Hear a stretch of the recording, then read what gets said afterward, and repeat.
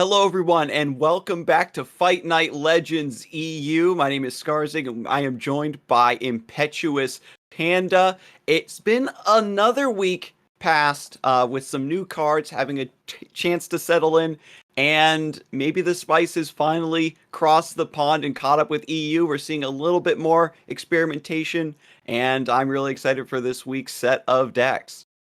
Some champions have settled in a little bit too far, like Irelia on ladder, and we'll see in this tournament as well. She didn't show up last week's tournament. It was maybe too close of a call for some of the players, not knowing if it would be a competitive or viable deck for a serious tournament. But that has changed for this tournament. We'll be seeing a lot of Irelia this time around. Some, a singular, a little bit of spice. That is true. A Cythria deck might be appearing in the tournament, but most of the other decks, I have to admit, NA, I think, is going to beat us again because the Spice over there was better last week, and I think it might be better this week as well. A lot of the tried and tested decks appearing in EU this time. And tried and true. EU has like that extra incentive, though, I think, to go a little bit more hardcore with the EU Masters and some other things that are brewing in the background. So you certainly can't blame the players. And regardless of what's being played, we know that it is going to be played at a very high level because of our format and what we've got going on today. But speaking of the format, it is, of course, for those of you just joining us, double elimination with our 8 invited players from all across EU. All the matches are going to be best of 3 with the players bringing 2 decks that do not overlap regionally. And to win their match, the players must get a win with both decks. And because of the double elimination format, we have a lower bracket to sort out, which leads us to a grand finals. So if the person from the lower bracket does win, it resets the bracket and they'll play an additional best of 3. And the top 4 winners, will split that delicious $200 prize pool, and the top 2 will be invited back next week. And looking at the bracket and the players showing up to this tournament this week, we see Pepsi Cola coming back after last week's performance. Representing Portugal, and already a player that has a huge name for himself in the scene after having won the EU Masters with Portugal. The first version of it, at least, second version coming up very, very soon. Kongi, I'm not entirely sure. This is a new player to Fight Night, a new player for my eyeballs, and he's actually Spanish. So The depth There you of the go. Spanish, roster just keeps going. More and more new competitive players showing up to these tournaments and hoping to do very well. Spikes against Physical, UK matchup in the first round. UK finally had a very good chance of making the finals, and they're facing in the very first round. Maybe not ideal for them, but we'll see who the best UK player is, at least for this tournament. Den from France coming back after last week's performance with the Marauders deck. Hoping to see it again because it was a fun one, I think, for us to cast, but we'll find out in a bit. And Kia is coming from Malaysia, so we see some Asian representation as well for this tournament. And then, of course, Dalton, the German player that I know Ice-T knows very well, and I think the whole German community knows very well from the Uniliga. And Yarito, a Russian player that some people don't know too much just yet, but he was in the last seasonal. He didn't have a fantastic showing, but he's been at the top of the ladder for the past few seasons and definitely tried to make a name for himself as well. And this is a great platform to do it. A lot of players have managed to make a name for themselves after getting a Fight Night appearance, and already with their strong showings, just getting their name a little bit more recognition goes a long way towards getting into other events and just getting that respect. And But the first match, yeah, the first match we'll be showcasing actually will be Dalton versus Yarito.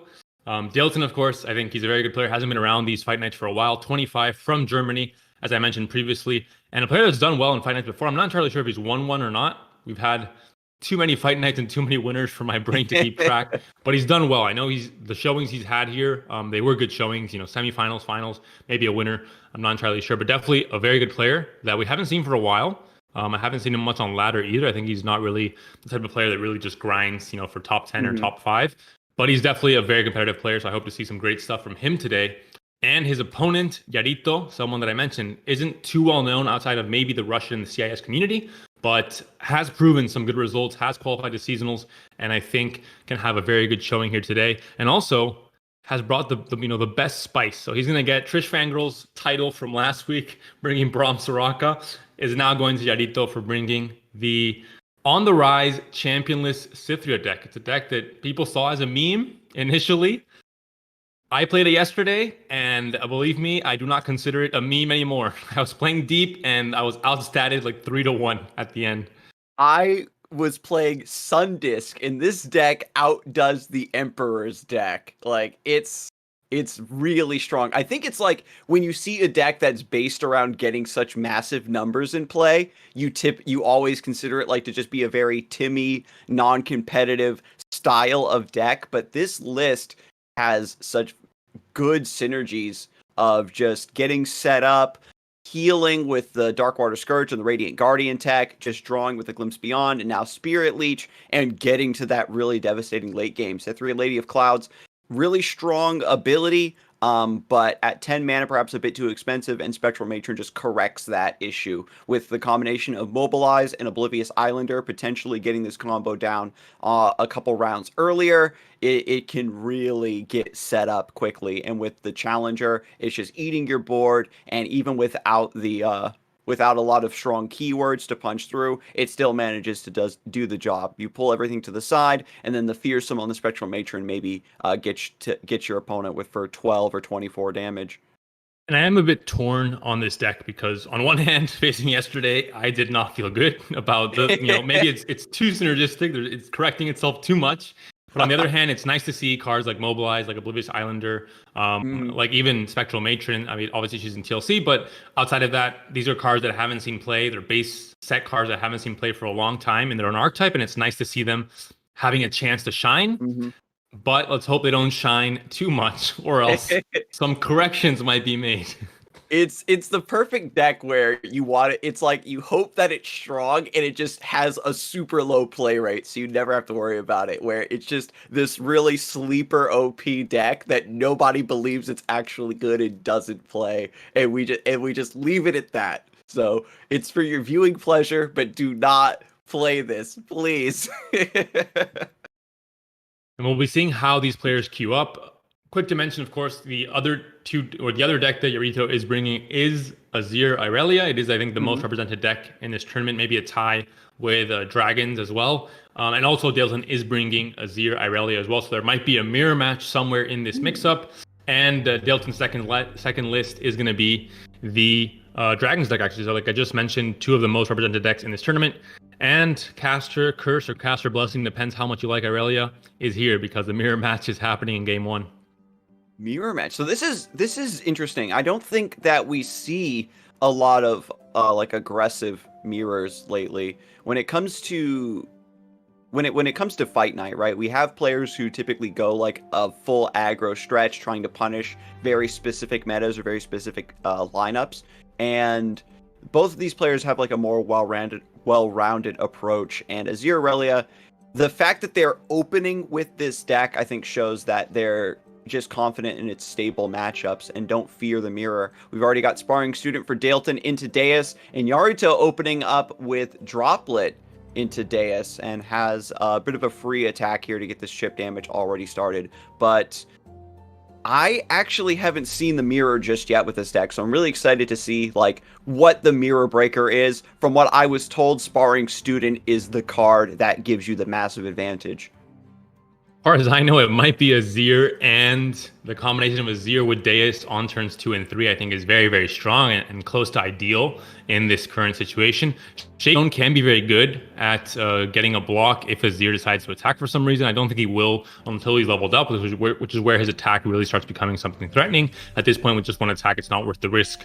But that's the biggest thing. Shapestone as a trading card, being able to trade into maybe a Sparring Student, maybe an Azir later on, can be massive as well.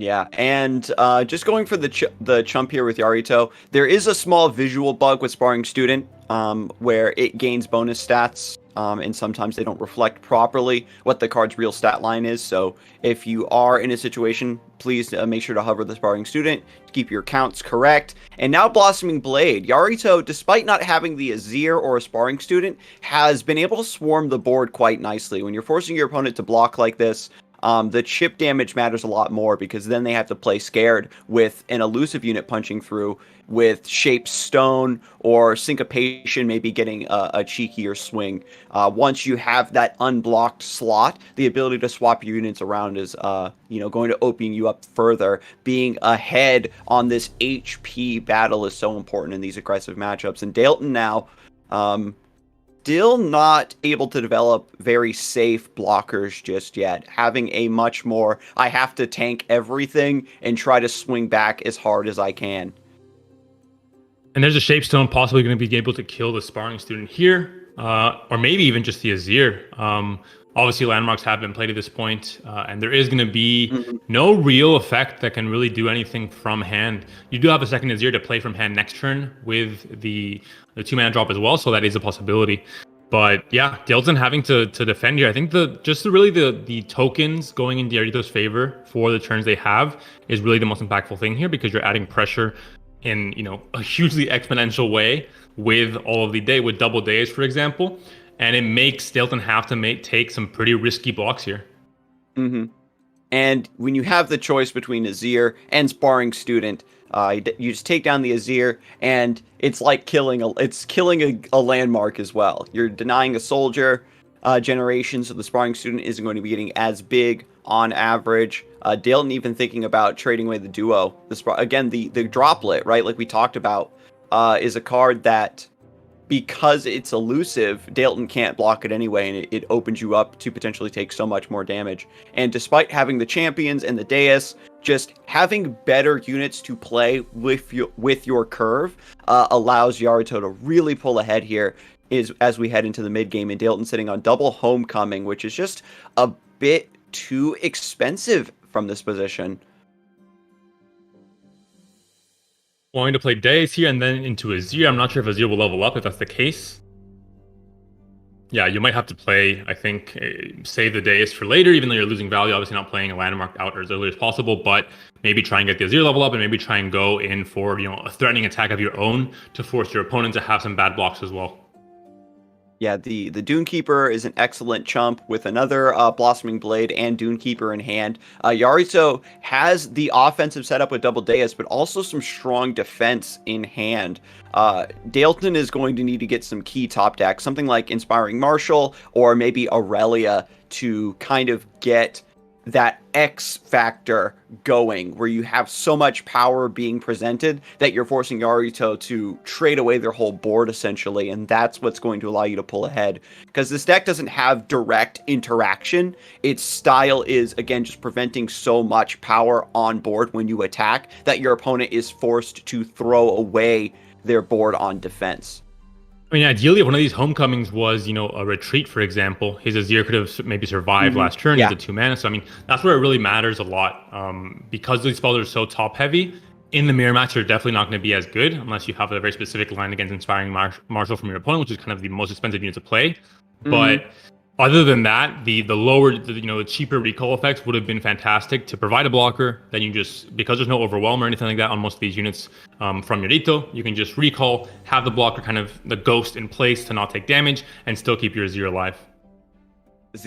I think that as we move throughout the bracket today, we're going to see like the huge swing between the value of Homecoming, where in this matchup it's pretty dead, and then in other matchups it's going to be the blowout, where your opponent's just barely trying to stabilize, and then that's the card that you need. But Azir is leveled, so it is going to really start to power up these soldiers and these blades to the point where they aren't just getting chumped, and they're going to become real threats, because only a little bit of chip damage has been dealt to Yarito's Nexus, and once you get far ahead like this, you are more comfortable taking even more damage. And the blockers here for Yarito, 1 health, which means that they can only take 1 hit from most of these sand soldiers or the blades, which means that this next attack after this one here is going to be pretty devastating and will leave Yarito under quite a lot of pressure. The good thing is on the open attack next turn, if he plays the Blossoming Blade, then the Sparring Student, for example, is going to be a 1/1 and doesn't have a chance to really block. Yeah, the Azir at 6 HP, you're going to have a nice way to block. But if we look at Dalton's hand, like as you just mentioned, when we're thinking about what is the next round of combat going to look like, it looks pretty dicey indeed. Dalton clearly, a very safe player, taking 2 damage, but checking the Oracle Eye just in case the EU math is wrong and it's 1 + 1 is not 2. But this is the big swing now. This is a swing that has to really put pressure on Yarito and has to make it so that next turn, looking at the hand only, the 1-mana unit in hand for Yarito means that maybe he's running out of gas to provide a meaningful attack and pull through this last 6 damage he needs to win. And because he has so much, wiggle room with this Nexus health, you can take this damage and just block a teeny bit and go from there. Dalton does have 2 mana open. It is open deck list, so we know these players aren't running the Syncopation, which makes a guest appearance in some variants. So that is a nice, it is nice to not have to consider that deck when you have to block and you're not over blocking. Yarito here, of course, needs to keep a unit on the board, because without a unit to attack, you can't really activate your Deus. It's something that I've playing Overwhelm with Vulnerable, I've been able to kill off a few of the units, and then they go to their attack token turn. They don't have a unit to attack, and they can't do anything, which I found quite comical. But in this case, Yarito knows to keep at least a few units to attack here and be able to activate the full combos. And again, the chip damage, right? Not a lot of big attacks have come through from Yarito, but the early advantage that was gained from the Blade Dance units, along with Double Deus, has allowed this chip to come through. And now Dalton is always under threat. If I commit too much mana, if that last card is, like you said, lead and follow, where they get their unit back and then Blade Dance again, maybe you're left without enough blockers in play. Dalton not having a Blade Dance means they don't have the means to buff up this Sparring Student in response in order to have a chump blocker. And now the question is, can I go down to 3? And you might have to, because there's still a real attack coming with the attack token from Yarito. And you can't really recall anything on side of Yarito, because then you just give your opponent more blades to attack with. So it is kind of an awkward situation here. And we've seen it throughout this game. There haven't been any buff effects for Yarito. He hasn't had an Azir. He hasn't had anything. But just through so many different blade synergies and double dice from the beginning, it's kind of been death by 1,000 cuts. It's been, 1 damage. We haven't maybe seen more than 1 damage at a time connecting with an Nexus, but it's happened so many times that now he's at 3 HP. And he might just not have enough blockers to full block everything and just die because of it. And yeah, and now there's the Inspiring Marshal, but which would be a nice blocker for you, but what if that last four that last four is Homecoming and then it just gets bounced anyway? He's gonna have to double bounce. Or Mm. yeah, I guess that's one way to do it as well. Yeah, now that the real attack token has gone through. And this You way, go down to Azir 1 does HP. survive. And so you're all in. Yeah, we know that last card, I think, like, based on everything that's gone through, Dalton probably recognizes that it's not, it's not a buff, it's not a blade dance, and just needs to go for this. Has the read that is like again, probably specifically Dancing Droplet or Navori Conspirator or something. There's a lot of things that just kill Dalton right now. And you do have to still be careful because even though the next turn is your attack token turn and you might think, all right, I've survived this, I'm ready to go, I'm going to win it next turn, I'm going to provide enough pressure to have a lead, even though I'm at 1 HP. Any of these blades can occur on your attack token turn as well. So depending on the top tech, if there's a recall effect or another blade synergy, you might be in trouble if you don't have enough blockers. You might, on attack, you're going to have a lot of units coming out of your dais and your Azir, but while blocking, you only have this actual Azir on the table right now. Mm-hmm. And Dalton is definitely feeling that pressure where, I want to play Dais into Ribbon Dancer, or do I want to float mana and try to keep this Homecoming for something defensive? And he knows that one of the cards there is a Sand Soldier, so here comes the real card. And, again, if it's just the Dancing Droplet, that is technically the final damage you would need. So Dalton's going to need some sort of elusive blocker for that. Another Green Glade Duo or a Droplet of his own to come out. There is second Homecoming, but the board is not wide enough. And because, again, Yurito is so healthy, you can just tank a lot of this damage potentially. So this now causes you're going to push a lot of damage, or Yarito's going to give up his entire board here, or at least most of it, because most of it, well, all of it is going to die to any of the damage taken here. So if you provide any blockers, they will be dying. Of course, for someone that's maybe very new to this deck or to Runeterra in general, you want to block the Sand Soldier because they do offer 1 extra bit of damage for their Nexus Strike effect. So you're always going to see players first blocking Sand Soldiers and then thinking, do I have enough health overall to also block the blades, or am I happy just taking this damage, which is just straightforward 1 or 2 every time? And is Dalton finally going to pull ahead and close this out with leveled up Azir? We mentioned it before. The Sand Soldiers and the Blades getting, that extra point of attack makes them so much twice as threatening, right?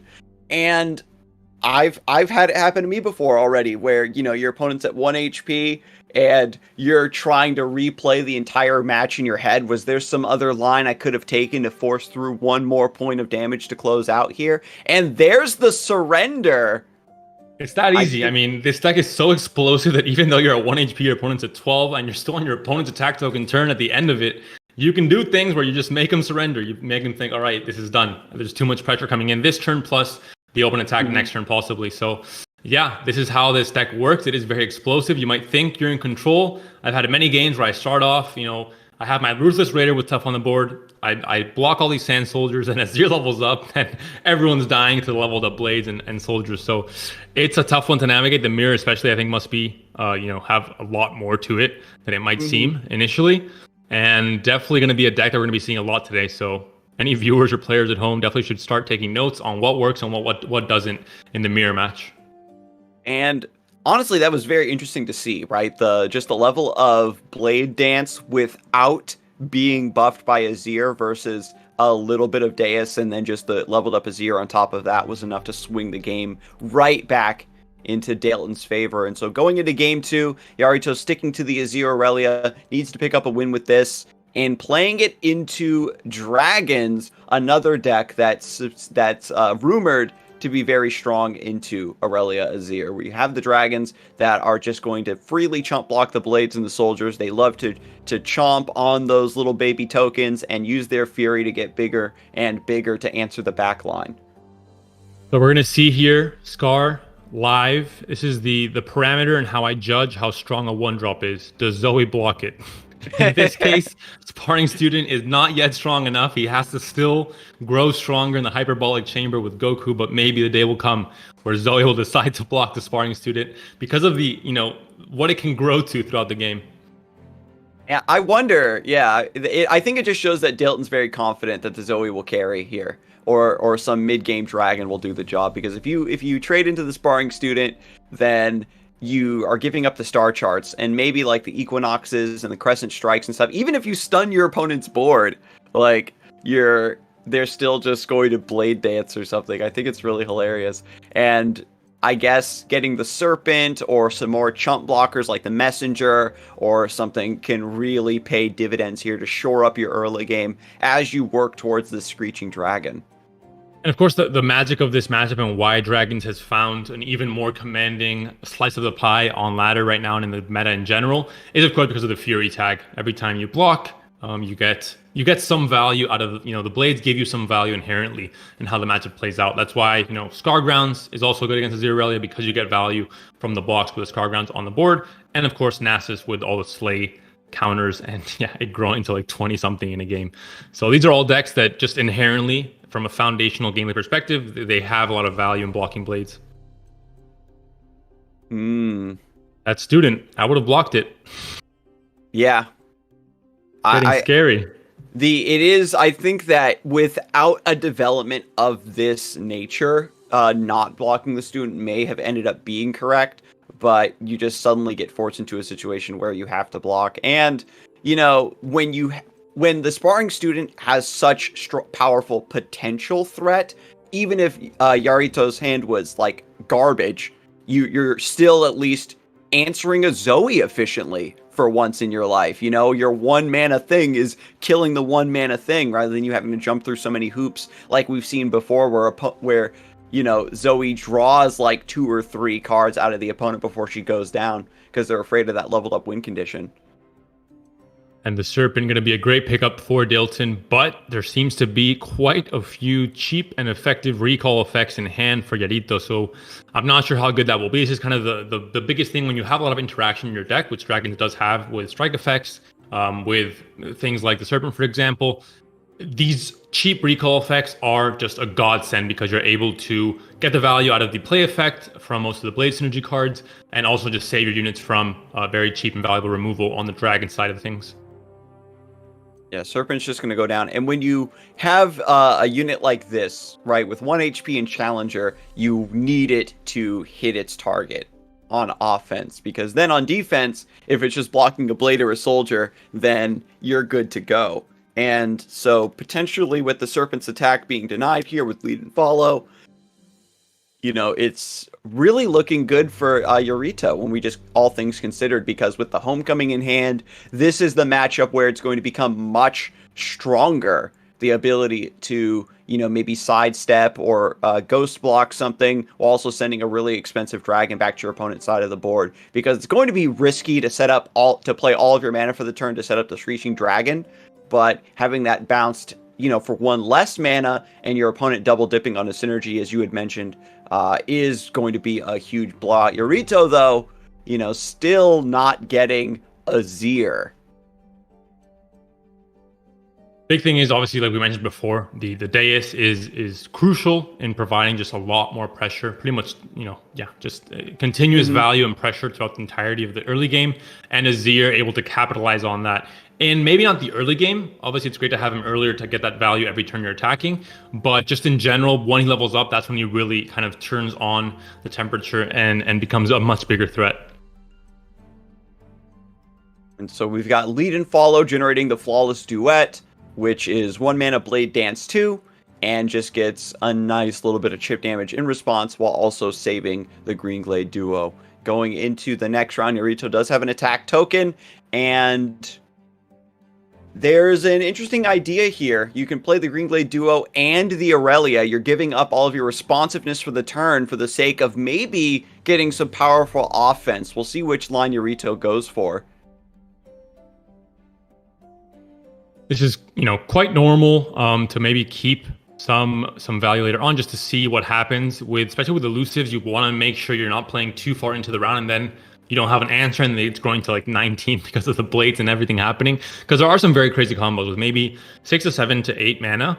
You can play and recall and play again and do so many things that all of a sudden these elusives, the Green Glade Duo, can grow to very big highs very quickly. But in this case, just going for a lifesteal game plan here and just trying to survive this stabilize in this mid game and then take over the Fury units like Screeching Dragon on your attack token turn where you can use a challenger to your benefit.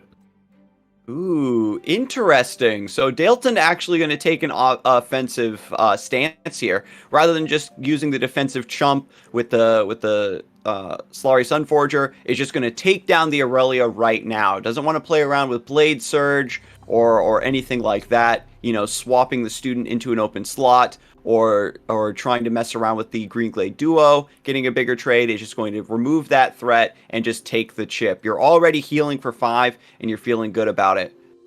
And because you don't really have, as Jarith, you don't have a say in these Sand Soldiers coming out or not, you can't decide, no, this turn just stay at home. They're going to come out regardless. This gives Dalton a chance to kind of save up healing on these lifesteal units, block when he needs to make it kind of do the math and try and always get the full value from the life gain. So we see him taking all the damage in that last swing and now can block with 5, go back up to 20 and keep going that way. Yeah, I think the answering that main threat, like when it comes to Azir Aurelia, those cards are so key to really kicking its strength into overdrive. That even with like a 7/7 sparring student, this 7 damage coming through off Green Glade Duo, when you're playing against Targon, if you don't have them on the ropes going into like the mid-late stages of the game, they just get so much more freedom and mana to work with. The Serpent is still on board, and honestly, I think if you're Dalton here, you just go for maybe an open attack. You force the Homecoming or a lead and follow, and then you just keep Yarito from being able to comfortably develop with only 6 mana. A lot of the plays they want to do are very heavily committal. Inspiring Marshal is too expensive to play here. Second Sparring Student coming down. Obviously, both these units will trade nicely into the Sparring Student with 2 health, so we're going to swing with both. Get some chip damage of your own in as well. And Sparring Student, when you don't have, again, the blade dances, you can see Dalton taking advantage of like these very specific cadences. These windows of opportunity before the Sparring Student has a chance to get a bunch of bonus stats. And again, you're forcing Yarito to spend all of their mana to respond to this and keep these key units alive. If you have a better board setup or a better hand with Azir ready to go and things of that nature, you're more willing to maybe let a Sparring Student or a Green Glade Duo go down. But these units must survive in order to keep on doing the work. This Homecoming is massive here, not just saving the Green Glade Duo, but also saving the Sparring Student that was being challenged, not giving the stats to Screeching Dragon, forcing Dalton to replay a 5-cost unit, making Hush maybe, really that's the only chance you have here is to play the Screeching Dragon again and then play Hush onto the elusive, because you know it's going to come down, and you're at 14 health right now, you don't have lifesteal anymore. Green Glade Duo can definitely become a problem very quickly. And with the Homecoming resolving on the Screeching Dragon, that buys a massive window of opportunity here for Yarito. A card that we saw was kind of awkward to play. Yarito finds the opportunity to set up the Inspiring Marshal, a guest champion in the deck. If you don't have Azir, then Inspiring Marshal comes through for you to kind of make things Daijobu. The Sparring Student now is a 2/2. These soldiers are going to get buffed up. You can even sneak in a Green Glade Duo here that's going to get a free double boost and a Shaped Stone in hand. Perhaps a big swing and pushing a lot of damage through from this position, exactly what Yarito needs to, close this out before the Dragons run away with the game. I think the play here might have to be Screeching Dragon into that Hush possibility for 8 mana, because just in case, I think you need to have that backup either to Hush the Green Glade Duo if it comes down, or if a Blade card comes down, a recall effect comes down, then you have it onto the Sparring Student as well.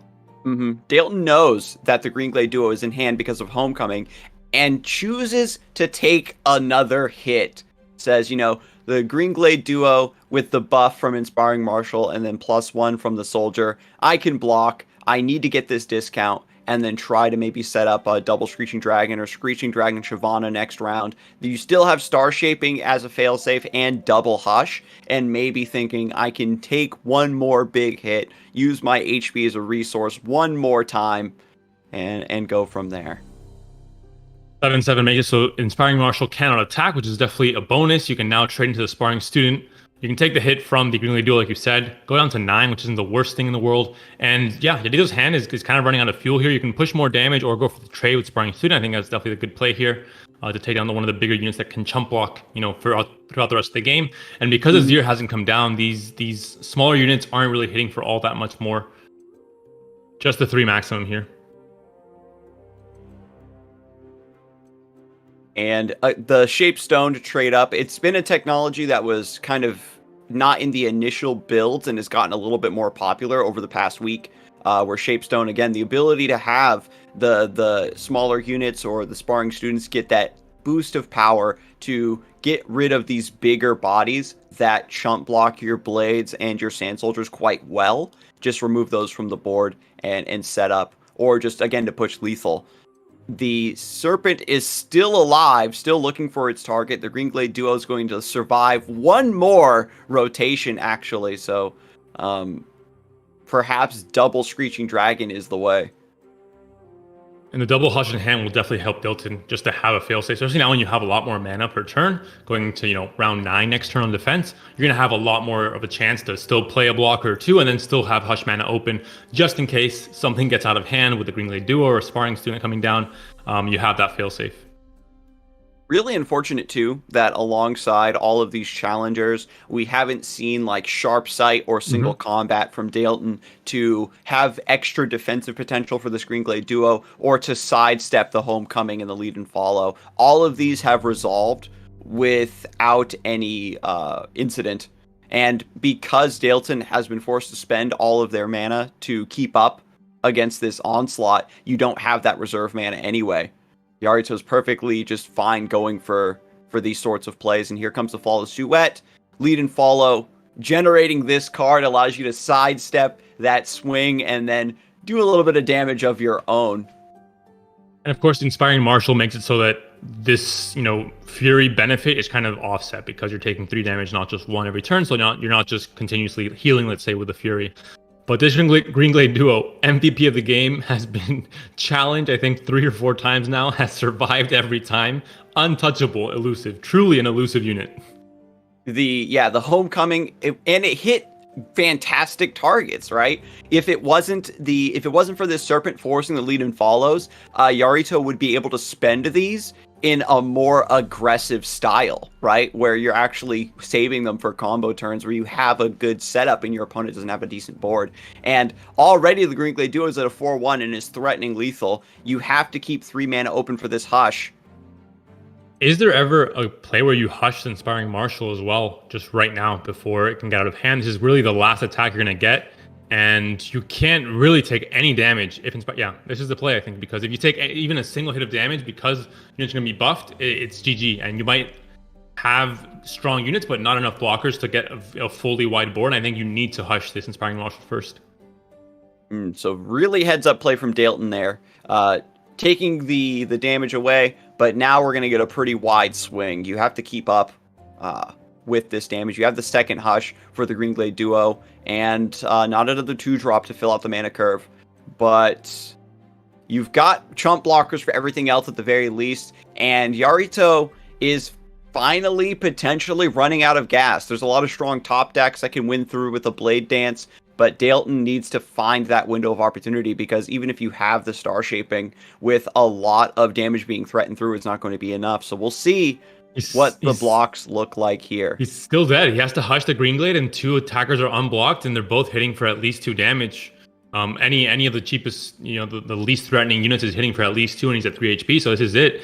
You can't Star Shaping, or else you just take the hit from the Greenglade for 8 and you die as well. So yeah, the Sand Soldiers, I was considering them as one attack, but they have Nexus Strike, deal 1 damage to the Nexus. If they go unblocked, they deal 2. Not enough strike effects, I think, especially not being able to deal with Inspiring Martial before is a big deal here for Dalton. Not having Sharps, like you said, is a challenge with the Screeching Dragon's last turn. Having to waste 3 mana to Hush it this turn because, I mean, you needed to or else you would be dying 100%. And the green, yeah, the double Deus Green Glade duo. The Azir did not make an appearance at all. The Aurelia got answered immediately, and it just wasn't enough. You said it, death by 1,000 cuts and 1 duo. That's the problem with duo. Even if you hush it, it's obviously not going to go down to 0 HP or attack. It's going to go to its base attack, which is 2. So any unit you did not block would be hitting you for 2. So the math, unfortunately, did not check out there for Dilton.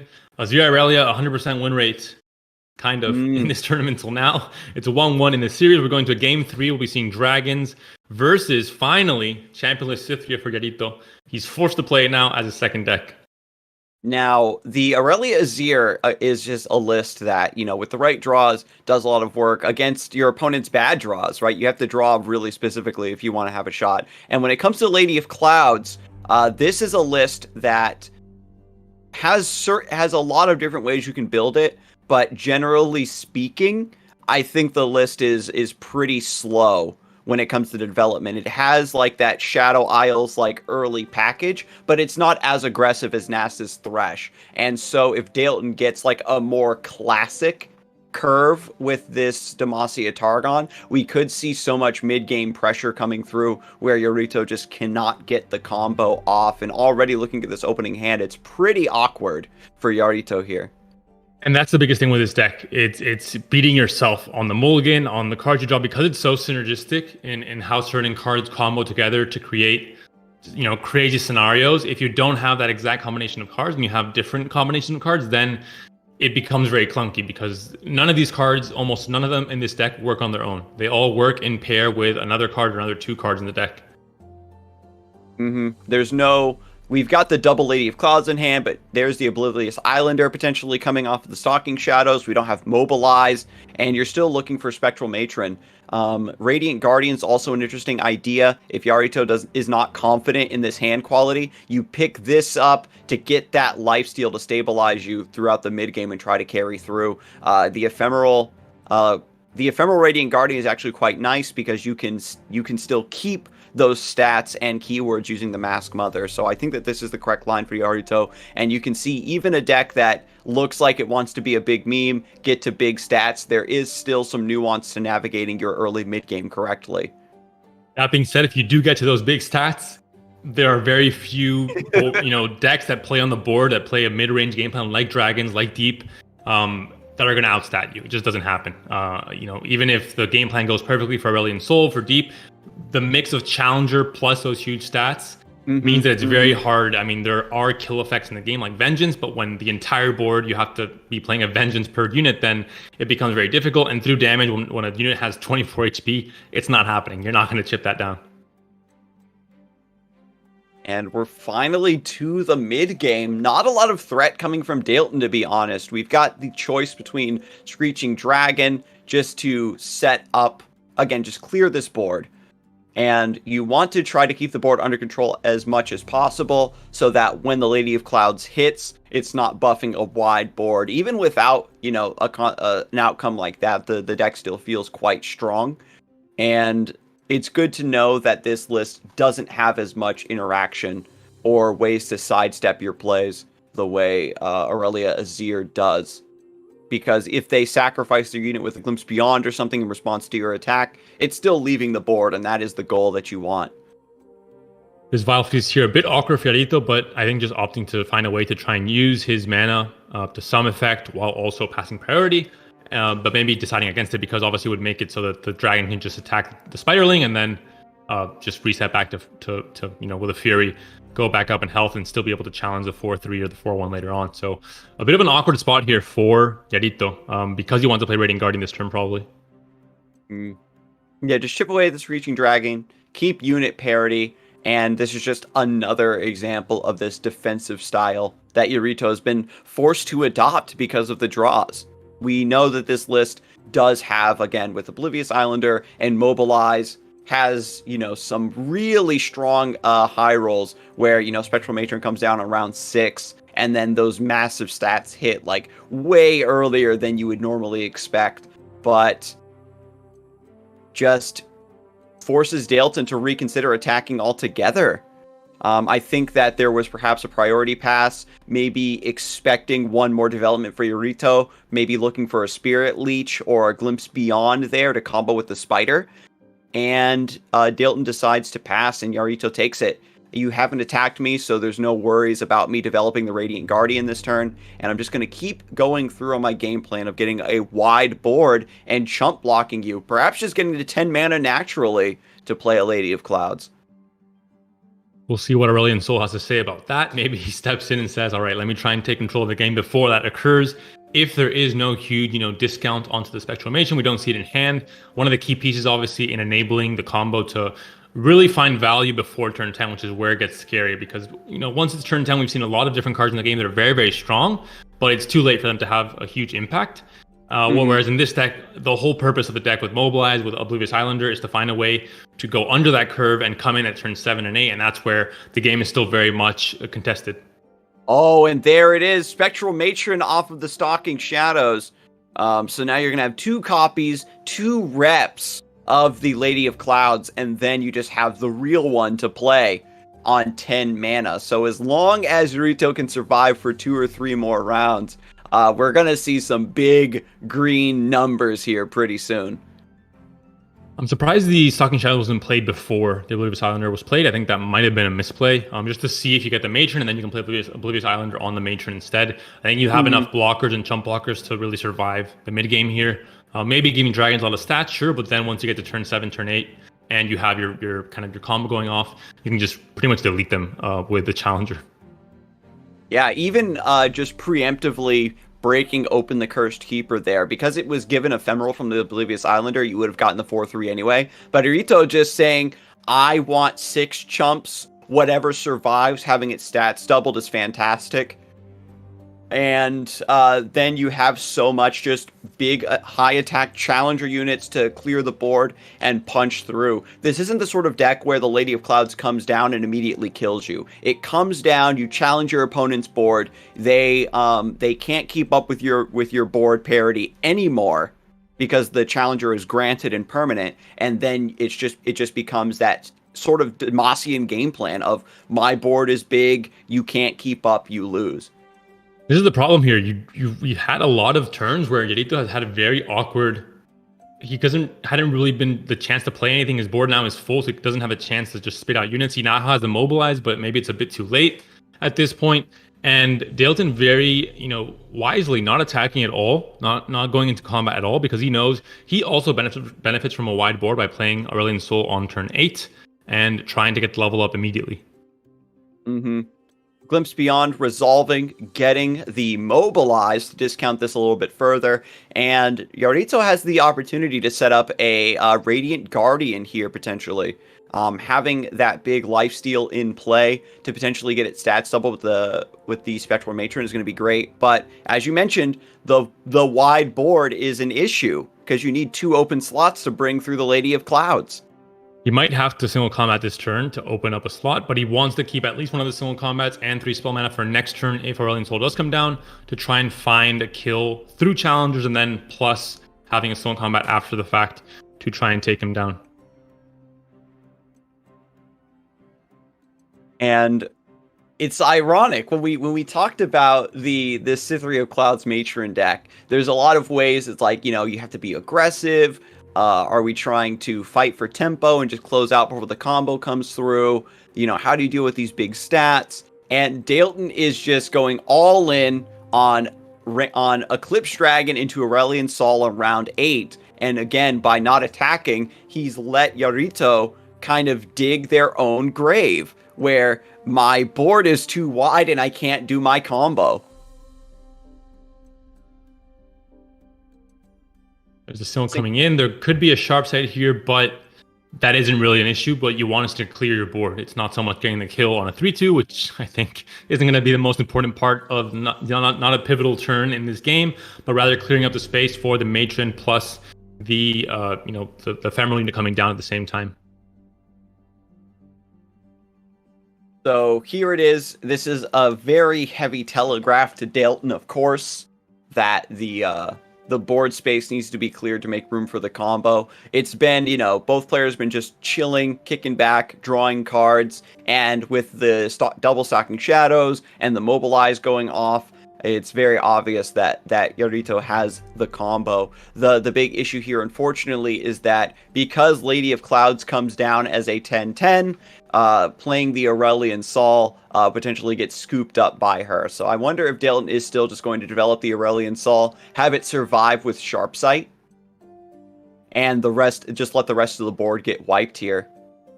Well, that's also a problem for Soul, because you want to level up Aurelian Soul. It's kind of the whole point of this deck, just through sheer, you're not going to win through stats. I mean, it's definitely not happening against this deck specifically. It's not going to happen. You have to try and look, what's your ultimate win condition? Is it just having Celestials discounted to 0, and then through spells, through maybe a Living Legends, being able to just obliterate your opponent's board, for example? But maybe the Sky's Ascent has a window of time where it's actually relevant. But other than that, through stats, you're definitely not going to do it, I think. And because Yorito is at such high Nexus HP due to Dalton's lack of aggression, something like a a Great Beyond or the Immortal Fire, like these other big elusive alternate win conditions that are threatening to close out, aren't going to be good enough, because it's on a 2-turn clock, and when your opponent has like these gigantic units with Challenger to potentially take down the Great Beyond immediately, it's going to be very awkward for Dalton to find a window here. And again, because the entire board is going to get wiped by Matron Lady of Clouds, playing the Aurelian Sol isn't going to be a good enough line here without the level up condition being fulfilled. And there are the stats coming in, and this is why you can't really outbeat these stats here. For some reason, when the card came out, I thought it was add 2 attack to everything and give them Challenger like the Scourges. And yesterday I found out that is not the case. It doubles the stats. And it was not a fun game on my part. This might also be why this deck might see a lot of success right now in tournaments, because it is underplayed on ladder. It's obviously somewhere in between meme and competitive. Players aren't fully sure if it's a viable deck to ladder with, especially now in Europe where ladder matters so much for EU Masters. And players might have less experience playing against it. They might, maybe not as little as I did, because I think I was very out of the loop, but still maybe just have some nuances in certain turns or gameplay sequences where they just make a mistake because they haven't played against it, haven't tested against it too much. And I think that Dalton was very confident, right? We didn't really see any wishy-washy half measures when it came to like whether you attack or not, or what the developments was, I think, very confident in this Eclipse Dragon Aurelian Sol line of play, and perhaps was just kind of fingers crossed, hoping that the Lady of Clouds Spectral Matron would be delayed by just one more round. And it just didn't come to fruition here. The big stats come through. We've got the Spirit Leech now taking down the Dragon. Even the lifesteal doesn't matter. Shyvana goes down. The dragons aren't going to level her up. And now this is the situation I was talking about, where your board goes down and you cannot catch up anymore because there's just giant challenger units in play. And it's not going to get any easier. Whatever survives here is going to get bigger and bigger, and any unit coming down, because there are going to be, 3 or 4 turns in a row where it's going to be Cythria and Matron combos basically back to back. It gets out of hand very quickly. Sharpsight can help and try and get a trade here, but you still have this 1-mana Mass Mother ready to take in one of these stunned units. The Cythria being ephemeral, obviously, is going to be the choice here, and suddenly you can keep these stats, which is absolutely massive. Mask Mother carrying over those stats, getting rid of the ephemeral is so glorious. So now you get to have your cake and eat it too, and then you recycle the cake and then eat it again. I don't know. That's a bad metaphor, but what isn't bad is the stats that are in play. Aurelian Sol is coming down, and there's 2 units on the enemy board that are bigger than him, and that's what you do not want to see. I'm going to say recycled cake does not sound at all appetizing, Scarzig. If you're trying to be a recycled cake salesman, you're going to have to work on the slogan a bit more, work on the image, because right now I am not sold on the idea. But I seem to be sold on the idea of this deck actually being very good, because it is looking very threatening. Dragons is, a tier 1 deck right now in the meta, or maybe slightly below tier 1, below Nasus Thresh and Irelia, and it is getting absolutely demolished here. I mean, just look at this board. This is what memes are made of. This is what some meme deck builders hope to be in the game at some point, and now it's here. You have a chance to just double your stats. When it comes to Demacia Targon, you know, this along with TLC has been like the late game Giga Greed bottleneck of the metagame, where if you wanted to beat dragons, you have to be playing bigger dragons or blow up their deck or get hyper aggressive and hope they don't draw any healing. But this one goes above and beyond. Gonna go for the double hush.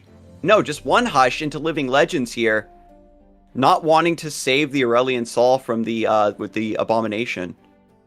Not wanting to save your Nexus either, apparently, because there is fearsome attack on this 24-24, and the 2-3 is not quite gonna do it right now. So fearsome also something that really does matter in these matchups. If you're playing this deck, look, especially with a challenger where you can kind of decide who blocks where. Drag the fearsome blocking units out of the way, and suddenly you can get very surprising one-hit KO lethals with 24 attack units. So the deck is not a meme. Yarito has won this game. He's won game 3 of the series. He moves on to the semifinals. Possibly this deck could be the dark horse of the tournament, with only one of these decks being submitted today for this tournament. But quite a turn of events. I thought the deck would be competitive, but seeing it now, it definitely seems to be a very strong deck that maybe loses to itself. We talked about the mulligans and you know, drawing the right cards in the right order. That could be the most important thing here. If he hadn't drawn that Spectral Matron from the Stalking Shadows when he played it on turn 6, the game would have been completely different. And it's going to maybe, hopefully, the deck ends up in like that Lee Sin scenario where it's like, oh, this deck is so good in tournaments because players have to like very skillfully navigate what happens when you don't get your combo. But and so the play rate will stay low. But when we see it pop off, this deck pops off. And speaking of pop-offs, we're going to see who else did to move up through the bracket. We've got Peps Cola taking down Game 1 against Kongi, and now is going to be taking down Spikes, the UK player, with a 2-0 against Physical. And Den also moving on to challenge Arito and the Lady of Clouds here as we move through the upper bracket. The hopes of all Spanish people were on Kanji Soldiers, and he did not make it past the first round. He's in the loser's bracket still, but usually Spanish players tend to cruise on to the winner's final every time. So hoping he can make a loser's bracket run there and keep Spain, you know, high in the minds of people. Especially now on EU Match on the ladder, we have 3 players in the top 5 or top 6. So we'll see if he can carry that load and carry that mantle forward. But we're gonna go to a break, 5 minutes. We'll be right back with the semifinals of this Fight Night Legends tournament.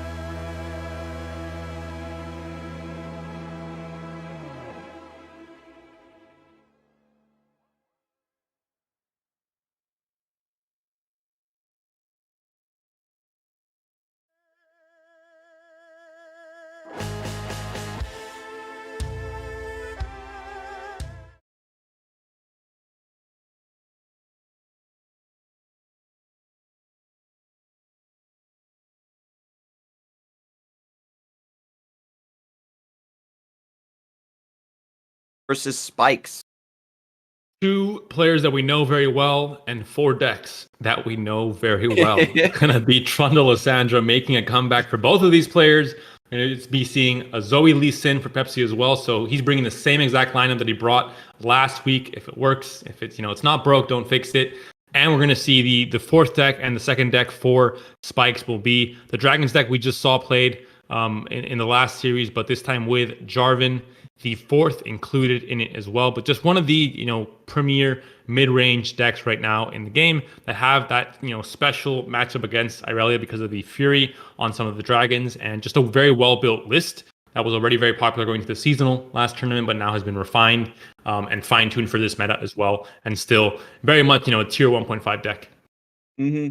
The small change we see here as well is Solari Shieldbearer, a card that has we have not seen a lot of appearances in Targon lists at all for a very long time. So I guess just having that 3/6 is just another nod towards like the Azir Aurelia matchup, having so much HP to block. Also a nice one of Judgment in order to threaten your opponents there for just, again, because it's open deck list, it's the classic Fight Night mind game of the one Judgment, just to keep your opponent with a little bit more honesty with when they attack. They need to do a little bit more work or see which players are comfortable taking that risk. So overall, pretty well-rounded. And again, we saw, I think, a little bit earlier in the broadcast that having the one of Zoe in your list doesn't actually have as big of an impact as it did previously. And the shield bearer are also important to notice, where health is so valuable in this meta because you need it to block the damn soldiers and the blades. Getting that extra +3 is pretty beneficial. It can really, in the early turns of Azir Aurelia, which is a deck that I think a lot of players expected to be maybe quite popular in this tournament, not last week, but definitely this one, it is going to be important to have that extra health, that extra buffer, to have a blocker for longer. And overall, I think I do like this build. You've got the Dragon Chow. You're also running Dragon's Clutch to get a little bit more card draw, tutor through for the Dragons. And who knows if Jarvan's going to come through and clear an Inspiring Marshal or an Aurelia or maybe a leveled Azir if it happens to be the biggest thing in play at the time. A nice open attack to just buy some tempo could be very nice. We've talked about how Jarvan can sometimes be pretty awkward, where there are situations where you don't want to spend that 6 mana to bring him into play, but when the chips are down and you just need to have a wide board regardless, I don't think that you mind him coming through and also slaying a unit. That being said, no Azir Aurelia in this series. PepsiCo is bringing, like we said before, Zoe Lee Sin and Trundle Lysandra Control. Both players are bringing Trundle Lysandra, so we could see the dreaded Trundle Lysandra mirror here as well.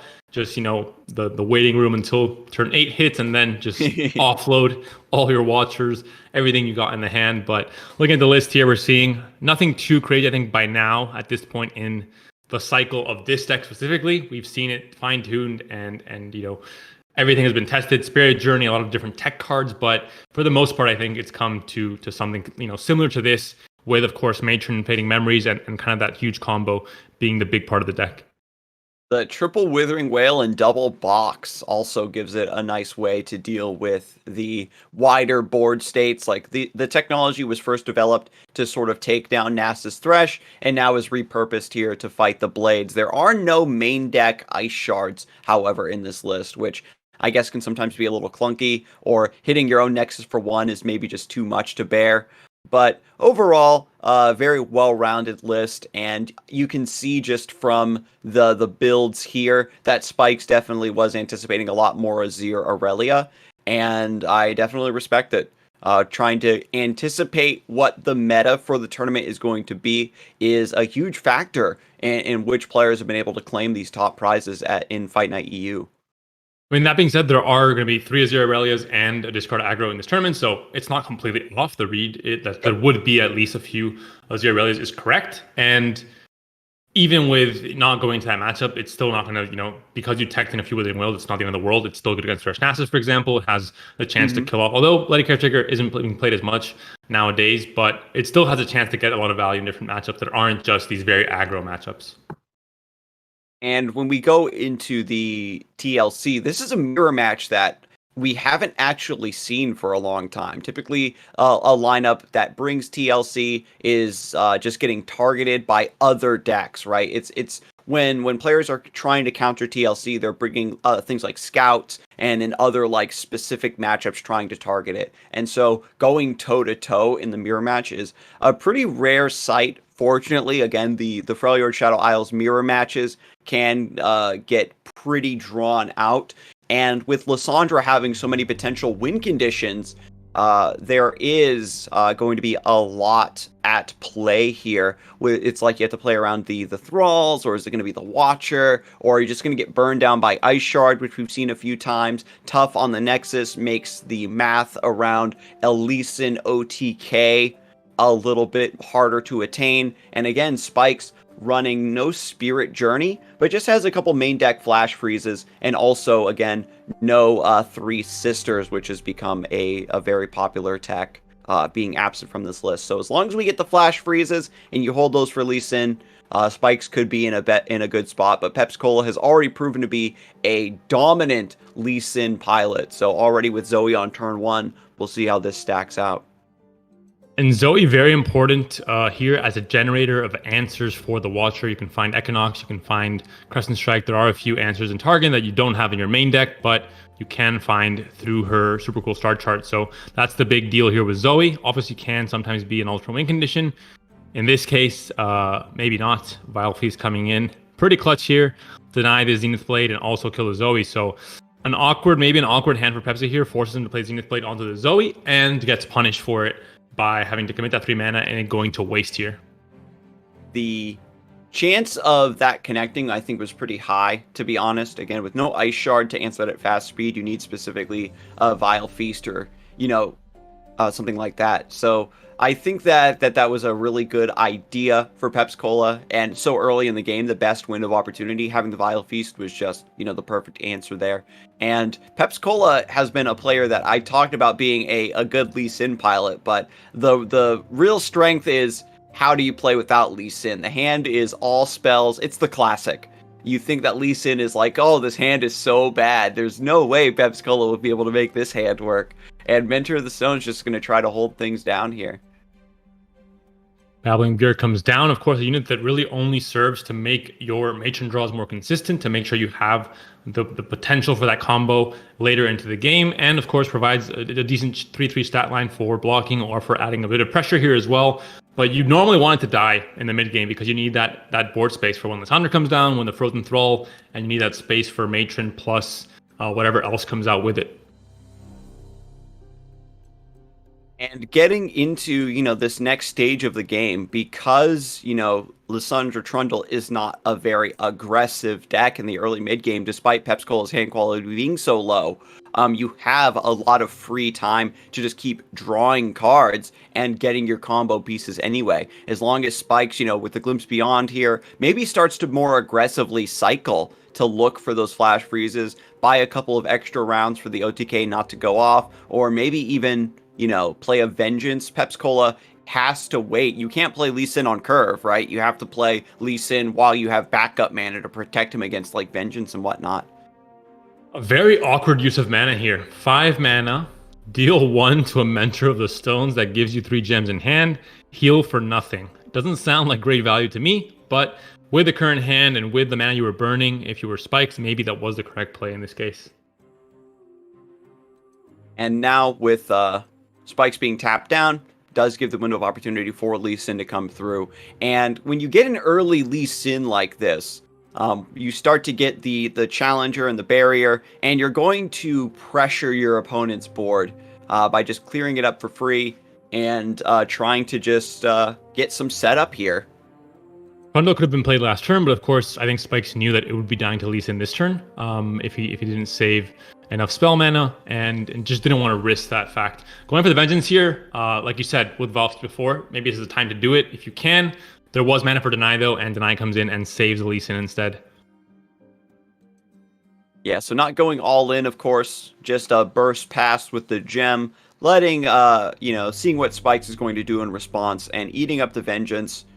Which is, there's only 2 copies in this list. That's already one big hurdle that's been overcome by Pepsi-Cola. And giving the window of opportunity for a mid-game Lee Sin almost on curve. There's a Zenith Blade already in hand.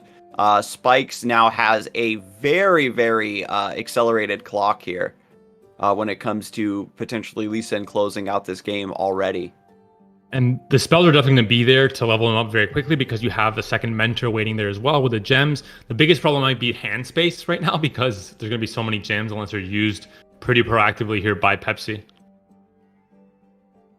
Yeah, using the hand space is going to be pretty awkward. You've got double Eye of the Dragon as well, so you get to double dip and triple dip.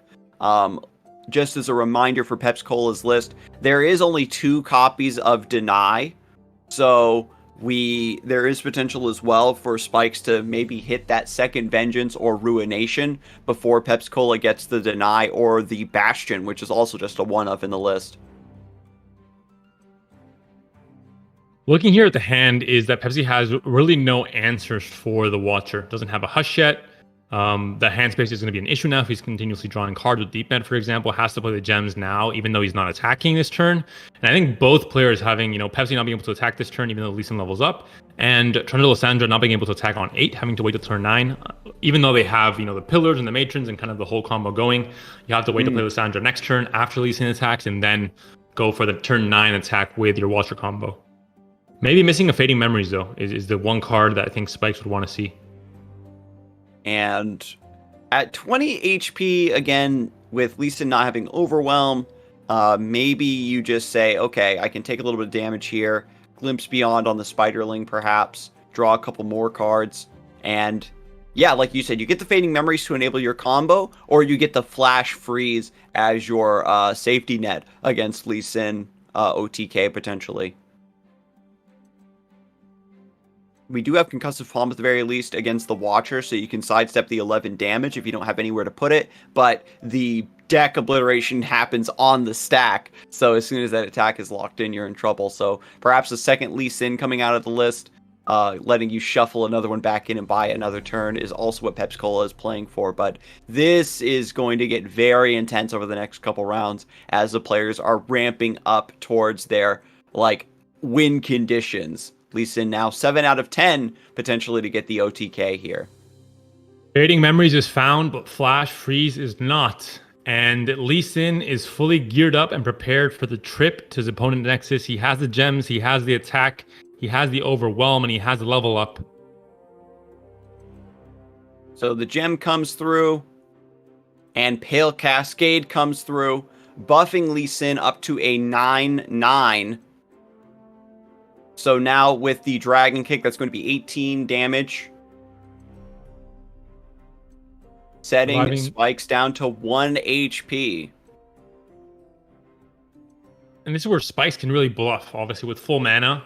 Pepsi doesn't know if he can go under 5 mana here because he might need Deny for Vengeance. He might need, he doesn't know if it's a Flash Freeze or not. You can, of course, go for the Glimpse here. Notify is in hand to stop this, but then you can't push. You can try and deep med into an extra bit of damage here. Yeah, so Glimpse Beyond, what this does is it removes the target for Dragon Kick, so Lee Sin doesn't have the doubled attack hitting the Nexus here. It's just going to swing through naturally with the Overwhelm, so actually saving a lot of damage here. And again, still no defensive measures, but all the combo pieces now in place for Spikes instead. Yeah, I think now at this point, having survived his attack without the last little bit of attack there for Pepsi to use, he's only a 9 attack and not 10. It means that suddenly there's a chance. And Glimpse Beyond obviously going through and not being answered is also a big deal. But Fading Memories is there, Lysandra is there. There isn't much interaction outside of Lee Sin challenging in the Lee Sin deck, so you're clear to have her level up here without really anything happening. And next turn on the attack token is where Spikes can try and go for the win. Exactly. Pepsi-Cola had to play it slow there because even though with the Notify in hand and etc. to answer the Glimpse Beyond, because as you mentioned, the threat of a Vengeance to just completely remove the Lee Sin altogether was too high, decides to just take that half measure, go half the distance to kill the Nexus, and it's just going to be hopefully confident that you can stop this Watcher combo. So here it is already. He has the Crescent Strike, but there's 2 Fading Memories here as well, plus the third watch, plus the original Watcher in hand. So it's looking pretty impossible to me. We'll see what Deep Med can find.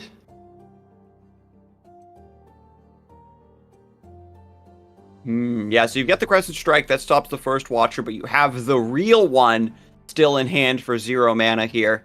And as long as Pepsi-Cola can perhaps deep med into a Hush, or actually, no, you just Concussive Palm. Yeah, so look at this. Spikes is just going to say, okay, let's just keep duplicating, playing more Watchers. You can't stop them all. Exactly. I mean, there are definitely answers. We're seeing it here, but I don't think there are enough answers for what you're doing here. If you're Spikes.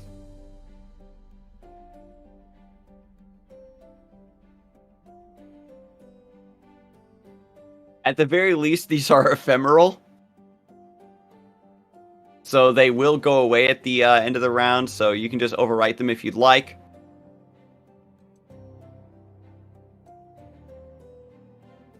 And when we look over again at Pepsi-Cola's side, there is, you need Hush or something, but it's not there. There's not enough mana, and not getting that OTK means that Matron claims another victim.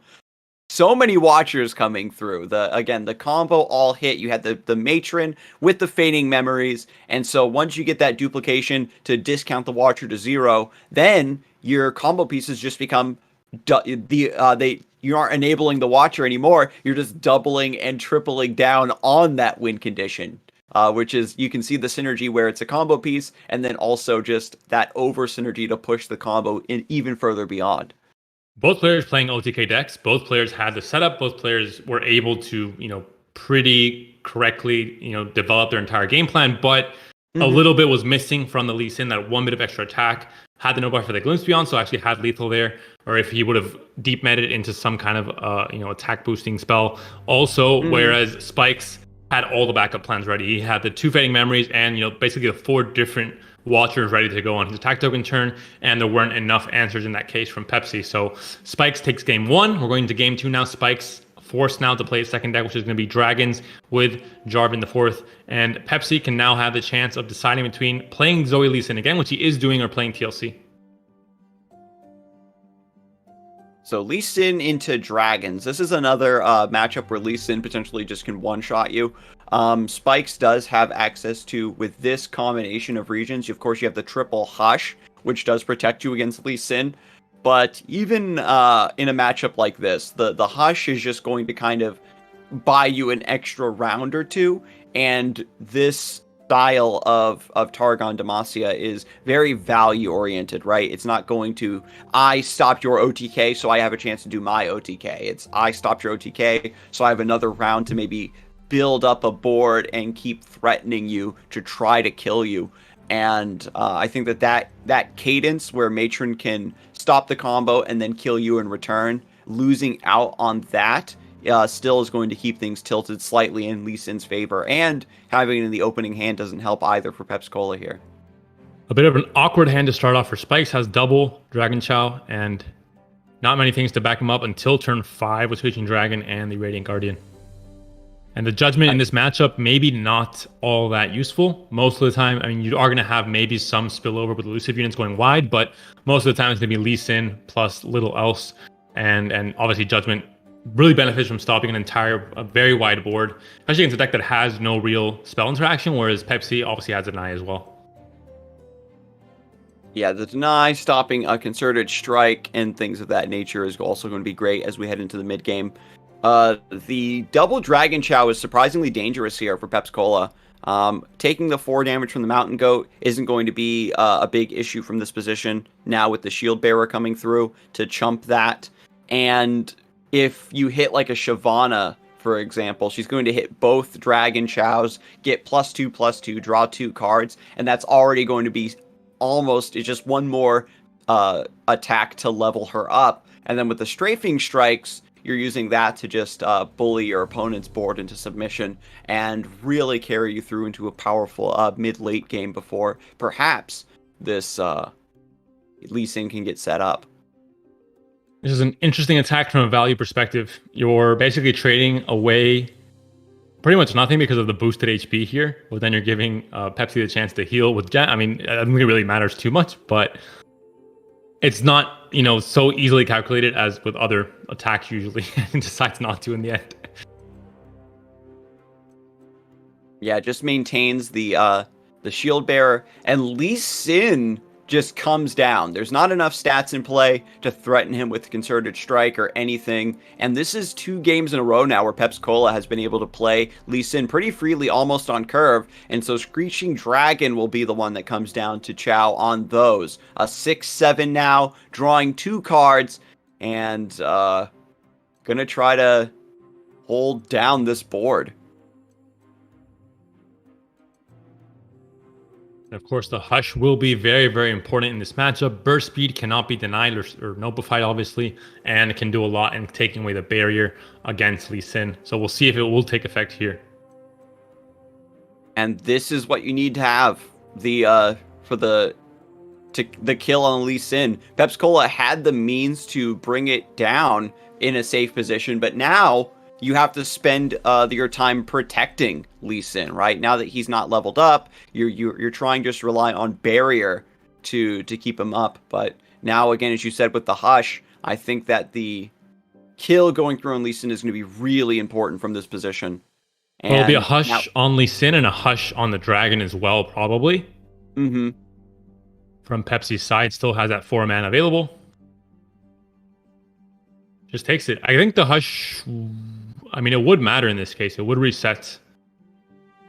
Yeah, but maybe you not play enough Hush, and I guess you're just worried about Hush into single combat, yeah, or just like a sharp sight or something in order to just rebuff the dragon and it goes through. And you'd rather save the Hush for perhaps stopping something else down the road. I mean, when we look at the scenarios that this deck can put out, this isn't the sort of deck where you need to save Hush, in my opinion.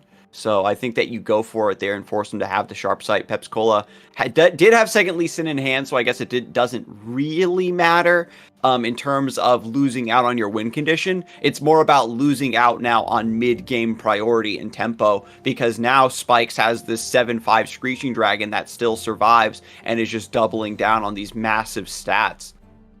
I think especially the fact that there was such an awkward early game for Spikes means that maybe there's a higher chance he has spells in hand, and that's why I think Pepsi didn't want to commit to anything. And he had so much mana still available as well. Hush was the first play he made that game, or that round rather. But the board is looking pretty scary now for Spikes, and he has the second Hush backup as well, which is going to be, again, it's going to be massive against Lee Sin at any point in the game. Eye of the Dragon will do a little bit to hold this down, but doesn't even generate the Dragonling. It's just playing it as a sacrificial lamb against the continually getting worse Dragon Onslaught. They just keep odds stacking up here. And so all the challenger units are so good. And we saw again with like Lady of Clouds, like the challenger being able to set up better trades for the rest of your board or push through damage. This is what Demacia wants to do. You're still vulnerable to getting one shot by Lee Sin, but as long as you have a wide enough board like this, it makes it so difficult for Pepsi-Cola to safely develop that Lee Sin because of things like Concerted Strike. You play Lee Sin, they Concerted Strike to take him down, you maybe have Barrier or Deny to stop that, and with another combat trick to answer that in response, like there's so much mana that Pepsi-Cola needs to have available just to safely get the win condition set up. And then that, again, you're trying to also protect your Lee Sin to get your Zenith Blades to resolve. And Mentor of the Stones is going to be clogging your hand with gems. So it's going to be even more awkward to have targets to clear. It's all stacking up to be a pretty insurmountable goal for Pepsi-Cola to get this second Lee Sin down. And you could have maybe not played Shyvana just to bluff the Concerted Strike still being there, maybe make Pepsi more scared. But because Pepsi has so much mana to work with, plus a spell mana banked, I think it's really not wise, because you would have had it deny anyway, and you had the mana to play Lee Sin and still have it be pretty protected. But in this case, obviously, because Hush is still a thing, because there's so many challenger units, you can't really play him until after combat. And you have to take, an enormous hit here from an 8-8 from Shyvana level up. And this is, like you said, adding a lot of pressure to this matchup and making it essentially a 2-turn clock where this board, you're not going to resolve it at any time. You're not going to clear this board with Lee Sin. It's not happening. You can clear off one unit maybe, but then one unit will come in to replace. So you have to try and find lethal pretty much next turn, I think, or else it's going to be over. And with 4 mana up, you don't have to worry about Concerted Strike. There's still 2 giant dragons in play that can kill Lee Sin with a single combat. But I think Pepsi-Cola maybe has learned their lesson from the last round of playing a bit too safe around very specific cards. And from a position like this, you have to go all in with the Zenith Blade, in my opinion. And you have to play the Bastion now, I think, just to be more mana efficient. You have to play it next turn for sure, because a single Hush, if not, just destroys your game plan. So I don't see why you wouldn't play it now. And again, if you just Hush right now, maybe they pop it with a single combat. There's like, again, you have the second Lee Sin, but having the time and mana and priority to get all of these extra pieces assembled onto this Voltron here is going to be a very tall order. You've got Lee Sin and you've got his sword and his shield in your hand, but not even with those bonuses coming through, there's not yet enough attack power to buff up the Lee Sin.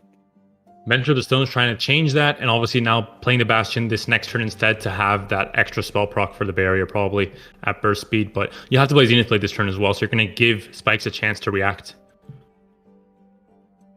Yep, so there it is. You've got the Bastion into the Zenith Blade. And Spikes now being asked the question.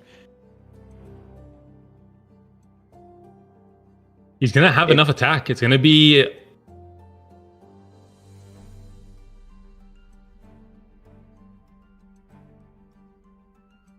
Yeah, so you're just using the single combat to pop the spell shield here. Again, Spikes just has the one Bastion in the deck, and then you're just going to rely on Hush to stop the overwhelm on the Lee Sin. You're just going to take one hit from the Dragon Kick. And I think that, you know, if the 8/8 is the target that gets pulled to the side, it should be fine. And now PepsiCola going to scoop this up with Nopify.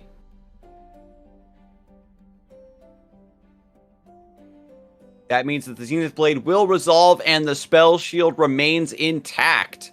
And you don't have enough mana to play both Judgment and Hush, which means that I think this is it, right? You're going to be attacking with 9 attack with the Mentor buffs. If you kill the Mentor with single combat instead, I mean, it still gets Nobified, of course. Do you have to Hush the Mentor right now? If you Hush the Mentor, you prevent that +2 attack going onto Lee Sin. And you don't have lethal this turn. Yeah, with the stack out of mana, without the Mentor of the Stones buffs, there's actually not enough resources. Does Spike see the line? And nothing can do it for 2 mana. You have to have 2 gems, and there aren't gems in hand. Yeah, he saw the line. This is a great play from Spike. This is the only way to survive this turn with 9 attack with 17 HP, unless you had a healing, some kind of healing heart. Yep, Pepsi instant surrender. So Spike's very good read, very on top of that matchup and of that situation. Takes that, again, pinpoint, crucial part of the game. You don't make that play, you lose the game. You make the play, you win the game, and win the series actually, and move on to the winner's final. So huge play by Spikes against a very good player in PepsiCola, taking down his Lee Sin 2 times in a row and moving on to the winner's final of this tournament. Mm-hmm. And it's actually a curse in disguise, right? Getting your Lee Sin in your opening hand, getting it down early is what Lee Sin players love. That's the dream. But when you play Lee Sin early like that, you spend so much more of your time and resources having to defend the Lee Sin until you get the rest of your combo pieces. So that combined with, you know, maybe not taking those bigger risks, like if you go for the defense against second Vengeance there in the first game with the Spectral Matron, or trying to go for the potential of your opponent not having an extra combat trick or a buff to defend that first Lee Sin and not having to take that tempo loss of playing the second one, made PepsiCola fall too far behind. So overall, Lee Sin, once again, one of the hardest decks to play in the entire game, and Spikes just navigating that matchup also beautifully to secure that spot. So well played from both players, and we're going to get an update on the rest of the bracket here. We've got Yarito joining Spikes in the winner's final, taking down Den 2-0. Lady of Clouds proving to be a very strong call out for this week's metagame. And so Den is going to be taking on Kongi, and PepsiCola taking on Dalton. Really unfortunate that Physical and Keyist already being knocked out. And I thought we would see a rematch with Pepsi and Den moving into the winners final, kind of the two players invited from last week's tournament. But both players end up losing in the semis here, having to fight now through the losers bracket. They can still make it back up, but of course, both players can't. It's not really possible. So we won't have a rematch from last week's fight night.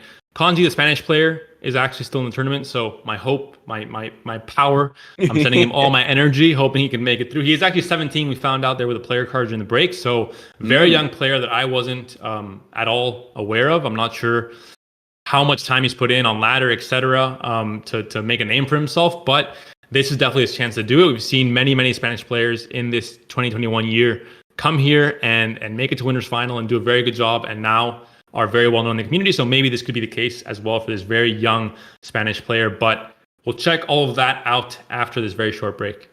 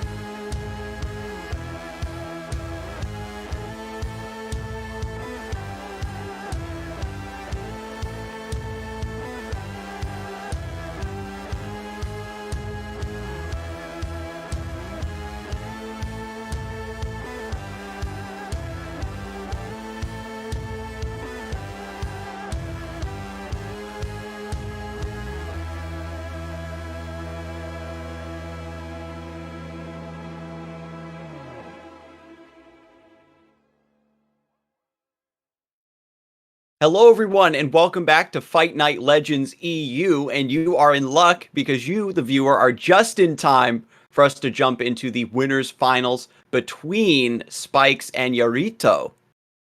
Spikes, of course, UK player, UK trying to win a tournament after Turtle did quite a few weeks ago. I think maybe 2 or 3 months ago at this point. So Mm. Spikes trying to come in strong, physical, did not make it past in that UK Civil War in the very first round. I think he already lost on the losers bracket in the last losers bracket series as well before the break. So this is UK's last hope. He's made it to winners final. He's trying to make it all the way, and he has a very strong lineup to do it with Trundle is under control and Dragon's deck, and then Yarito, a player that I said at the very start of the tournament, maybe not as known. He's a Russian player. It's kind of separated from maybe the Western European community, but he brought the spiciest list, and until now, it's proven to be working for him. He's in the winners final, and he has a chance now to test this list against two meta decks, Dragons and Trundle is under control, and see how it does relative to these powerhouse decks that have been tested on ladder, have been tested in tournaments, have been around for a while now, and we'll see if Cithria maybe is going to join that group of the select few that can really dominate tournaments and strike fear in their opponents anywhere on ladder or in tournaments or any kind of competitive play. And we talked a little bit earlier about how the Lady of Clouds deck is a bit similar to Lee Sin, right? Where it can have some pretty awkward draws, and you need to do your, do a lot of work of shifting your game plan on the fly in order to make all the pieces connect finally at the end to get that Spectral Matron combo to come through. And it's interesting that we have like three sort of combo decks with Lee Sin, Lysandra, Trundle, Lysandra Matron, and now Lady of Clouds Matron. They're all operating on these different axes, and the way that they potentially could interact and settle into a begrudging mutual respect between these combo decks in the top tiers of the metagame. Biggest thing that we were talking off stream is Ruination as a card kind of stepping away from the meta. I think especially on ladder, I've stopped respecting the possibility of it, being a thing. Obviously, decks that just don't run it. Trundle Lysandra maybe runs one copy. Spikes is running one copy. Thresh Nasus, stopped running it because it was just too fast for that to be really a thing, and it just had so much board control regardless. But maybe with a deck like this Cithria deck coming in, is this maybe the answer? And maybe once again, Ruination has risen into metas and then fallen out is kind of a reflection of what's popular and what's strong. And maybe this Cithria decks create another rise in the play of Ruination once again.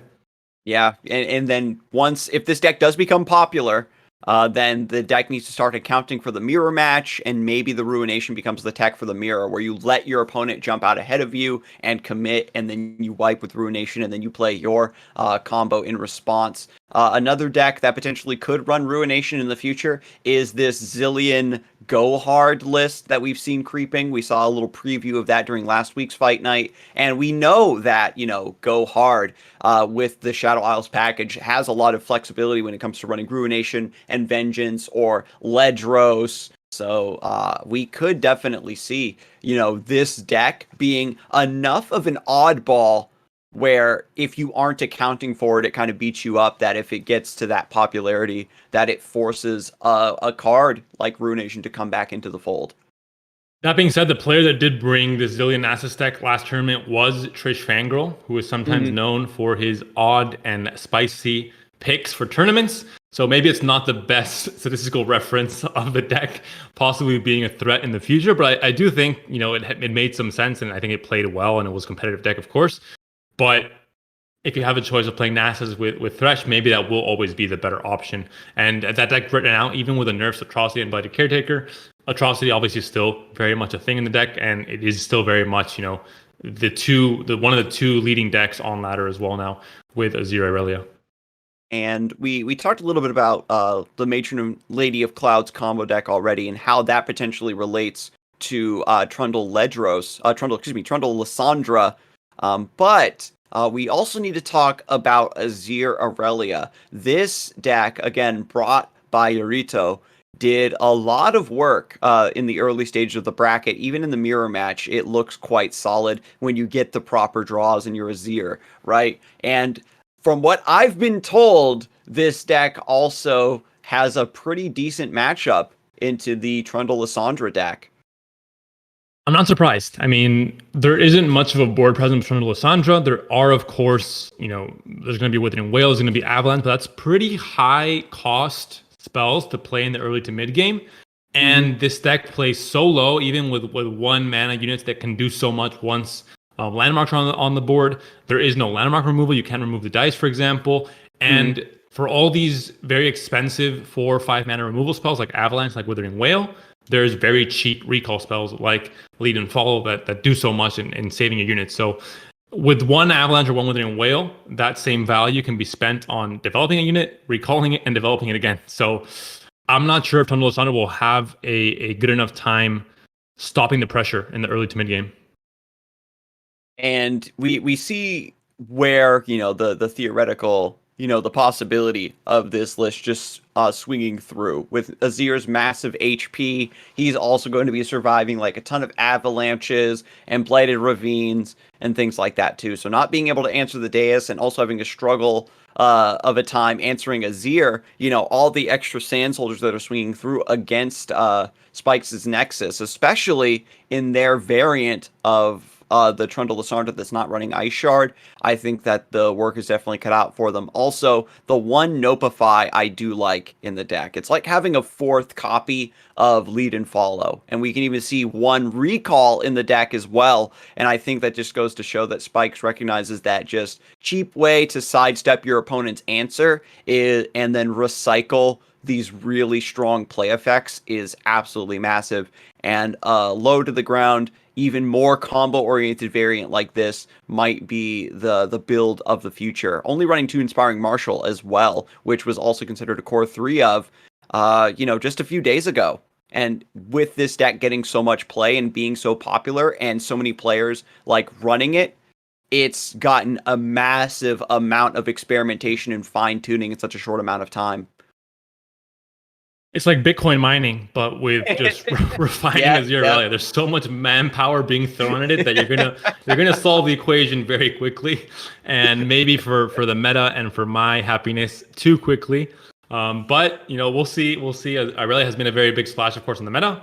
At the very beginning, it was hard to really say conclusively. I thought she was bad. I told you, I think, before we started casting last tournament because I hadn't seen much of it, and I just thought it was too easily, I think it could be denied too easily, with it has board some very clears, etc. matchups. But once you go into recall effects and replaying things, then it gets really out of hand. And now it seems like the power level is definitely very, very strong. The play rate is huge, and the win rate is usually when play rate goes up to 20% of ladder, the win rate goes down because there's a bigger percent of the player is playing, maybe not the best players, maybe not playing the deck to its full capacity. But in this case, it has not been the case. Very strong win rate still, and can definitely indicate that the strength is actually there. And the strength is there, and it's funny. And I like the Bitcoin comparison actually works on so many levels, because now you have this strong deck that a subset of the player base is like, oh, this deck is great, and there's still a portion of the player base going, no, this deck is bad, and so nobody really knows how the deck works and how to evaluate it, and it's like it's just all part of the blockchain, man, and like, who knows if Azir really is going to get nerfed or it needs to be nerfed. Like, it's so funny because the debate's still ongoing, and with this shadowy manpower just going into the background of the deck and just making it more powerful and more powerful, the stonks go up, as they say. Well, for those up to date with the cryptocurrency market, I'm going to be like Elon Musk. I will not accept LP purchases by Azir Aurelia. If you face me on ladder, I will deny your currency. You may buy other products, but not my LP. Thank you very much. I'd rather you face me with, Overwhelmed deck, some spiders, not Azir Aurelia, please. Honestly, yes, that's perfect. We do not accept Azir Aurelia in these parts. And I've talked a little bit about this too in the past when it comes to, I say in the past when this deck just came out, but just over the span of the last week when evaluating this list, that, again, you already talked about, it has like some pretty polarized matchups, and the deck is now adapting, and the players are getting even better at piloting it to where we're getting perhaps a little bit of the TF Fizz syndrome, where it has bad matchups, but they aren't bad enough And if you And draw well enough, then it's not even a bad matchup anymore. exactly. And Twisted Fate Fizz kind of had that same syndrome going with it once it finally hit critical mass. But we will see if the dragon technology comes through. This is supposed to be one of the matchups that is favored. And when we analyzed Spike's lineup previously, we talked about how there were a lot of nods in this build, specifically to take this one down. Solari's Shield Bearer in the opening hand is going to block a lot of damage. Fury, of course, we talked about it many times with the dragons, is also definitely a crucial way until Inspiring Marshal or Level Up Azir comes down, and until these units become more than 1/1s, then it's more of an issue. But in the early to mid stages of the game, it is definitely a pretty good tech being able to just continuously have that health buffer with the Fury. All right, and yeah, Sparring Student already on turn 1 from Yorito. We've got Aurelia, Azir, and Emperor's Deus in hand. Dude Keeper, Blossoming Blade. I don't think you could ask for better cards. If the next top deck is like a lead and follow or something, I think that Yorito is just blessed on this turn 1. Spikes, again, has the defense, has the Shield Bearer, has double Solari Sunforger. There's going to be a lot of defense and a lot of healing coming out of this deck, but we've seen it time and time again. You can block the blades as long as possible, but they're still getting so much damage around the sides potentially if you aren't keeping up in numbers with this list. We'll see. Pedito wants to play the Deus first or the Azir. The Azir and the Deus are going to do similar things until Azir levels up, because Azir won't be attacking most of the time, and you don't really care about blockers in this situation. But of course, having Azir down on the board earlier means he's going to be more susceptible to removal, to different challenging effects, etc. And yeah, I think I do like developing the Deus. Spikes doesn't have a way to like respond to it. You're getting a lot of freebie soldiers off of it regardless. And then when you play Azir after he's leveled, he has even more HP, so he'll be less susceptible to getting scooped up by like a single combat or something. Yorito does have 4 mana, so you could even opt for Aurelia and just go for a Flawless Duet here, while Spikes has a pretty thin board.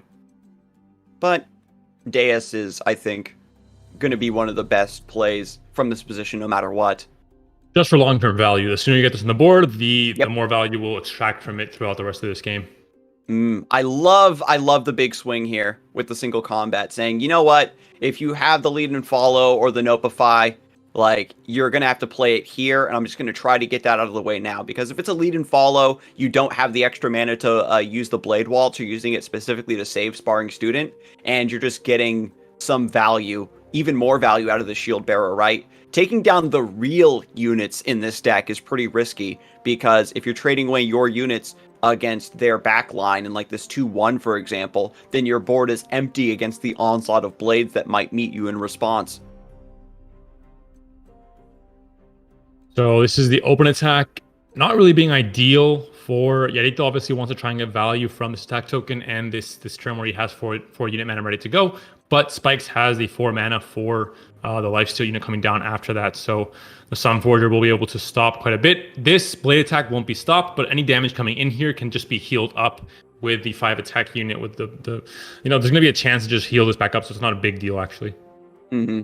Wait, before the Azir buffs and the Inspiring Marshal and everything starts hitting the board, you're a lot more comfortable taking these the chip damage here. And by playing the Solari Sunforger, it keeps Yorito from attacking at all to get another rep of the Sand Soldier. But with the Blossoming Blade, Azir is already on the way to being leveled up here. That's going to be 6 out of 10, 7 out of 10, I think, at this point. 7, we saw that. Yeah, you don't have to milk the Deus and just all the attacks for maximum value to try and get the Azir level up, because like you mentioned, you're already going to have a lot of blades there, so they will do most of the work for you.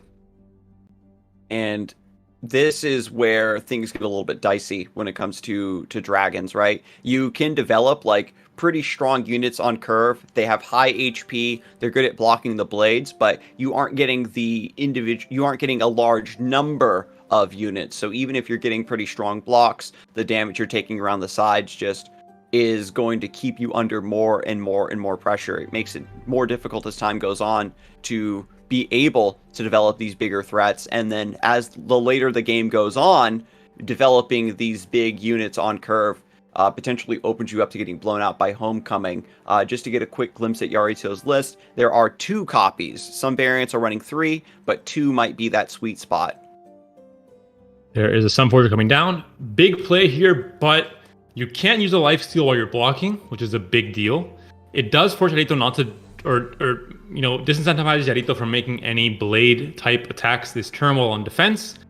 So, but it also just says, I don't have Concerted Strike this turn. It gives Yarito a lot of free space to develop and do certain things that he might not be able to do if this mana was saved and if there was a more passive play from Spikes here. Yeah, so this is very calculated with the second Solari Sunforger. There's only 2 in the list, so this is the second instance of this lifesteal. And it just, again, you don't want to Blade Dance because your opponent is just going to heal back up. I think it's fine, to be honest, because you've only dealt like 4 chip damage, and with the draws here of Aurelia and Azir, this deck is going to be kicking into hyperdrive pretty soon. So yeah, if you Blade Dance this round and Spikes just tanks it all with the Solari Sunforger, they're healing back up to full, but you're just playing more towards your leveled up Azir win condition, and you're getting more blades to level up Aurelia as well. And I think that you just want to go for a bigger spike like that. You can Shapestone as well into the Sand Soldier to get an even trade here against the Lifesteal unit. The Lifesteal, of course, still goes through, so you still go back up to almost 20 to 19 there for Spikes as well. And Spikes has another decision. Do I want to hush the soldier to get another rep of healing potentially from the Sunforger, keep this extra blocker in play, even if Yarito decides not to attack? You still have a 5/3 to keep chump blocking with? Or do you want to save the hush to keep a sparring student from getting out of control, or stop a Green Glade duo from trying to swing for lethal? We saw a line where pre-hushing and inspiring Marshall maybe opens up a little bit of a defensive opportunity for you. Very surprising to take the hush here, especially with Concerted Strike in hand, where he might need it next turn, where he might need it for a Green Glade duo. I'm not sure if that's correct. Because you don't have a chance to heal here anyway. You're healing, you're at 19 HP. It's not like you're healing back up from 10 all the way back up to 20. But we'll see if it does pay off in the end. You're forcing another trade here, of course, by keeping this 5/3 alive and taking down one of the 3/3s here. Mm-hmm. And this is something that is a very nuanced part of the matchup, is knowing how many blockers you can retain to still be safe, while also being able to threaten your opponent's real units. It's like when you're playing against the Undying, and you have to have this dance between keeping real blockers alive for your defense and your opponent trying to maintain just the right amount of units in play as well to stop your offense with the Undying. And now with the blades coming through, we could see Aurelia come through for blade dancing, so you get even more buffs on the Green Glade duo, or just Azir, now that he's leveled up, to come through so you get double Sand Soldier instead. Thinking about the single combat there from Spikes to take down the 2/1 right now before it can get buffed up. But of course, there could be recall effects that could come into play, and yeah. I think Spikes wants to play Radiant Guardian this turn, wants to get a death activated, and then once any kind of blade synergy is played, and then go for the Radiant Guardian and have that tough plus lifesteal is a pretty devastating combo until Inspiring Marshall or Level Up Azir come down. The Spikes is taking an avenue of just in extreme healing, right? This late into the game, typically Aurelia Azir has done a lot of work to put you behind, so you're feeling much more uncomfortable around the plays that you want to make for the turn. So Spikes now just going to take the opportunity to cash in the single combat, even though the extra damage goes on the Green Glade duo. Has to take the risk against the recall here because it's just going to get too big. With the Hush being cashed in last round, like you talked about, you don't have the avenue to stop it. And by setting up the single combat, you're denying yourself the Radiant Guardian development this round. This is now a scary board to face now because you don't have great blockers or anything, but because there's still 3 mana up here, I think Yarito has to respect it to some degree. Maybe not, because he thinks he's so far behind at this point that he has to take a bigger push here. He's down to very few cards in hand, and Spikes is still at 16 HP and has some amount of board control still. So I might just opt for a full attack here and try and get as much damage in as he can. Both players have taken a lot of very calculated risks this game. You can see that when the power level is this high, when the explosive threat potential is this high, you have to find those percentages wherever you can get them to try to stabilize in this game. Like again, Spike's taking the Hush last round to get the double value out of the Solari Sunforger just to take down the Blossoming Blade. Just robs another recall target away from Yarito's list. We saw the variant running and even a copy of recall. 1 mana, just recall a unit. Going down to 10 now if you are Spiked, but you have a fantastic 5/5 hand with Screeching Dragon, Radiant Guardian, and the Concerted Strike going to the late game, where Jarito doesn't have much of... I mean, he does still have, a few plays to make here, but he's missing more diversity. A recall effect to keep one of his units alive and kind of play around Concerted Strike, etc. And so Screeching Dragon has to be the card that's developed here. You get a challenger unit to maybe try to snipe this Aurelia, and you get a big blocker besides. It's so tragic that as the way this game has kind of played out, the Radiant Guardian that wants to come down, you just can't find the proper cadence of having mana while sacrificing a unit and activating that ability. And this 5/1 staying alive and not trading at all is huge in terms of just having that extra leeway for Concerted Strike to say, hey, I have 11 damage right now. There's nothing you can really do health-wise that's going to save you if I still have 5 mana up. And so Yarito, with none of the tricky stuff that this deck wants to do with its spells, has just been playing just units and swarming and attacking without that extra avenue of being able to sidestep some of these trades or some of these removals. It's allowed Spikes to get into a somewhat even position against this deck. And now Greenglade Duo being offered up, I think, to maybe eat a combat trick. You have the sharp side in hand though, so you're not too worried about the Green Glade for the next attack token turn, going on a big swing, or maybe a Blaze Energy immediately on the open, and then the full open attack with the Elusive, because you have that sharp sight, and now you have 2 sharp sights, so 2 different units. Azir comes down. This will be the unit that will be killed, I think, with a Concerted Strike immediately.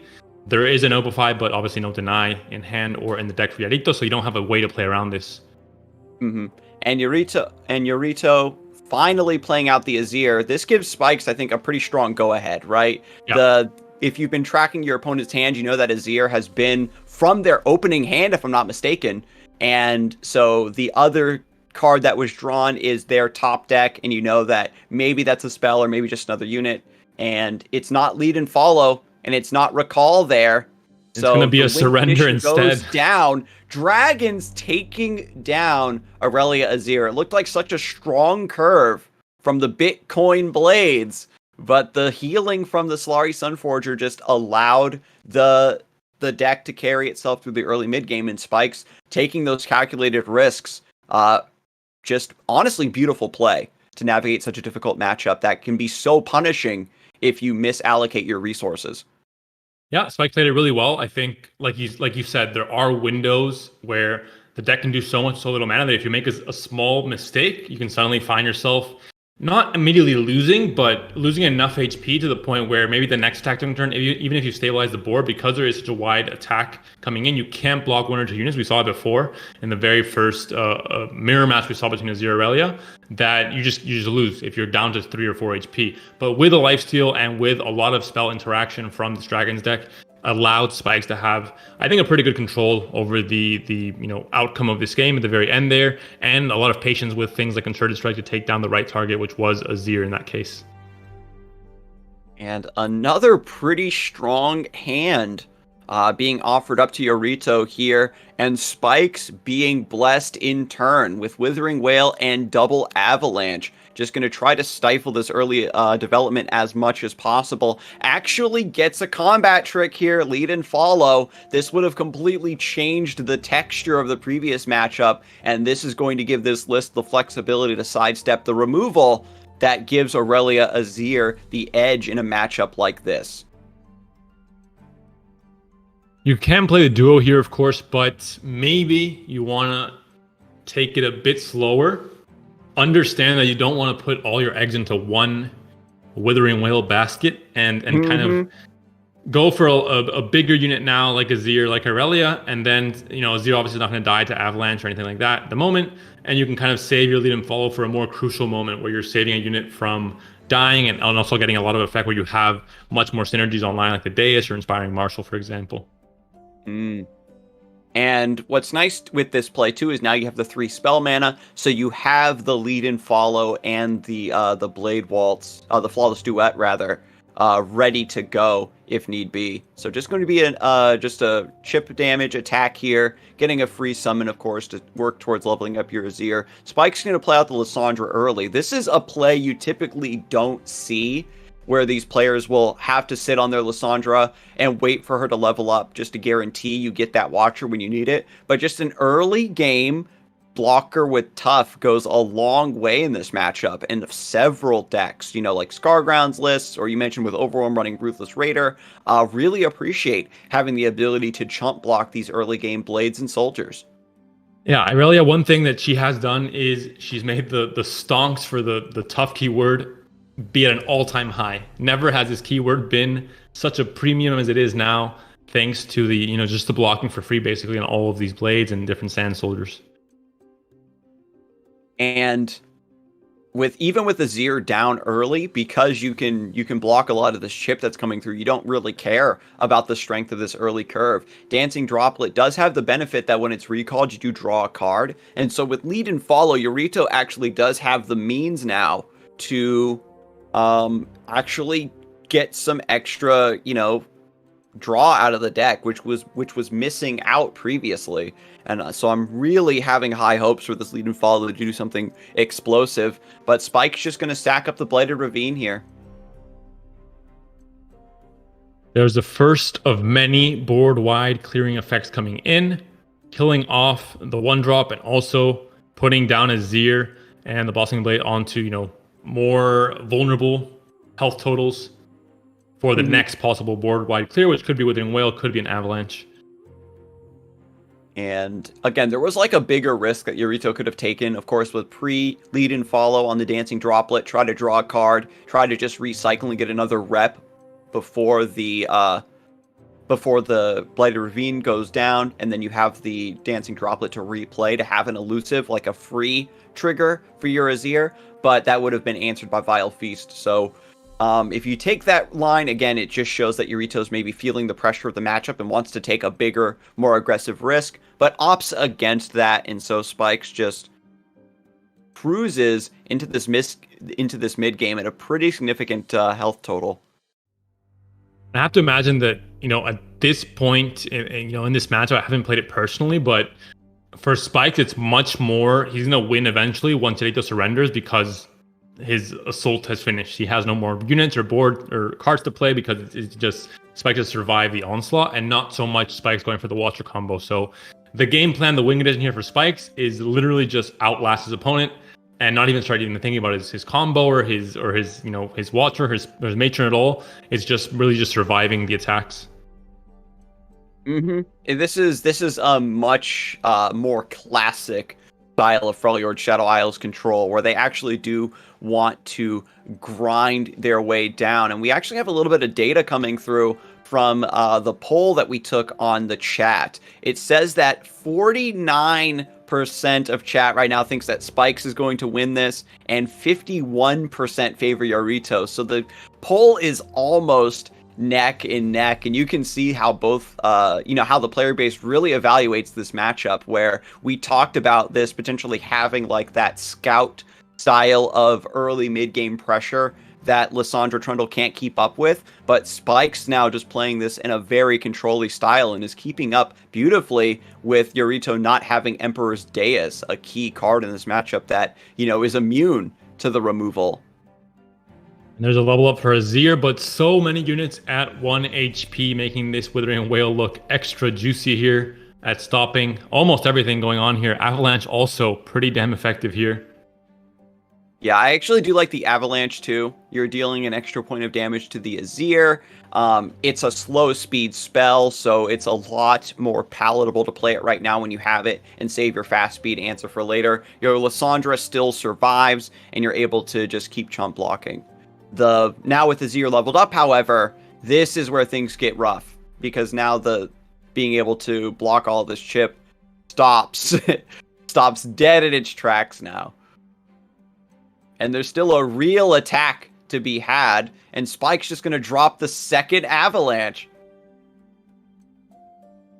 Trying to save the Azir. This has been, his HP has been grinded down over, several different bombings of snow. And at this point, it's back up to 6 once it comes down. So that's actually a big win for Yarito. That kind of health buffer there makes it quite hard to remove the Azir now. And it's still going to be, obviously now leveled up, it'll be a much bigger threat than it was before. Mm-hmm. And Spike's just being rewarded, I think, for recognizing that Azir Aurelia, with a little bit more time to percolate, and especially with its explosive, jump onto the NA competitive scene, I think it was a foregone conclusion that it would be seeing a lot more play for EU this week, and building the decks with Aurelia Azir in mind has been fantastic. So 17 HP still for Spikes, and Yarito still trying to pull the pieces together to get some real threat down. Azir making a reappearance at a full 6 HP now to keep the blades flying and the soldiers going. Soldier sanding does not sound as good. Sanding.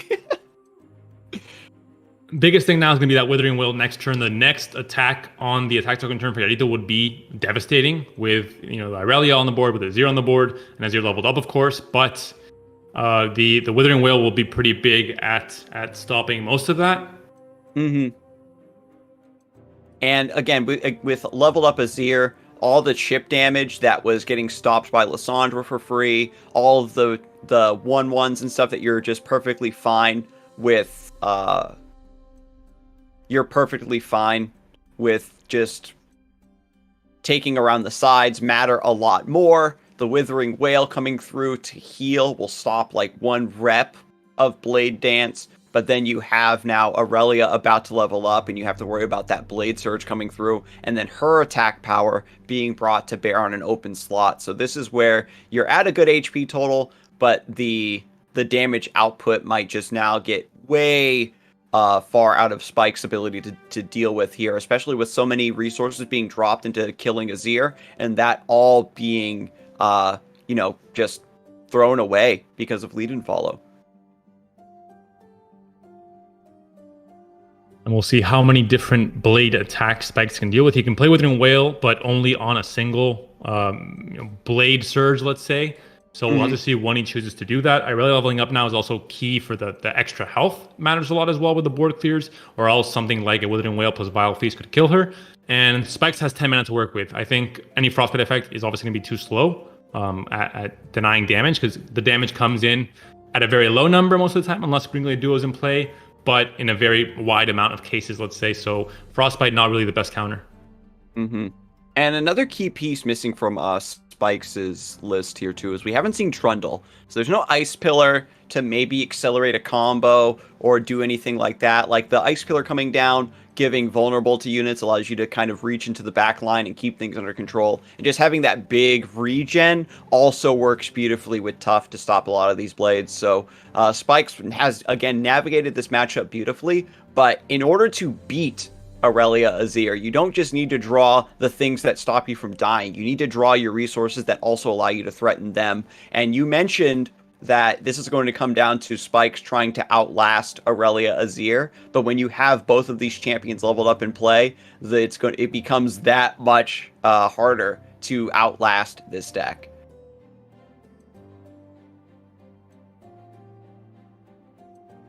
There's still a Blade Wall. I keep calling it Blade Waltz. It's Flawless Duet in hand. And this is just going to be another rep of Blade Dance and a Sand Soldier coming through. And there's only one Kindly Tavern Keeper to survive this onslaught. Spike's not even opting to play the Lissandra just yet. I'll be honest, when an expansion comes out, I don't know any of the names of the cards. I just know what the pictures look like and what they do, but I don't keep track of all the names, like the perfect name. Until I heard you say it today, I didn't know most of these names exactly as they were. I just knew it was like Flower something, Blade something. But now, thank you, Scar, I'm learning alongside you. It's a journey for everyone. And Spikes is also on a journey trying to just navigate the forest of all of these tokens, trying to hit the Nexus here. So I mean, Runation though. Through. What about Runation? That would be an interesting card to have at this moment with this very wide board, and really it would deal with a lot of things. I'm telling you, Runation is on the rise. The stocks for Runation will definitely go up in the next few weeks. There is one in the deck, and if you can use it, and if there's no like lead and follow or recall to save a Azir or Aurelia or something, and you get the wipe on these two champions, that's going to be the backbreak. So Yorito, despite enjoying a pretty comfortable and powerful position here, is still having to cross their fingers against Spikes drawing that Ruination, or honestly, maybe even a Trundle, right? Just to have a blocker that can save against a lot of this stuff here. There's a Vile Feast coming down, not to kill the Aurelia, but just to have that extra blocker here for something like a 9/5 Azir coming down at you. And also, of course, just to keep Aurelia now at a more vulnerable state where you draw Withering Whale, you draw, I guess any Avalanche or Blighted Ravine would also do it. But to keep her to state where, basically, if you have another board clear, it might wipe out most of the threats from Yorito. But Yorito still is not done. He still has 10 soldiers coming down. He still has, the third wave of cavalries coming down. Still has not used the attack token yet. Plays the Dude Keeper is going all in. Now at 3 mana, there is no Withering Whale. There is no Avalanche to punish. It's open deck list. Yorito knows there is no Ice Shard. Lissandra's not leveled up to get the Ice Shards either. And so now, swinging through is the full onslaught, and because of the Blade Dance from earlier, Aurelia has leveled up and has generated 2 Blade Surges. So even if you block Aurelia and Azir, you can do the double Swapperoonie and get that damage through. So the last mana has to be committed here to the Frostbite. The double swap is, the first time it was done and the first time people saw it, it was like, oh my god, this is, the biggest brain play. This is incredible, but at this point at this point in the deck's lifespan, it's pretty obvious, and most people know to prepare against it, so they will not fall for that trick. And I think Spikes knows he has to Frostbite the Azir, because if the Azir connects, it's probably GG. Mm-hmm. And like Aurelia can just swap, so the quick attack gets a free attack, and you maintain a blocker. Or just an additional attacker. Like, keeping the Blossoming Blade alive is a massive threat, because being able to recall it at burst speed and then just replay it and get another rep of Blade Dance is going to be massive here, because so much damage coming through is going to set Spikes majorly behind. It's got to come down to just top deck Ruination, right, at this point, for Spikes to even stand a chance. You do, of course, make the swap. Oh my god, I love this. Yorito actually just swapping the Frostbite Azir back onto the bench in order to push through all of the damage. Azir got pulled out of the game. Got put back on the bench. So let's see. And it's like, you're using top deck Ruination to clear 3 units. You need it, and it just doesn't come through. You have to take the risk now, right? Do you kill the Aurelia here? Because playing around the Blade Surge is just too much. You can play right now, and you're worried that last card is a Blade Dance. Or like a recall for the Dancing Droplet, so they draw more cards. I mean, even if it isn't, you just the don't open do attack next here. turn is still scary. Yeah, you just don't do anything. Yorito's not going to give away what this last card is, and is forcing Spikes to take the risk. But when you're this far behind, you've got to. I was hoping to see the Frozen Thrall spawn, but I think we're not going to make it, Scar. I think the game's going to end before. There's a Vile Feast coming down now, and then after this, of course, with only 3 mana available, I think is when the Sparring Student will come down. And we'll see if an open attack can be threatening enough. No, I don't think an open attack would quite do it. You can get 1 damage through with the Dancing Droplet. You generate a soldier that gets boosted. I guess you can attack with the Azir still, because with the 5 HP, it's quite nice. Sparring Student into Sparring Student is not it for Yarito. So many cards with a 0 leveled up would do a lot here, but that is not one of them. Any recall effect would be great at drawing something as well. But Spectral Matron into Flash Freeze is also not doing it. I think Spectral Matron cannot copy any unit here. And it's a repeat of what we saw in the Azir Aurelia versus the previous game, where you run out of combat tricks. And so you just don't have the juice to punch through. Without Trundle, just like wiping the board, slowly chipping away things. You can even Fading Memories here to get an elusive blocker with the Dancing Droplet if you want to. Just keep this alive. Spectral Matron also being brought to bear to get an ephemeral a double ephemeral copy. So now you have a big Fearsome blocker in play. Azir Aurelia, everybody forgets that it can't block Fearsome that well, because it's almost never relevant. But now things are looking rough. I think you maybe just attack with the Dancing Droplet here and get another Sand Soldier. Like, what are you thinking? I think I'm not sure what card Yarito can draw to really make an impact here.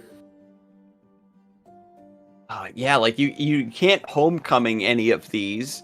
Let me take a closer look. Inspiring Marshal would have been huge. There's one more Blossoming Blade, if I'm not mistaken. Or maybe a Green Glade Duo to force through a little bit more damage. But I love the Fading Memories on the Dancing Droplets here. So that way you have some emergency blockers. And for the duo, you still have the Flash Freeze in hand, so that will never be too big of an issue, I think. Especially not at this stage in the game where you're playing it kind of at the end and you don't have much thing to play after the fact. And it was looking so dicey for such a long time. And we're going to level up the Lissandra here. And what this means is you're going to get the Tough Nexus and Ice Shards, and that's going to force Yarito to throw in the towel by Lissandra taking down the Bitcoin Blades. I don't know if that name's going to stick, but I am really enjoying it for this broadcast. I said that the stonks for the tough keyword would be going up. If you have a champion that puts tough on your Nexus, then even more so. That's the best way to do it, actually. So once that level up occurs, I think at that point, Yarito knew he had a very low chance of making it there. And yeah, very, very good play from Spikes there again. He maybe was a bit fortunate. The top decks were pretty atrocious for Yarito in the top end there. He only had the two sparring spins in a row. Right? Over the whole the whole game. Yeah. Not many recall effects either. He had the one that could save Azir that one time, but then after that, I didn't really have that recall blade effect. I could really give him a lot more of a lead there with Azir leveled up. So maybe a bit unfortunate for Yarito in that sense, but Spikes, I think, still until now and just the whole tournament has been playing very, very well this whole time. Mm-hmm. And I think that the Scouts comparison is definitely apt. Another deck that if it doesn't draw the right combination of cards in the perfect order, a lot of its power level is stripped away. And but without the Deus, it still gave that deck a run for its money. So I think that it still is a testament to its power level, but even more so, Spikes properly spacing out that removal and knowing how much damage you can actually take and going for those trades. But we do have another match actually in progress. We've got Dalton versus Kanji, who that has already actually started. So we're going to jump into a match in progress. This is the losers semifinals now, as we move to the lower bracket to see who will be taking down Spikes now in the grand finals. These players are on some kind of tight schedule because they skipped the red light and just said, go, go, go.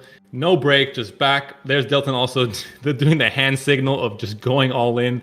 Green light, and we're already, it seems like in game 2. So players have skipped all the stoplights. They've ran like 3 red lights, and we're already in game 2 of the losers semis. It's for the best. We've got Demacia Targon going toe-to-toe. Both players still at 20 HP. Dalton already hit the Eclipse Dragon into Aurelion Sol combo. When we compare, when I take a quick look at Kongi's variant, because we didn't get a chance to take a look at this one. Kongi's a player who brought Discard Aggro and Dragons to today's tournament. This variant is very similar, has Zoe, with the triple Eclipse Dragon, trying to get the Aurelion Sol to go through and Star Shaping. But now with Dalton jumping out ahead with the Aurelion Sol Power Spike, we only are a few pulls away of maybe getting something like a Supernova or a Sky's Descend to wipe Kanji's board and then just bring this one home. And what an odd hand from Kanji. Full unit board, full unit hand, no spell interaction to make use of the 9 mana he had left over that last turn. Very, very unfortunate there. Dalton, obviously, I think was also equally surprised seeing his Aurelion Sol leveled up without any kind of contest, but there just wasn't really anything that Kanji could do, had no Concerted Strike or single combat in hand. Cosmic Inspiration being threatened on the board. So that's just an AoE +2/+2.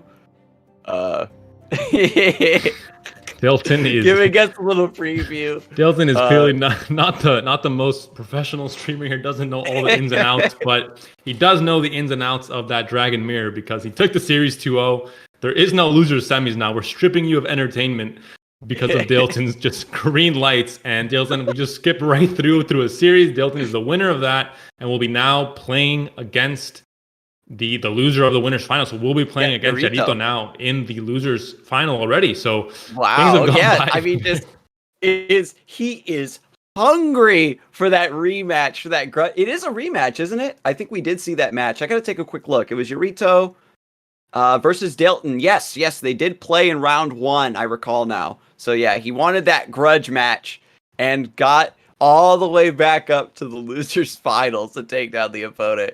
It looks like it is actually 1-0 in the series. So that was a miscommunication from Dalton's part. I think Dalton has to brush up on his streamer communication skills in tournaments. His gameplay is great.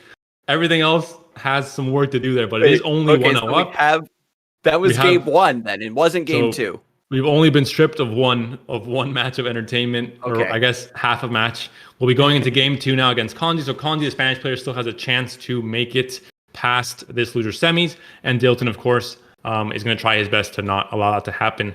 Whoever the winner of this loser semis is will be facing, of course, Jarito, who will be waiting in that losers final. And we didn't get to see actually the Cithria deck from Jarito in the winners final, so hopefully that changes for the losers final after this next match coming up, or the next 2 matches if the reverse sweep occurs here for Kanji. Yeah, if you can like get the Demacia Targon out of the way, it's like one of the worst matchups for discard aggro. I take that back. It's a bit even. Like the challengers getting set up early and the combat tricks with sharp sight and single combat can really change the flow of the game. But we've seen, sometimes Demacia Targon draws all their late game and then discard aggro just jumps out and has crowd favorite vision, bada boom, bada bing, you're dead. So it can definitely go either way. And as we've seen historically in Fight Night, discard aggro has been just like this. It's a deck that is just really hard to evaluate because of its ability to just roll its way through matchups that it shouldn't, or rob your opponent of the ability to really play their game because you have them under so much pressure right out of the gate. And Dalton's second deck will be Azir Irelia versus any one of the 2 that Kanji has remaining, discard aggro or dragons. It will be up to the player to decide which matchup he would like to see first in game 2, and then potentially a game 3 if it goes that far. So we do have, it looks like Azir Irelia versus the Dragon deck. Kanji is going to stay on this list. He has to pick up the win with it anyway. And as we've seen, this matchup is, pretty hit or miss. You've got the chump blockers available. We've got Dragon Chow into Shyvana. We've got the Sunforger in hand. All the pieces are there for a nice, clean early game. But Dalton has Deus, Azir, Aurelia, Inspiring Marshal, all of the power cards that this deck needed. It's literally the one of all-star lineup right now on Dalton's side. That being said, the Radiant Guardian was a great pickup. We saw there a pretty, immediate reaction from that top deck from Kanji. Kanji also, just to note for the viewers at home, he is 17, so one of the younger players we've seen in the competitive scene alongside maybe Badge Attack from Czech Republic rather, in the very first EU Masters. So some of these players, especially Kanji, that I haven't personally seen him performing in big tournaments or maybe in big pressure situations on ladder either, it could be a case of, maybe nerves, maybe pressure coming to you when you're on the big stage for the first time. So we'll see if that is the case. Hopefully not. Hopefully he's an experienced and composed 17-year-old. But as we all know, with age comes experience, comes composure, and comes just knowledge of how to, stay calm and stay focused in any kind of, high pressure situation like this do or die match can be. A lot of the competitors we've seen throughout card games are a lot of old heads coming from Magic the Gathering and stuff like that. They've put in the work and they've played in events and they don't get those tournament nerves. So as we move through the bracket, I think that, just getting to the losers semifinals here just shows that Kongi's still, here to play, and being invited, of course, to this tournament shows that, still has high ladder placements, knows the decks, knows the metagame, and I'm not going to count them out just for their age. But I'm still open to definitely be pleasantly surprised. I love the Bright Steel Protector here as well, where you have the barrier on Shyvana, so you get a pretty strong chump block alongside everything else you've got going on. And this is a rough board. I think this is the first Inspiring Marshal we've seen from Aurelia Azir today, or maybe only the second, but at very least, Inspiring Marshal with such a strong board on top of everything else.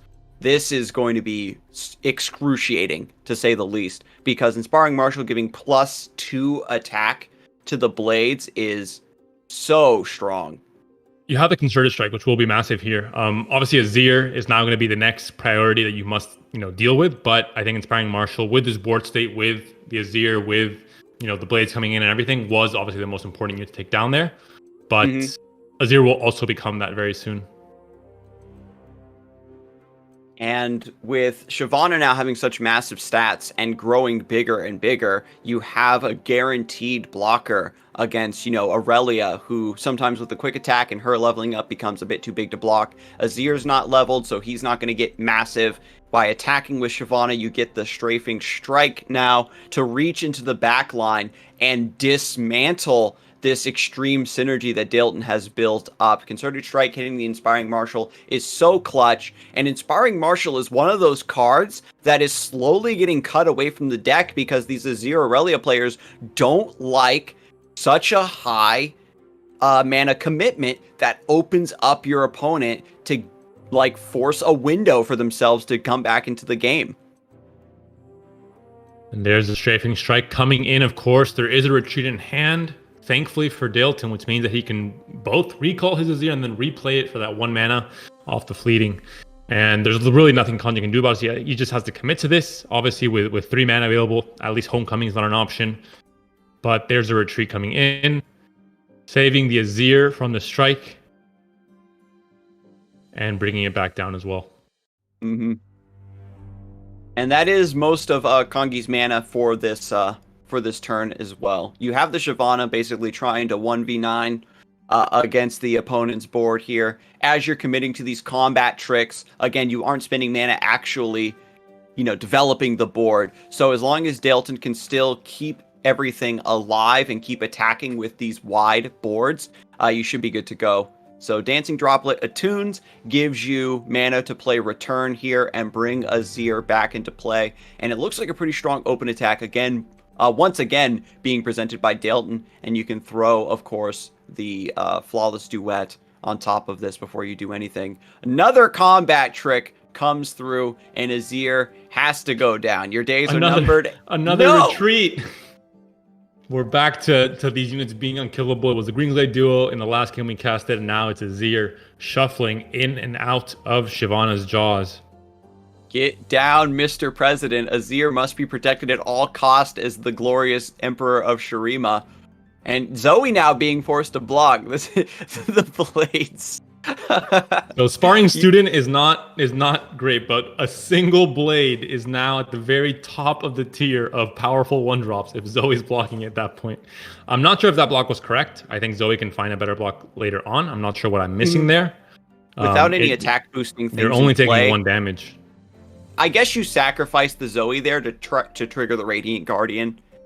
Yeah, that's it. Yeah, that's exactly it, actually. And now you have Shyvana to attack with unstoppable stats, generate strafing strikes to bully the Azir and the Aurelias, and now you've got Radiant Guardian that, because you can't stop the Sand Soldier generation, you don't get the luxury of attacking with only elusives to sidestep the lifesteal. Radiant Guardian just gets to come through and now just start farming against these Sand Soldiers, offsetting all the chip damage you're doing, and even with Sharp Sight, you still have the means to stop the Green Glade duo if you want to, if it gets too big.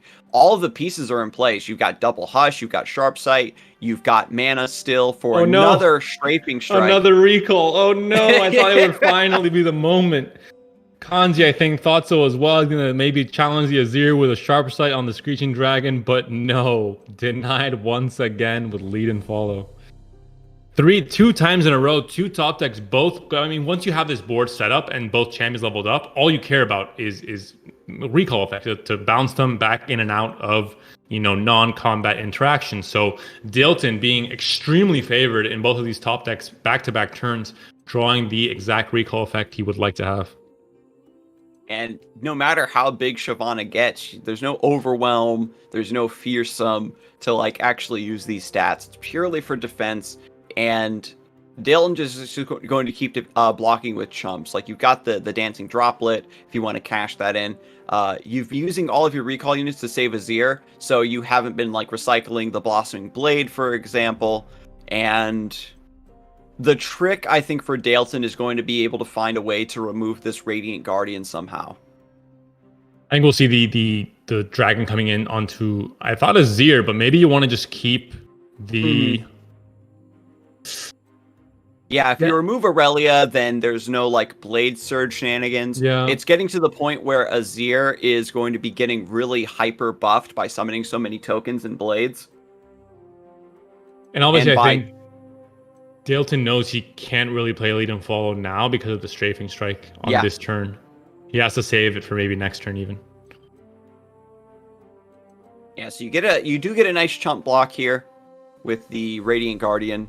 But now with Azir staying alive, but Aurelia going down, you lose out on a couple sources of Blade Dance from this position, and you're relying all on Sand Soldiers, right? Which are just chumpable. The Radiant Guardian has already healed for 8, potentially going to heal for 12, and if the Strafing Strike, I think you do just cash in the Strafing Strike here anyway. Because if your opponent has the lead and follow to sidestep it, they're doing it without the attack token to really punish you in response.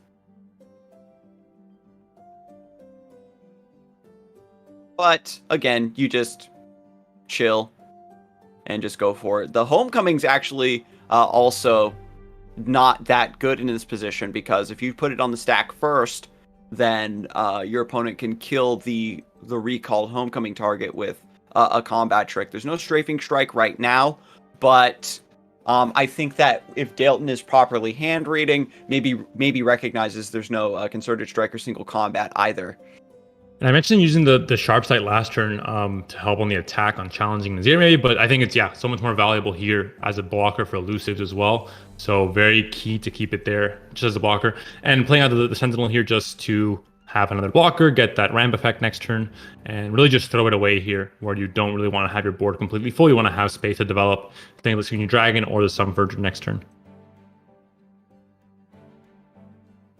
Radiant Guardian still refusing to go down. That tough has been doing in so much work. And so all the way back up to 20 HP, Dalton has some strong things in play, but can't swing through.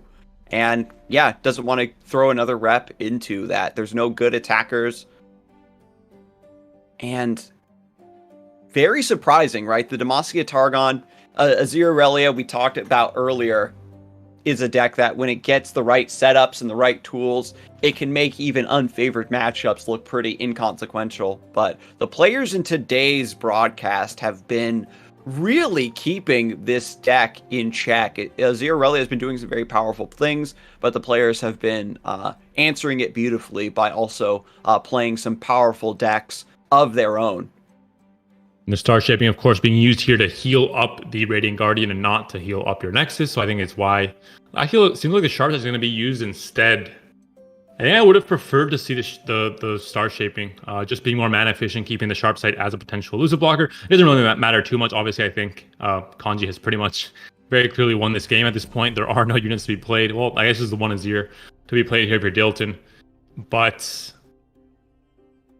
it seems like we've passed the hump where Dilton is explosive enough to maybe be able to sneak in some damage at this point with Radiant Guardian with 20 HP. The game has been sealed. Mm-hmm. And yeah, the stats finally came through. Wait a minute. The break point we saw definitely was, I think, the ability to take down the Inspiring Marshal there. Dilton has not given up just yet. The army of burst speed sand soldiers are here to protect the Empire. All right, thank you, Dilton. Thank you for that. The surrender comes in, and Kanji takes game 2 of this loser semifinal. We're going to be going to game 3. Kanji, of course, trying to go for the reverse sweep. He still has his own. It was discard aggro to play. So 2 very aggro decks against each other. I haven't seen this matchup played actually, and I haven't really put much thought into how it plays out. Do you have any other experience with this matchup yourself? Discard aggro, from what I've heard, has been actually pretty strong into Aurelia Azir because the deck doesn't really develop a lot of good blockers, right? They force you to trade away your board into their tokens. So if you absorb all of that initial incoming damage while building up your wide board and you strike back against them, it can be pretty problematic. You have the Daring Poros from Poro Cannon to stop the Green Glade Duos and the Dancing Droplets from getting a lot of early game damage. You've got a little bit of Overwhelm thanks to Crowd Favorite, which really punches through a lot of the smaller units that Aurelia Azir can set up. Things like Deus, which are powerful long-term value cards, sometimes end up being too slow. And we can even see there, Dalton throws away the Aurelia, just keeps Azir in the opening hand, so recognizes that, going all in on the Sand Soldier buffs and synergy is really the way to win through here. And Kongi being favored by Draven and Jinx in the opening hand. There's a Poro coming in on the block, and now the onslaught occurs. Attacking on even turns, maybe not ideal with Draven. Usually attacking on odds is great for attacking on 3 and right away getting great value from his quick attack. So 2 damage already being forced through, and the game is afoot. We've got Draven about to come down. You've got the Spinning Axe to feed into the Zonite Urchin as well, potentially. Arena Battlecaster is excellently well timed with this great early game wide high roll. And this is what I talked about. You can absorb this damage very easily. You can even Spinning Axe the Draven to chump block a soldier and start working towards getting Draven leveled up and him becoming an additional Overwhelm threat on top of everything else this deck is doing. Looks like it'll be a double block from the elusive, maybe with an axe on one of them.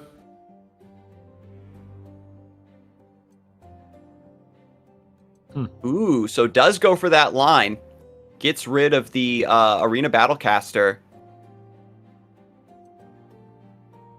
By keeping the Rummage and the Zonite Urchin, of course, these are the cards that are going to empty your hand for Jinx. And then the Super Mega Death Rocket, which Dalton cannot respond to. Some versions run Notify, some versions don't. But it's just going to be repetitious value that's also clearing out the Green Glade Duos and the Sparring Students before they have a chance to get boosted potentially. So there's now 2 quick attack units in play, and Dalton can't respond, right? You have to keep Azir alive. You have to keep the Sparring Student up because these are your value generations for your offensive ideas. And you have the level up on Jinx if you want it here.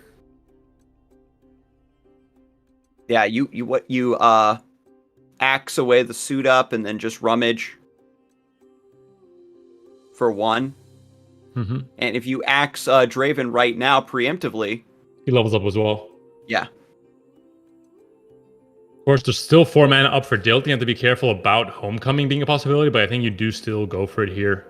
Going for the axe here. Ooh, and keeps the suit up. Doesn't care about leveling Jinx right away. She's actually very safe in this matchup, right? Jinx is one of those cards that you have to be really specific about the times that you play her. But because Kongi now at 20 HP, has a lot of wiggle room, there's no direct interaction from Dalton outside of like Homecoming to send Jinx back to the hand. Yeah, I think you just wanted to wait for the axe to get a double draw here instead of just the one with the rummage. Yeah, not too shabby. You still get to level up your Jinx here and draw 2 cards.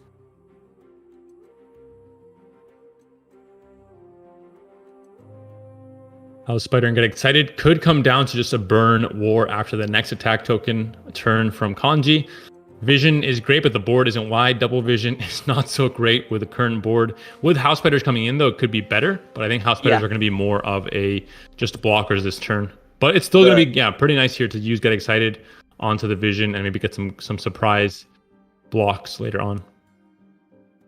And the Daring Poros were brought out early in the game and were already cashed in against some elusive blockers and other things, but there's still another Green Glade duo that needs dealt with. And I wonder what line Kongi's going to go for of trying to clear the Green Glade duo here or just send damage to the Nexus, which probably is the best play mathematically because, again, there's still mana for a lead and follow, and I would definitely try to go for something like that. If you go for lead and follow and say like the Ribbon Dancer, not only are you generating a flawless duet, you're also opening yourself up for another Blade Dance later on. And so despite the aggressive opening, the leveled up Draven, the leveled up Jinx, potential for Death Rocket, Dalton has also been able to assemble a very terrifying board, and Green Glade Duo is pushing through a significant portion of damage on top of everything else we've got going with Deus and Azir now leveled up. And you had elusive blockers before with the both Poros, but both went down pretty early into the game, and now you don't have that elusive blocker you would really need here and would really shut down Green Glade Duo because it only has 1 health. And you're hoping for like Super Mega Death Rocket, and it's obvious from the line of play that that's what Kongi wanted. And there is a small idea there where you intentionally only draw 1 card off of the rummage, where you still flip your Jinx, but you have 1 less card you need to get rid of in order to get that rocket. Because if you were able to play that, you get to punish a Blade Dance by then using rocket to wipe your opponent's board in response.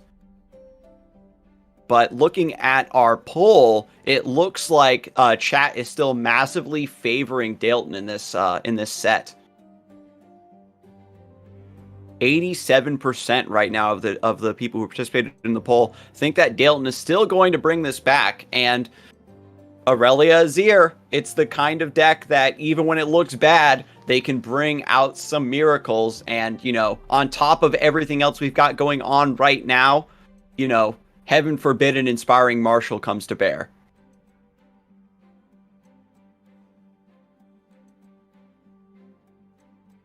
Two more blade attacks coming in. Obviously, both angles are with 2 attack. You want to block those or dealing 3 damage total to your Nexus and take the attacks from the blade. You're down to 9 HP now. Draven does have Overwhelm. You do have Vision. You do have an Axe, and you do have a potential Jinx Rocket on this next turn. Yeah, so we've got Axe on Vision into open Augmented Experimenter to deal 3 damage to Azir potentially. But then you don't have mana for the rocket. So I think the play might just be playing out a crowd favorite and then using the axes to just wipe your own hand out. Because when Draven attacks, he's generating even more axes. So this is a very rare occurrence where we actually have leveled up Draven working alongside Jinx and the axe generation actually getting in the way of clearing the clearing the way to get those death rockets. The Homecoming is huge here, though. I mean, it just stops all the Draven damage. There could have been a line where you play double axe, discard both the Experimenter and the crowd favorite, use the Vision from hand for 3 mana, push as much overwhelm damage as possible, and then just go for the rocket for lethal. But the Homecoming here will stop all that from happening. And of course, there is no interaction in the sense with... Ooh, that's right. You can recall a friendly landmark. So even if you have a Get Excited, you can't sidestep this. Sending the Deus back to guarantee the Homecoming goes through means that you get a very clean chump block now with just sacrificing a Ribbon Dancer. Very heads up play here from Dilton, and he has a chance to try and go for lethal next turn, with Green Glade Duo being played now this turn, and then the chance to just Sand Soldier spam your way into a big attack. Yeah, you can't. You have the power, but you don't have the wide attack to help out here. And so Kongi, like we talked about, is just gonna go for Super Mega Death Rocket in order to respond to this play, to clear the Sparring Student. But then in this case, is it going to be... I mean, I think you do have to play it, but Green Glade Duo is obviously very much a card in hand. You can't really know or wait for it, so you have to play this out first, and then Green Glade Duo will be played after, and we'll still see the threat of Green Glade Duo coming into potentially just burst speed Sand Soldiers for a huge open attack. Yeah, you play the Green Glade Duo here to have a bigger just open attack before Kongi gets a chance to re-clear the hand potentially. Rummage is fantastic off the top into a Poro Cannon in order to get... There's not going to be a chance for it, though. I think it's just going to be double soldiers and just full swing. That's right. Azir's Arise. The burst seeds... This is twice now where the burst speed Sand Soldiers have made an appearance. So that wide attack is going to punish only one blocker. And I have yet to see this lethal come from Azir Aurelia with the Arise. What can you draw here? Three. No, you'd have to draw like a double Get Excited or... There's no Withering Wail in discard aggro just yet, I think. So I think it's not going to be a possibility here. There's the Shen emo from Konji. At the end of his tournament, he ends up top 4, but Dilton moves on to the losers bracket final after winning this game 3 in the series. And Azir Aurelia once again confirms that it is a very strong deck that can win against really anything. We've seen it win against TLC, against the fast and the slow, against people, decks in the middle. It's leveled up Jinx, leveled up Draven, no crowd favorite. Too bad discard. You did well, but you didn't high roll hard enough in order to beat that deck. The Azir's Arise, and just when you think you've seen all the tricks from Aurelia Azir, it has something else that it's going to do. And for better or worse, it is kind of cool to have a deck that has so many moving parts and ways to kill you. I think highlighting, more on the worst side, I think, in my experience at least. But that'll be it for this Losers Semis. Dilton will be moving on to Losers Final. We'll be playing against Yarito. We'll be seeing Azir Aurelia from Yarito, but also the Championless Sithria deck as well, possibly, unless he decides to play only Azir Aurelia again for both matches. But we'll be checking that out after the break, so stay tuned. We'll be back in 5 minutes with more Runeterra action.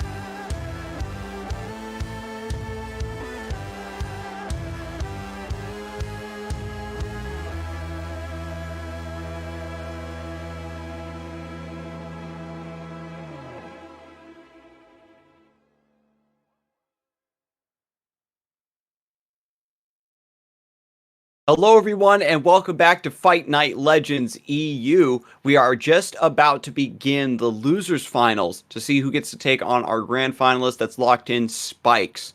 The two players that we have slotted already are Yorito and Dalton, who have, fought their way through the lower bracket. Now, this is an interesting rematch, actually, from the first round. Yorito and Dalton slugged it out, and Yorito ended up emerging victorious now and got knocked to the lower bracket by Spikes. So Dalton gets the rematch now against the opponent who sent them to lower bracket, but Yorito needs to win this in order to get the rematch against Spikes. So a lot riding on this one. A triangle of rematches, it seems to me, from what you just explained. So a lot of vengeance and thirst for revenge will be here. And I think that the standout deck, the deck that we've only seen one player bring in, is going to be the Champion of Scythia deck. It's a deck that maybe pushed Yarito over the edge against Dilton in that very first round matchup in the quarterfinals. And we'll see if the same might occur here. Of course, there are no bans in Fight Night tournaments, so Dalton has to face this powerful, powerful deck at one point or another. And, well, maybe not if he decides not to play it at all for 2 games and he gets swept, but there are high odds we will be seeing it played. And there are high odds that, again, it's a deck that if you don't really mess up the mulligans and kind of gimp yourself on the draws you have and missing out Spectral Matron, it's a very, very powerful combination of cards. Mm-hmm. And the advent of Radiant Guardian with Mask Mother in order to have that defensive potential against these swarmier matchups like Aurelia Azir is quite potent. I think the big showing we saw from this list was it against dragons, right, from Dalton's side. And once you have so much time, right, against a list like this that just wants to play big units, very ploddingly, get to the late game, relying on Aurelion Sol. That's the line that we saw Dilton take in their first match, was relying on Eclipse Dragon into Aurelion Sol and letting just a wide board level up Sol and then let the 0-mana Celestials carry you through. And that ended up not working because the Lady of Clouds came down, grants the board Challenger. It took away Dalton's entire board, so Aurelion Sol couldn't level up. And I'm wondering if Dalton is going to maintain that same strategy and just hope that that combo hits 1 or 2 rounds later, or is going to try to perhaps be a bit more aggressive in the early mid game to keep the Lady of Clouds deck under pressure. I have to admit, Lady of Clouds as a name, I think, is a bit misleading. If I was a new player or new viewer and I heard this name, I would not think it was a 10-mana unit that doubled everyone's stats and that just completely annihilated your board. So don't fall for it. If you hear Lady of Clouds, it might sound, nice and innocent and all this. It is not the case. It is a very scary card to face. And we'll find out why, I think, in a few games. Just to go over the very first match between these two players in the quarterfinals, they did both lead with Azir Irelia. We'll see if that'll be the case here as well. There is always going to be, certain players looking for a specific matchup between two decks. And we'll see if having that initial experience in that first match will change the queuing order, will make players go into mind games of, I'm going to bring this first because of this. And, it does tend to occur in these tournaments, especially when you don't have bans, where it's you have much less control over how the matchups pan out. So we'll see what'll be the case in this first match. And if we do have, potential for another Azir Aurelia mirror, that's just another deck that can go one way. It can go south fast. Like we saw, I believe Dalton had like a lot of Blade Dance, but no Azir, or vice versa. And then like the side that gets Azir having the extra power on their blades forces their opponent to block that much more damage coming through. And then you just suddenly eke out a major advantage for yourself just because your opponent needs to throw away their entire board against your tokens. But the players are in challenge now. They're taking a lot of time to, again, figure out, like you mentioned, that mind game around what deck to lead off with. I am really interested in seeing how Azir Aurelia plays into Matron Clouds, because I actually have not seen that matchup personally, and I think it definitely is going to come down to Radiant Guardian or bust, right, versus Homecoming. So we'll need to see maybe an Azir Irelia mirror match that Yarito wins this time, because last time Dalton won it. And then Yarito would be forced to play his Scythia deck, and then maybe Azir Irelia is queued once again from Dalton. So caster bias. We're putting all our cards on the table. We are rooting for Yarito if there's an Azir Irelia mirror match, but for a noble reason. We want to see a new matchup occurring here. And looks like it will be the case here. Azir Irelia, the mirror match, it's a mirror match for a reason. Both players playing out sparring students. Both players don't have Deus, actually, so Yarito has a bit of an edge there with Deus, with the Azir as well. And yeah, the sparring students just going for the trade. If you don't answer them like turn 1 or with something like that, you're never going to. And so both players don't want the sparring student to high roll. We know that that's just one card that really throws the mirror into chaos, because when you have like consistently a 4/4 or like a 5/5 or something alongside the blades, it's pretty problematic. And Yarito's actually getting punished here by double Dunekeeper against the slower Deus play. So a lot of initial damage coming through, but I believe, in that first match, it was stabilize at 1 HP sort of scenario. So this early damage might not matter if you're just swinging through willy-nilly and you aren't setting up your synergies that are really going to carry you through the end of the match. That's the problem here. You play Azir, you have to attack with Azir to get the value from the Deus, for example. It makes things a little bit awkward, or you just don't attack. And then once you take that 2 damage, then Azir at 3 HP is a little bit not so healthy, not so great. So we'll see what the effect here is going to be. The Azir coming down high. I think you have to attack because it is 2 Sand Soldiers you're missing out on if you don't, and you want to try and level up Azir as fast as possible so that your next attack token, it's already leveled up and everything gets boosted, and you have more health as well on the Azir as a blocker. Mm-hmm. And going for the Azir here just shows that Yarito recognizes that the synergies of the deck is what's going to fight back against this early aggression from Dalton. You could go for a safer line, of course, for like, Ribbon Dancer and or like double Droplet, right? If you were really thinking about chump blocking. But Azir with the 5 HP is pretty safe. With no Deus coming from Dalton, you aren't worried about Shape Stone trading up into these.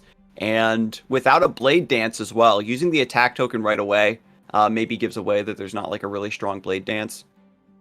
But there's no unit that kind of benefits from the extra units being played. There's no Green Glade Duo, there's no Sparring Student, so I think it doesn't matter what order you use the attack token or the Blade attack token in, let's say. So it doesn't give away too much information, just that there isn't a Sparring Student, but we would have seen it anyway on the turn 2 attack when he played the double Dunekeeper as well, so the information was kind of already there for Yarito. But a big onslaught early on. This is kind of early pressure, but no long-term value, whereas Yarito's going more for, the Deus and more long-term value. We'll see which one ends up paying off. But right now, Yarito at 7 HP. We talked about it before. Even if you get better value on the board and you have better blockers and all this, there comes a point in time where maybe your opponent goes so wide that you can't block 1 or 2 units. And if there's any kind of buff on the board as well, if you go low enough on HP, you just die. There's no way you can come back into the game. And Yarito is still working on leveling up this Azir. I think it's just 1 unit or so behind. Yeah. Just 1, and you have this droplet here to do it if you want to do it right now before you go into your actual attack token turn next turn. And this is pretty rough, right? You've got the Ribbon Dancer to come through here. You've got chumps, and right, Yarito, I think in a position like this, because the Azir's almost leveled, looking at a Dancing Droplet in hand, and doesn't mind sacrificing this board. There is a landmine for Yarito right now, though, in the Inspiring Marshal that is in hand. It's the most expensive unit in the deck. I think the most expensive card in the deck, and if you play that and Dalton just Homecoming, bounces it back to your hand, gets a recycle on, like, say, Ribbon Dancer here or Dunekeeper to punish you in response after you spent all of your mana, it's going to be a bad time. And so I think that because the risk of that is too high, Yarito actually cannot play the Inspiring Marshal, and Dalton now is kind of sitting on 2 dead Homecomings.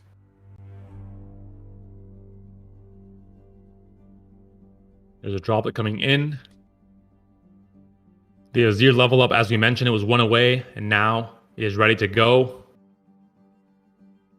And we'll see if this next attack token turn will be big enough for Yarito to really make an impact, force Dalton to give up his entire board, blocking the Shape Stone. Mm-hmm. And I think what's probably going to happen here, like you commit the Inspiring Marshal, you don't have lead and follow to sidestep the Homecoming, and Dalton wants to maybe just wait for a swing.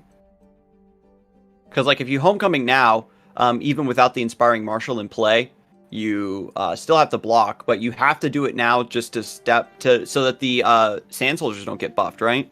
Yeah, I think now is the time to do it, because you can't replay it obviously this turn, so it really delays. It makes this attack not really be a lethal one or any chance at a lethal one, which means that at 6 HP for Yarito, we talked about it before, because some of these units are ephemeral, they're dying Sand Soldiers, you have a limited amount of blockers here, and you can even just start pushing damage this turn even with the Ribbon Dancer.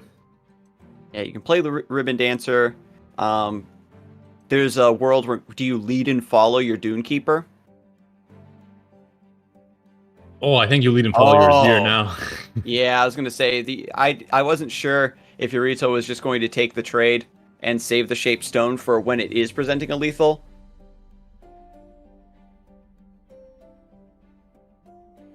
A bit of a delay. I didn't notice the retreat in hand. I was looking at the lead and follow. But yeah, that's even better play because you don't have mana to like Blade Dance in a really significant way this turn anyway, and then you just use Return off of Retreat in order to just resummon your Azir. But, it is still 1 Azir versus 4 attackers, so a lot of actual defenders do need to be developed on Dalton's side to stop and not to stop an open attack lethal swing. Not just that, but Inspiring Marshal, you didn't, banish it to the Shadow Realm. You bounced it back to hand, which means that the game continues. If you want to play Homecoming against this turn, you have to wait for the Inspiring Marshal to come down. You can't commit your mana. You have to keep at least 4 up, which really, obviously, doesn't really let you go all in on your attack. I think that you might need to keep at least a Droplet alive to live against Greenglade Duo or something like that, trying to sneak damage through. It's difficult, right? Because now Dalton has Homecoming and lead and follow potentially, has lead and follow to recycle the Ribbon Dancer, put another rep of Blade Dance on board with the soldiers in order to, just force more blocks out of Yorito and cash in the board. And you can play Sparring Student here, and you have Azir's Arise to get 2 emergency blockers, and then just try to perhaps win on the open attack with Inspiring Marshal, right? I think you're fine playing Inspiring Marshal here because you're not giving up any information. You force your opponent's second Homecoming if he has it. If he doesn't, you have enough blockers to survive. Maybe not in a great way, but still you survive here. If Homecoming is played here, you play the the Sparring Student and just Sand Soldiers and open attack next turn for the win. And if your opponent attacks here, that's actually a good thing. You want to clear space so you have enough space to summon all the soldiers and still get a full 6-unit attack. And so Yorito, I thought that it would actually be, a pretty devastating play to have this Inspiring Marshal bounce back, but because he was able to cleave out enough of a tempo advantage by forcing the 4 HP out of Dalton in order to respond to this play, it becomes very devastating. And so Dalton recognizes, if I Homecoming here, moving the Inspiring Marshal away doesn't do enough. I don't have mana to even replay anything. So by going for lead and follow, you get a couple more reps of Blade Dance. And so Dalton is just looking for a miracle here of getting enough damage around the sides. Thankfully for Dalton, there's only going to be 8 mana available next turn, which means that you can't triple Arise, which is, I guess, maybe a good thing, but I'm not sure you even have space for triple. So I still think that will be the possible win condition here for Dalton. Yeah, and it's like there's a line where you want to get this Azir super buffed and then swing in, but then Yorito's just like, okay, I'm gonna just. You're worried about that. Well, you're maybe worried about another Shaped Stone to trade up. You're still chumping. I think we're good. I think your line is correct. And Yorito is actually good from this position because Dalton is like, if you Flawless Duet, you can't play Ribbon Dancer. Yeah, just not enough mana on this turn. This is the crucial turn, and he just didn't have enough to work with. He didn't have enough spell mana banked, and like you said, the tempo trades should be in favor of Dalton with 4 mana for the 5 mana Marshal in terms of that recall effect. But you're also recalling your own unit, so in some cases it's good, but in other cases it's too much of a tempo loss. I think having to replay Ribbon Dancer and Yorito having still blockers. Yeah, so you just trade away the Ribbon Dancer here. If you're worried about Shaped Stone, Actually, no, the Deus, I don't think has had a chance to come down from Dalton yet, so you aren't worried about Shapestone for the final point of mana here. So there's no need to like overblock everything. And so now with the open attack against one Azir, this could be it. And this is what we were talking about, right? Where you attack with the Azir as well, because it's pretty safe even against the Inspiring Marshal, and you're just forcing Yarito to throw away so much of the board now. That's a good thing because you have the soldiers, and you wouldn't be able to. You would get more benefit from getting the soldiers out over that 1/1, for example.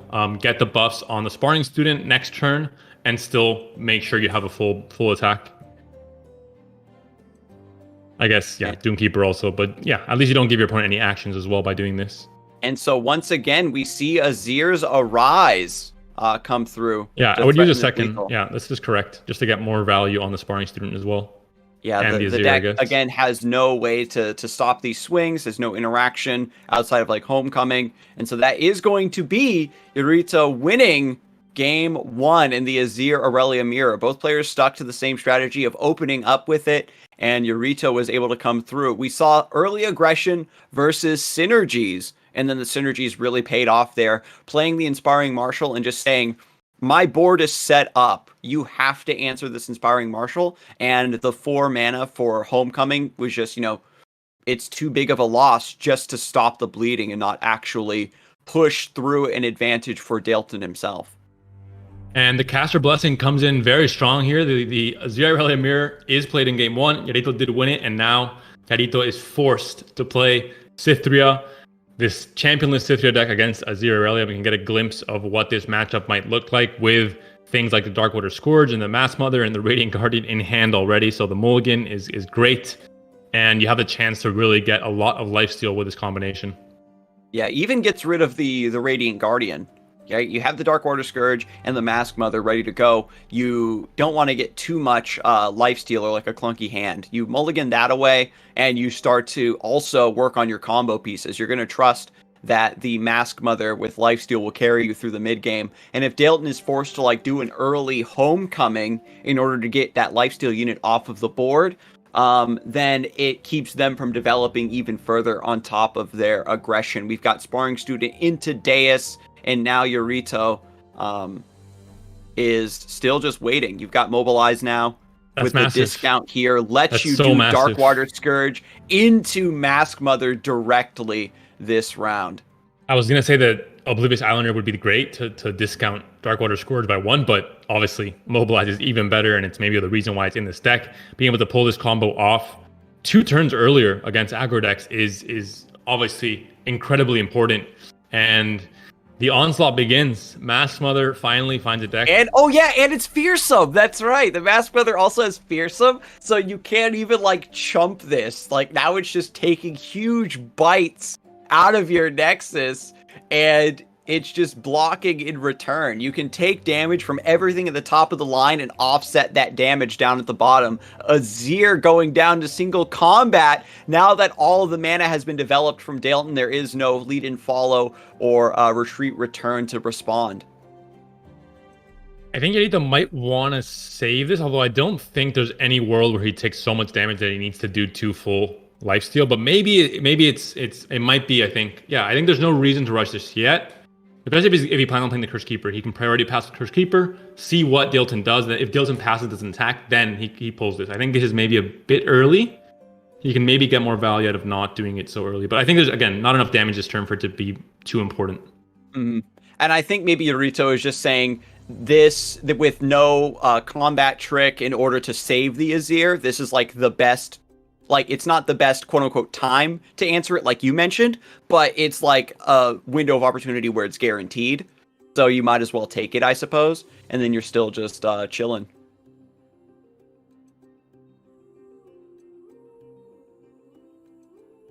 Curse Keeper can come down here, but can't block, so really not going to be a super important play to make until after the attack comes in.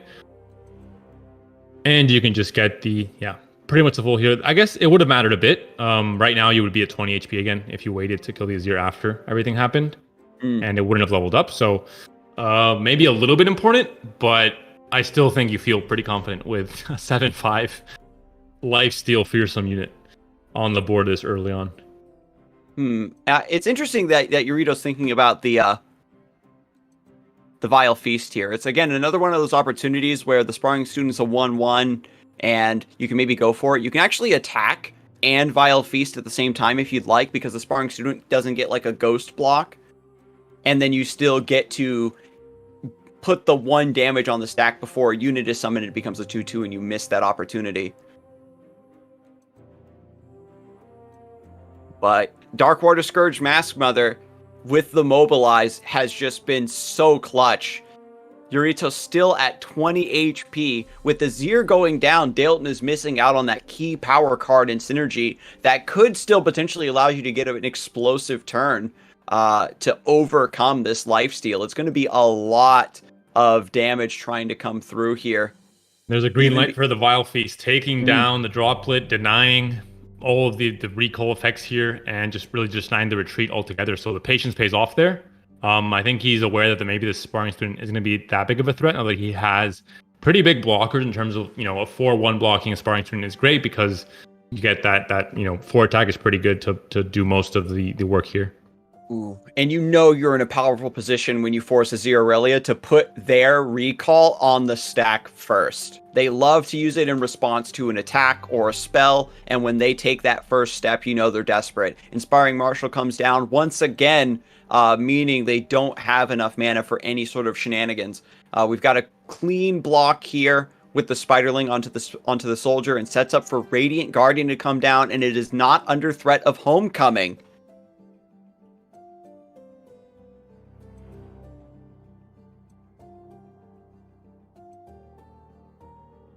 I think this is a good block. Again, back to 20 damage HP. And then just go right back up. Gonna play a blank Radiant Guardian? I think Yurito maybe wanted that was to sacrifice. maybe I think you still wanted to sacrifice the spider there. And because he's 1 mana off of just playing Mask Mother on Mask Mother, and then just playing the Radiant Guardian after the fact. Yeah. That's the kind of play where you think about it and you say, oh wait, this is better value, but you don't fully go through the thought process of, oh wait, I can't activate Radiant Guardian. That happens to me a lot of times. That's my my biggest weakness. I don't go fully with the thought process, and then I notice when it's too late. I've done the exact same thing where you're like, ooh, I've got a good value trade, and you forget something needs to die still. But you're missing out on a little bit of extra healing from the Radiant Guardian, but you can still block here. You could honestly sacrifice the 4/1 and the 4/3 to chump block the Sparring Students, maybe, if you want to keep this Mask Mother alive as a 7/2, and then just play your other Mask Mother to get like a 9/4 with lifesteal and keep the train going. But, I think that with Radiant Guardian coming through to kind of take over for Mask Mother now that her shift has ended, it's probably fine. That did so much work over the course of the mid-game, but now, with Inspiring Marshal in play, this is where things get dicey. There's a lot of just, like, attack power and value, and Dalton showing us a new angle, a new win condition for Aurelia Azir, and that is Aurelia's champion spell, Vanguard's Edge. You select a unit, it attacks, and you Blade Dance 3 at the same time. That being said, Dalton's at 6 HP, and there's going to be a possible attack here with fearsome attackers from Yarito. Wants to put the pressure on Dalton, force him to block with maybe Aurelia, with maybe Inspiring Marshal, and yeah, I mean, because he's gone so low due to the 7/7 Mask Mother Darkwater Scourge combo attacking with the fearsome as well, it means that he has to be very careful now, and he has to maybe sacrifice some key units here on the block. Yeah, so we've got Spectral Matron into Matron, and now we've got a lot of fearsome damage being threatened through. This forces like the Aurelia and the Inspiring Marshal to attack. Now with the Blade Dance here, it means that there is only going to be 2 mana left over, so you can do both with the Ribbon Dancer and the Vanguard's Edge. Blade Surge is also going to be developed on top of this because you're Blade Dancing twice. You've got Blade Surge now to try to force through some really cheeky damage or set up a better trade for yourself. I just take it with the ephemeral 6/6, I think, on the Sand Soldiers, and that's basically it.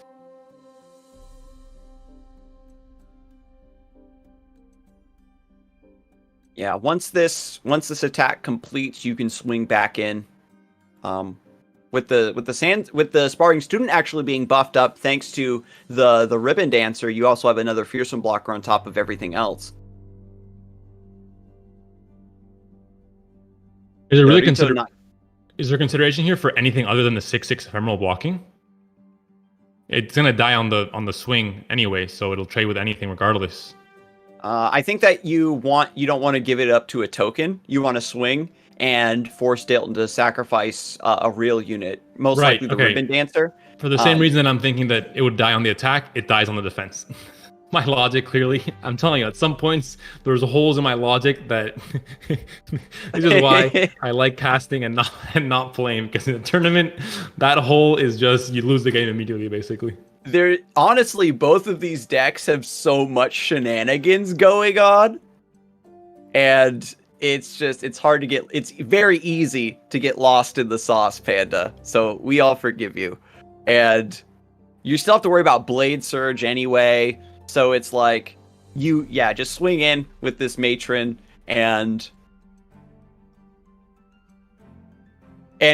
because of this play, right, where everything that's attacking kills Aurelia, like she goes down, you don't have to worry about the Vanguard's edge anymore.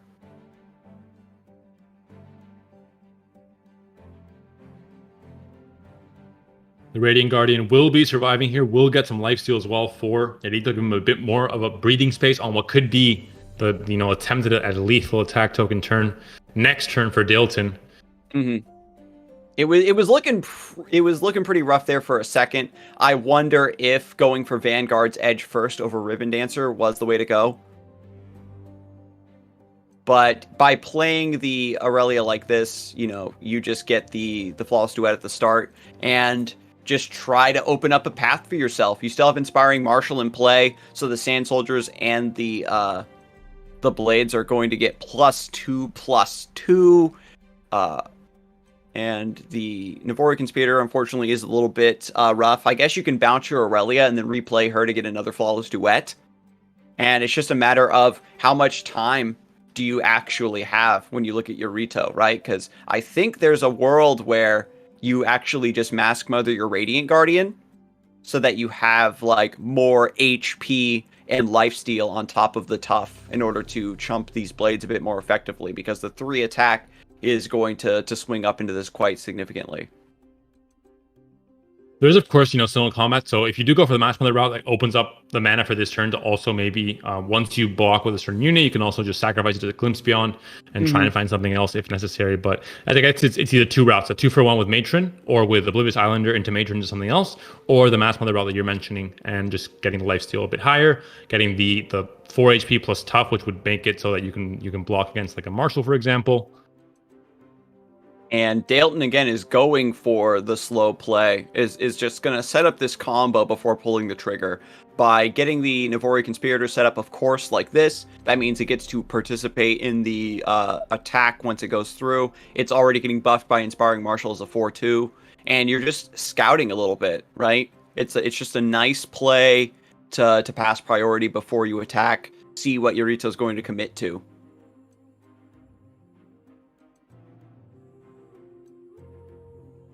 And so if you wanted to, you could go for Spectral Matron and pull an ephemeral unit. That way you get 2 blockers in one action. If you feel like pumping for your whole life is going to be the play here. You have to think of the bigger picture, I think, at this point. I'm not sure if Matron's going to do it, because I think maybe you need to glimpse when you're blocking a Sand Soldier, you glimpse the unit that's blocking it, one of the cheaper units, and then go for trying to find a glimpse of some sort. I think might be on Marshall, for example, because there's 2 duets coming in, Irelia as well. I mean...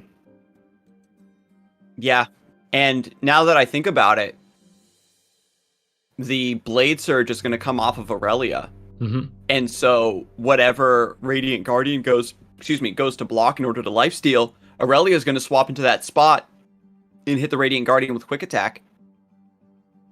And because you set up the double flawless duet, there's actually going to be triple Blade Surge coming through, so that either you use Aurelia to deny the lifesteal, or you use Aurelia to push damage onto the Nexus. And even on defense here, Aurelia could just jump out to eat something right now. It's possible you do it here with Aurelia onto the 3-1 blade to kill the Radiant Guardian. At that point, Yarito has to glimpse beyond and then hope to find a single combat, maybe? I don't know if that even does enough to stop the onslaught here. I wonder, and here's the thing too, is that even if you don't swap with Aurelia right now, the Radiant Guardian still does die to the blade, and that means that you just potentially... Dalton, I think, is just crunching the numbers right now to see, you know, what's the difference between 13 and 17 when I have such a devastating attack potentially forcing through.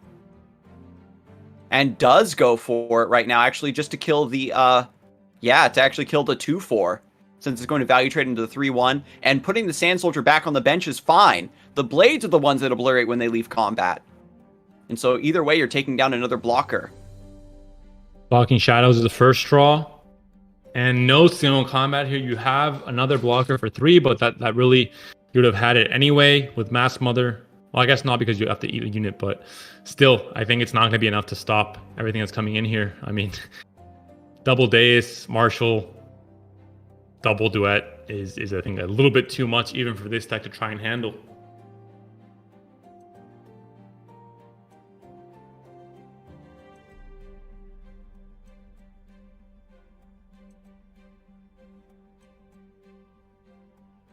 Yeah, and so then we've got another Blade Surge from Aurelia, and Yarito knows the writing is on the wall. The Aurelia with the Inspiring Marshal and the Deus, you know, it's just, again, so much damage coming through. Inspiring Marshal is one of those cards that when your opponent answers it cleanly, when you make that big 5-mana commitment, it can feel like a terrible card. But in situations and matchups where you actually set it up properly and it sticks, it just carries you to victory. Like, tripling the damage of your blades and your Sand Soldiers just makes it so much difficult. Even like Radiant Guardian, right? Stopped getting value trades in order to get through the lifesteal there. And we are back to the same match that we saw in Game 3 of the very first quarterfinal between both of these players. The order in which they won with the Zero Aurelia was different, but they ended up winning both games that they played on it with that deck. And now we're back to this match, the Dragons deck versus Masked Mother and Cythria and, you know, the rest of the gang. We saw in the first game that it was just once you got to that late stage, Dalton played it very passively, and he really couldn't do anything by the time that Cythria came down. The biggest thing here is the draws and the current hand for Yarito. He has to find the right pieces. Mm-hmm. Like the last round, got the Mobilize into Masked Mother, Darkwater Scourge, missed out on that opportunity to play the Radiant Guardian, maybe one attack earlier to get an extra rep of HP we saw, but no follow-up Dark Mother Scourge to combo with the second Masked Mother that was kind of sitting in hand, which could have really, you know, I think carried through there. So there's still a lot of like really clunky draws because at the end of the day, Yarito is still playing a combo deck that wants to get a combination of cards in the late game, but doesn't have like a lot of straight up tutors like we see like in TLC that can run retreat sometimes.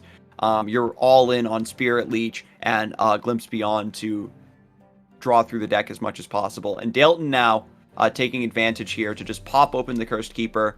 Doesn't want any sort of value coming off of it with the Spirit Leech or the Glimpse Beyond. Yeah, it's usually, I think there was always the case where you always thought, you know, is it worth it for me just to pop this? Because the way that the player probably built this deck, they have a way to get value out of this for free and make it a positive. So a lot of players now with Fresh Nasus as well are just popping it themselves. I think it's just better. You get the Challenger goes up to 3-1. You still obviously can trade with the 4-3, so it's still fine. And there's Shyvana coming down. Spirit Leech comes down on Yarito's side, trying to look for Cythria, does find it. So most of the combo pieces are here. You have the Oblivious Islander to make this Matron go down to 7, and then you can get, you know, pretty much everything popping off by turn 7. Yeah, the pieces are there, and even like a mobilized top deck. Dragons, again, a very slow deck. They want to get like a wide dominant board and then use that to get the advantage and start closing in for lethal. But this deck doesn't have like rallies, no Dragon Guard Lookout, no Golden Aegis, for example, in order to rally and like take advantage of that those stats on the board right away. And that means that Yorito has windows of opportunity to cast Mobilize without getting like significantly punished for it if those top decks start to come through. Very interesting Mask Mother here, maybe hoping to dissuade the Shyvana from attacking and really getting a lot of impact on the board right now by getting the extra stats on the unit. Yeah, she's already buffed up. And she's going to get another +1/+1 when she attacks. And so being able to stack up against that, you're just asking your opponent, okay, do you got Sharp Sight? And attacks. Dalton's going to go for the bluff. At the end of the day, you want to keep your opponent's board clear, I think, right? Because if you can't stop the matron combo, if their board isn't super wide, then there's only 2 or 3 units you have to deal with. When we saw in their previous matchup, Dalton was playing very passively. Yorito's board was actually completely full, and he had to use single combat to suicide units in order to make room for the Spectral Matron play. There's a Glimpse Beyond, hoping to draw maybe more combo pieces, maybe finding that Mobilize like you mentioned before, but there is going to be a Concerted Strike. Maybe I'm not sure how valuable it would be in denying a Glimpse Beyond, but we'll find out very soon if Dylan finds it to be worth it. I don't think it would be, especially considering how big Yorito's hand is right now. It's not like he's really devoid of any of cards to play for the next few turns.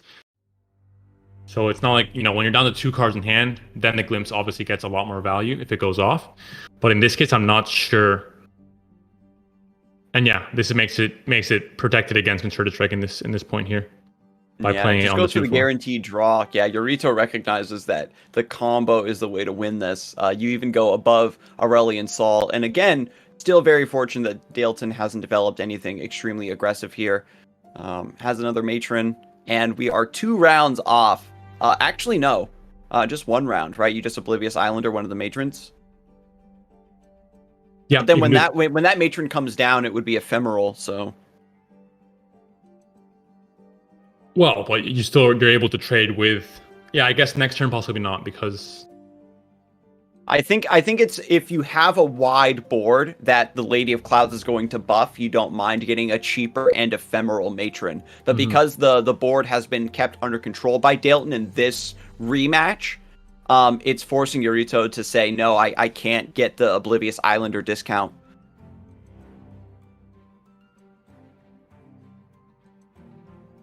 Already having the Spectral Matron and the Lady of Clouds in hand, though, maybe devalues the card draw just a bit. But I think going for the draw there means that Yorito's probably hoping to get a Mobilize. And Dalton now, with the Eclipse Dragon on 7, has a next round and maybe top deck Aurelion Sol. And if you don't get it, you just play 5 mana Eclipse Dragon that reestablishes that dragon discount.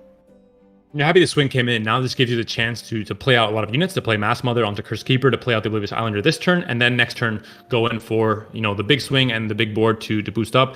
With 3 mana, there's nothing that Dalton can do to interact with his board right now until Concerted Strike is available next turn.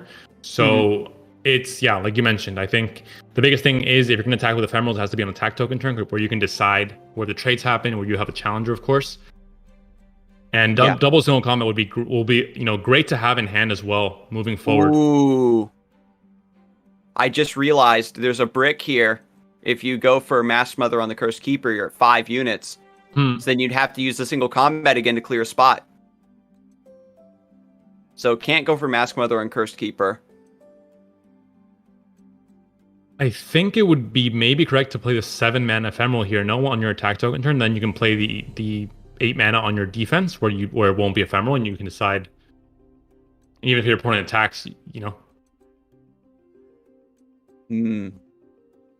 But again, what's nice about this is the Lady of Clouds still has still comes in as a 10/10, and because Spectral Matron summons the copy from the hand, it comes into play and gets boosted by the Lady of Clouds as well. So it is a 12/12. So you're going to get these big dragons out of the way. And even though what's left over isn't necessarily very threatening, by swinging the board back into your favor against a Demacia deck like this, they can't come back against this board state. I guess the stats are so big that even if you're challenging the biggest unit, you're not trading 1 for 1. You're going to still survive. So it is correct to play the non-ephemeral one here. I'm always just flabbergasted about how big the stats are with Cithria. immediate 12-12 to start things off. Yeah, and then you've got Concerted Strike to take down the 12-12 and just go for the trade here. Gonna save. It looks like that Dalton's actually looking to save this Hush for like when the stats are really out of control, or like there's a 24-24, right, matron that is like knocking down your door here.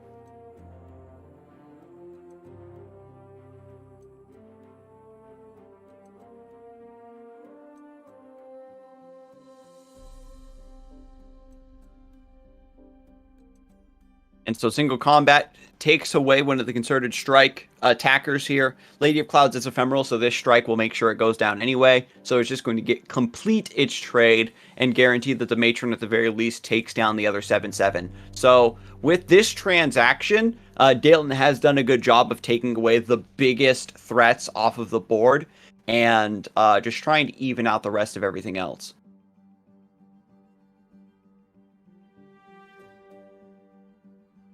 And of course, you still get the Curse Keeper popping, so you still get some extra units on the board, and you still have a wide enough board to find value with maybe another matron coming down onto another Cytheria. Yeah, because you aren't like summoning the card and making it ephemeral, right? You're bringing it. You're creating a copy of it, so you still have that same Lady of Clouds in hand that you can continuously use as a, as a source for this combo, and it just resets up. And again, as you said, the ephemerals on defense are fine, because it's just a big stat that's going to keep your opponent from attacking you anyway. And now with Mask Mother, you get to keep those stats. And now you've got a 14/14 Challenger Fearsome. That's the biggest thing, especially on this 9 mana turn when you have the 7 mana matron, the discount, then it just works out perfectly with the Mask Mother as well to make sure you can save these stats. And I mean, there's really not much you can do here this matchup at this point. Like, when you get to this point, there's really, again, I played against this deck for the first time yesterday with Deep. And Deep is a deck that has stats, right? That's the whole purpose. You go deep and you have the big stats and you win on board, but it wasn't the case. It was just completely unwinnable. I had a huge board of sea monsters, and I just was facing a blockade of like 24 HP on each unit that I couldn't push any damage through. Yeah. I was playing Sundisk, and I got the Emperor's deck, and then they did the combo, and I'm just like, oh, my value cards aren't doing anything. Like, even like the Eternal Gladiator, the Emperor's deck card that strikes something at the end of the round, isn't doing enough with its 10 attack. And I'm like hyper drawing through the Emperor's deck to get Sandstorm just to clear 3 giant units, and I'm decking myself. That's how I lost the matchup twice, is actually deck out Emperor's deck. But meanwhile, to get to the game at hand, we still have the Challenger units pulling all of the blockers to the side, and now you've got a 28/28 Mask Mother threatening to punch the Nexus for lethal. Dalton has double hush. Double hush the dream. But you're only preventing the lethal. You don't have any more threats left in your hand as Dalton, and no Aurelian Sol in sight to bail you out with a big Celestial potentially. If he survives one more turn, then he'll tie, and you'll be able to see what I saw yesterday, which was units in the 60-something attack range, which is like the once the 4th Cytheria comes down, basically. The record I saw, I think, was like a 190-something attack Spectral Matron. But you got to remember, Hush is temporary, so the stats are only just taken away here. For one repetition of combat, they're just going to grow right back up. You had lethal with Cytheria attacking, I believe. Because you can't hush the Cytheria. It was still 10-10 stats base. I'm not sure. Was he at 16 HP or 12? If he was 12, you had lethal. But now we've got the real Lady of Clouds coming through against Aurelian Sol. Oh no. Like the meme, show me the Lady of Clouds. No, the real Lady of Clouds. Don't surrender. Play the other Lady of Clouds. Double it again. Double down. It's like blackjack. Let's go. A little bit of lifesteal. I think, Scar, you need a little bit of lifesteal at this point. You're at 10 HP. You're a bit worried about losing the board here if you're Yarito. you need that Radiant Guardian to come in. I mean, yeah, if you play Lady of Clouds, you get punished by Sky's Descent. I think there's no longer a way to activate Radiant Guardian because your units are not going to die the rest of the game. It's actually impossible. But Yarito takes game 3, wins the series, moves on to the grand finals. That is the end of Daleson's journey in this tournament. Again, the matchup I think seemed unwinnable in both cases that he played it. So I think it wasn't really up to the player in this case. It was up to the lineups, and Yarito had the favored lineup in both of these cases. And he moves on for the rematch now against Spikes, who's been waiting very patiently in that winners final or in that winners bracket, winners side of the tournament, and now the grand finals will commence between both of these players. Yeah, so again, Yarito and Spikes meeting now with the rematch. And we're going to get to that grand finals here after this break. So stay tuned.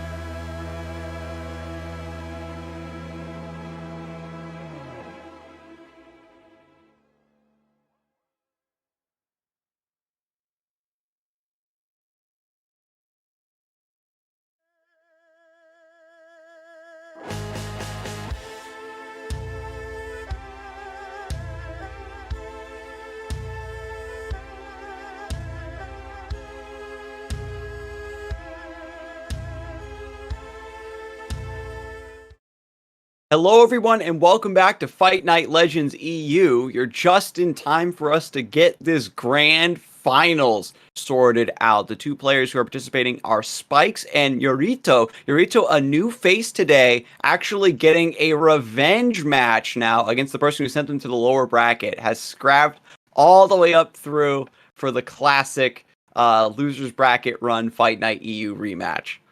And of course, as a quick refresher from that winner's final, Yarito played Zero Aurelia 2 times, did not play the Cithria deck at all, and both times lost to Spike's Dragon's deck and to Spike's Trundle Lysandra Control deck. Trundle Lysandra Control is a deck that would seem favored in theory because it has board clear, etc. But from what I've seen, from different stats and stuff, it seems like it's just too slow. And the way that Trundle Lysandra, that Zero Aurelia plays with units that don't stick onto the board, they just provide value kind of in a burst attack kind of way with the blade synergies, etc.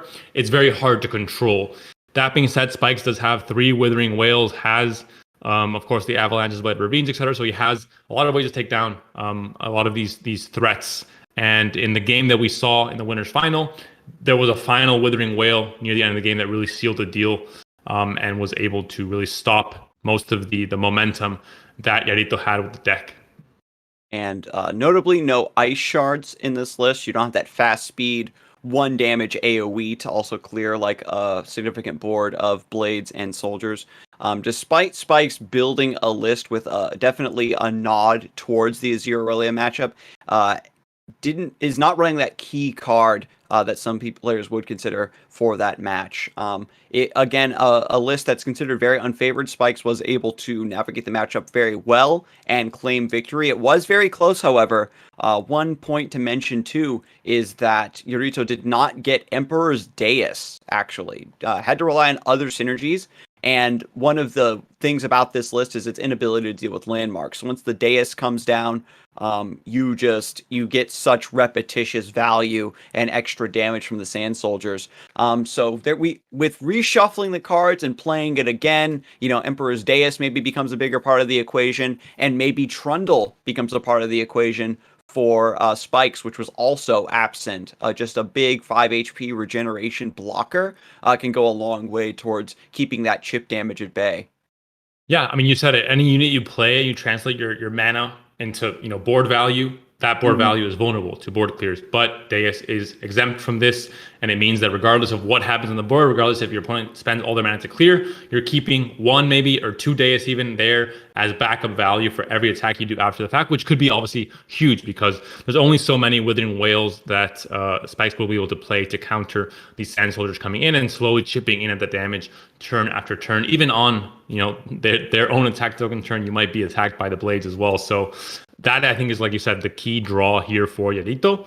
And we'll see if he can find the win on that deck. And then we'll see, finally, Cithria maybe getting a showing against Spike's lineup as well. Quick reminder, we are in the grand finals. And, of course, Spikes has not lost yet in this tournament. So if he were to lose in this first best-of-3 series against Yarito, he has the second series. He has a bracket reset. He has that fail-safe. So Yarito will have to win 2 best-of-3 series against Spikes. If Spikes wins the first one, that is it. He is the winner of this tournament.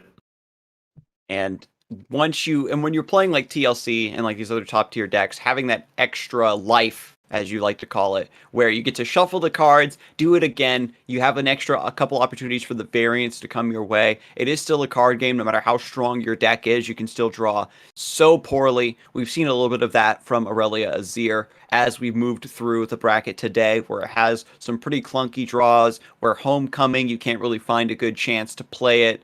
And it's one of those cards, same with Inspiring Marshal, where the upsides are so strong if they land at just the right time, but if you misplay and set them up where they aren't safe, it could spell doom. One thing I am looking forward to, and we talked about earlier in the bracket, is Ruination being a part of TLC, being able to counter the Lady of Cloud stack. If we can get that matchup going, then I think that it gives Spikes definitely an edge in the overall scope of matchups, not just when you look at individual decks.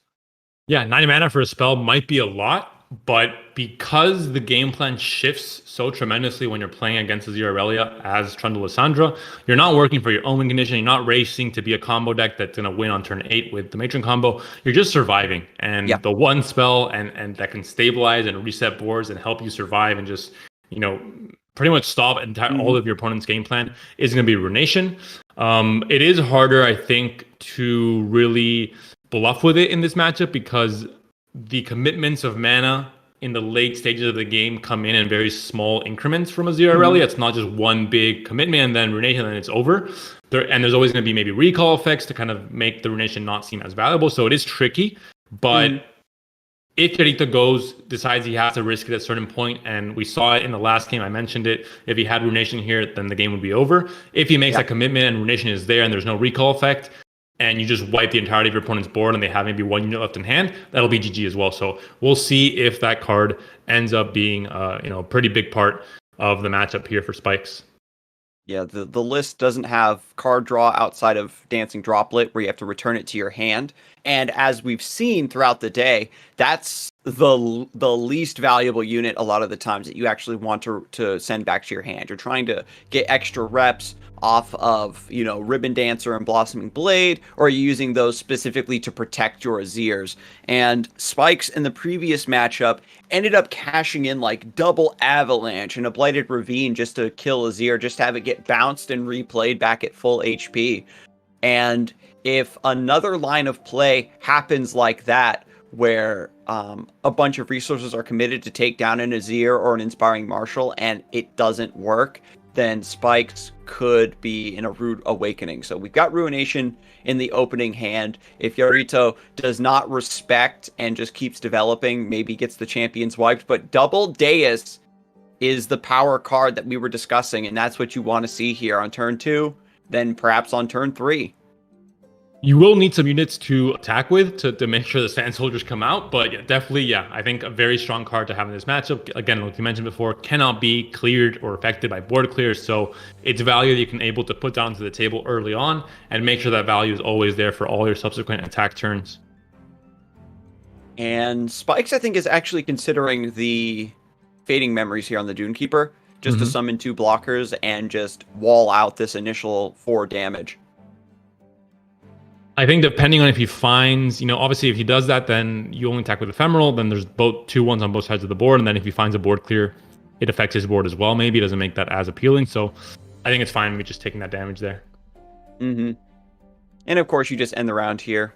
If there's just 2 more damage coming in at the start, then it's kind of bad. And now with the development of the Deus, I think this go ahead, let Spikes maybe Vile Feast. That way your opponent can't open attack to get a soldier. They have to develop something else, which gives you an opportunity to maybe top deck an Avalanche to wipe that development, or just play a better blocker on top. Spike's list has a couple Avros and Sentries, a couple Tavern Keepers, and doesn't go for it. Wants to invite this open attack, actually. Thinks that another rep of 4 damage isn't that big a deal. As the Withering Wail, of course, to play around it. I love this Deus play here, of course. You're passing priority without committing anything else to the board. This is again the magic of this landmark. And now this forces maybe the Vile Feast to come down, and then you play your second Sand Soldier. So, and you can even, I guess, Shapestone I think wouldn't make as much sense here, but you would still just be trading the Sand Soldier to the Spiderling anyway. So now you play the second Dunekeeper. And now this is going to give you even more Sand Soldiers, a wider board. And Spike's just like, okay, do you have Avalanche? Now you've tapped under Withering Wail. And what seemed like a really strong Withering Wail because of that play with the second Deus, that's what Yarito's looking for, is saying, well, what are the chances of you having double Deus and also 2 1-drops? You get the Avros and Sentry to chump here. So it's not terrible, but still a lot of early aggression coming from Yarito, and the double Deus is going to give so much long-term value if the top decks are right. And the will this early on, I think, is not really optimal. I mean, I think you do want to be hitting other units aside from the 1 health units so that you're able to... We saw it before with Azir coming down, and then you're chumping down Azir with Avalanches, with Whales, and that 1 point of damage does end up mattering because there is no healing. There's recall effects, of course, but there's no actual healing in the deck here for Yarito. So all that damage does matter, and getting that Whale onto Irelia's, for example, or Azir's does matter as well. But it looks like it's just days here for Yarito. And this, just wants to pass, doesn't want to commit, has triple, and this is again another situation for Spikes where it's like, okay, if I want to take the value away from the dais, I have to make sure my opponent's board is clear. But now you're just developing into your opponent just having a 3-drop or a recall effect to sidestep your removal anyway. And this is where the Withering Wail actually maybe matters a bit more because the board is wide. We talked about holding this for the right time. You might need to take this hit as well. And you save Withering Wail for when the blades are and the Sand Soldiers are getting buffed by +1 or +2 or +4 attack in the later stages of the game. Because Spikes is not going to be ending the game and is looking for survival, it's a foregone conclusion that Yarito's deck is going to hit that overdrive state with leveled up Azir in play and perhaps Aspiring Marshal as well. And then the wide, also high attack swarm is needing to be wiped here. I look at Ito just, clicking on his deck, making sure he has champions in the deck, because this is, comical maybe that he did end up finding all 3 dais, but there's a problem here. You need to commit this mana to bigger threats. I mean, this is all just very vulnerable, and you're not really doing much. You don't have, obviously, if you have any kind of blade synergy here, you're just popping off because you have, 3 soldiers every single time. It's insane, but you don't have that here. You use your attack token, that's it. That's all your threat for this turn. And uses the Shape Stone to survive the Withering Wail, push through 5 damage to offset the healing, and then can still play Lead and Follow. And so this is going to be 1 mana, summon 5 units, and attack once again against this Spiderling. And this is where it does matter more. When you have the Blade Synergy, then you're able to really capitalize on these triple dais.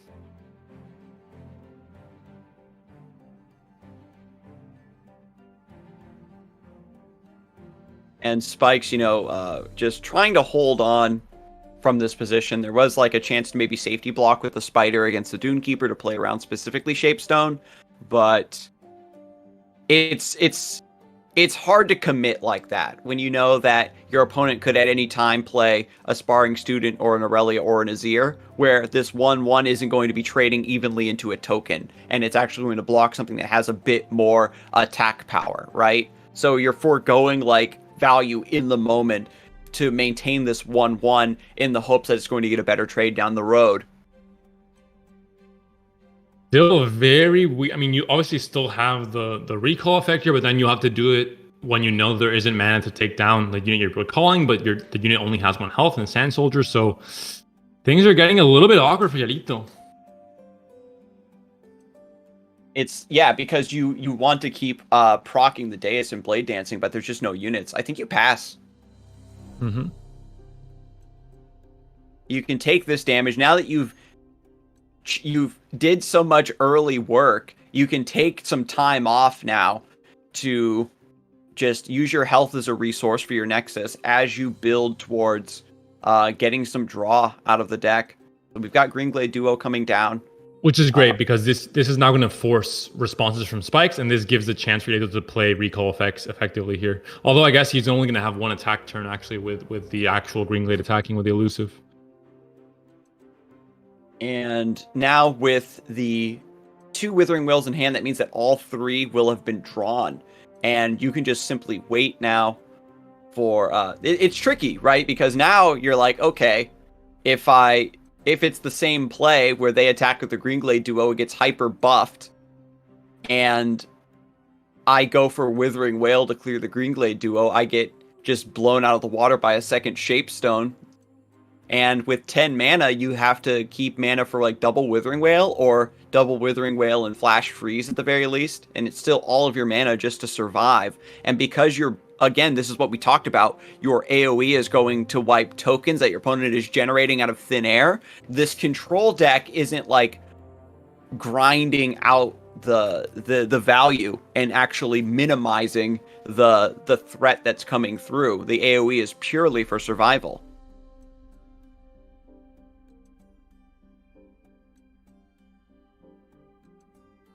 I mean, with 10 mana and 2 Wails, I think you're feeling fine. If you're Spikes, you do have to wait until the attack is committed because that's the most important thing. There's only 1 attack token here. There isn't really, there's a chance to have a Blade Synergy after the recall comes in, but this is the most important thing here, I think. Yeah, and with the they do Withering Wail with no Shapestone. Naruto maybe tries to go for lead and follow, and then you have to put the second Wail on the stack. And then you have the retreat that still. That doesn't get bounced, and you have retreat. You play retreat first because the lead and follow is more important. Because you need the blade synergy, right? So you play retreat first. This gets wailed possibly. Mm-hmm. Although no, I don't think you do. You don't care about this. This takes away the attack token. This is everything you really cared about this turn. Yeah, you just don't want this Green Glade duo to hit you. So if they're just going to do that, then you're fine.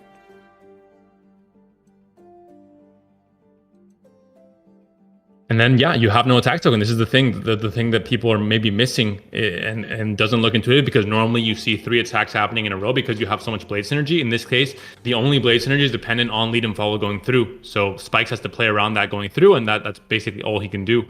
And I mean, hope the top decks ready though don't start becoming better, because right now they're pretty damn bad in terms of not having anything that can really capitalize on these 3 days.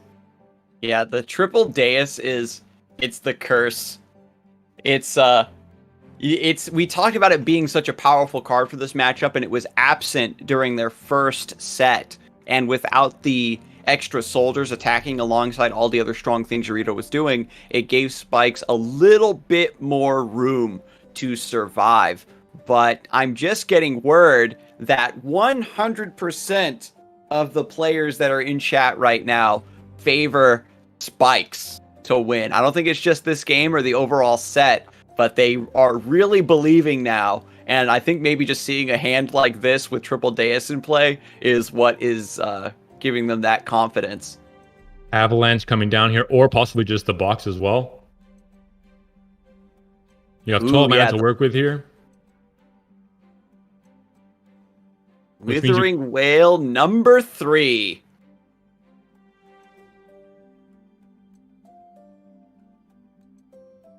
And we've seen it before in tournaments. If you're gonna be the winner, you have to draw like a winner. So the triple Withering Wail coming through, not only stopping the wide board here, also prevent, like, just healing some damage and offsetting some of the early work that Yurito's already done. And I guess when you look at the other side of Yurito's perspective here, when it comes to draws, there's nowhere to go but up, right? Spikes maybe showing us that Ice Shard isn't necessary. As the box has an Avalanche in hand, has triple Withering Wail. We haven't seen Kindly Tavern Keeper or Trundle yet. And is just looking to survive.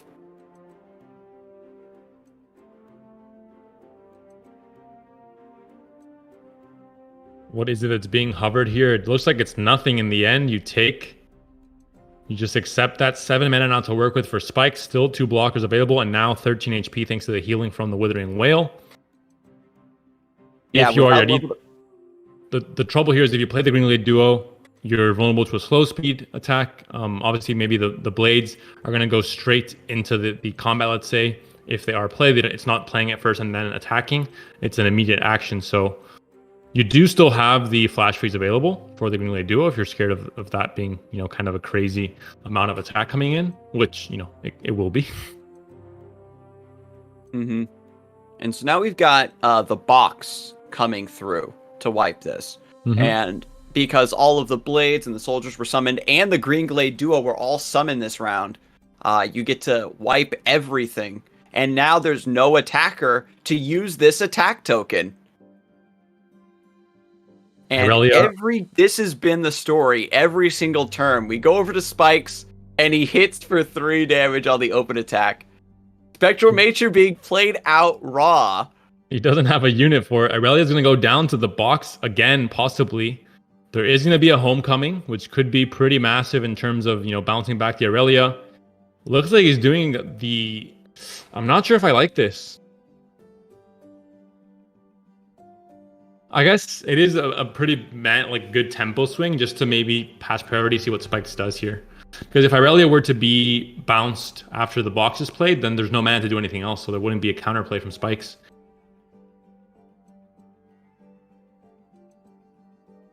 And so by bouncing the Matron, next turn Spikes can maybe play it alongside another top deck just to get 2 chump blockers. And then it'll be the second 8 drop to actually level Lissandra. Again, that's not really the goal in this game. It's just a nice thing to have. Because once Lissandra's leveled up and she's in play, the Nexus is tough. You're getting free Ice Shards for 0 mana. So you're just using those to wipe the Soldiers and Blades. So I think that the clock, unfortunately, has run out for Yorito. The triple Dais showed a lot of promise, but the top decks to combine with this were all units that were so vulnerable to the Withering Whales and the removal.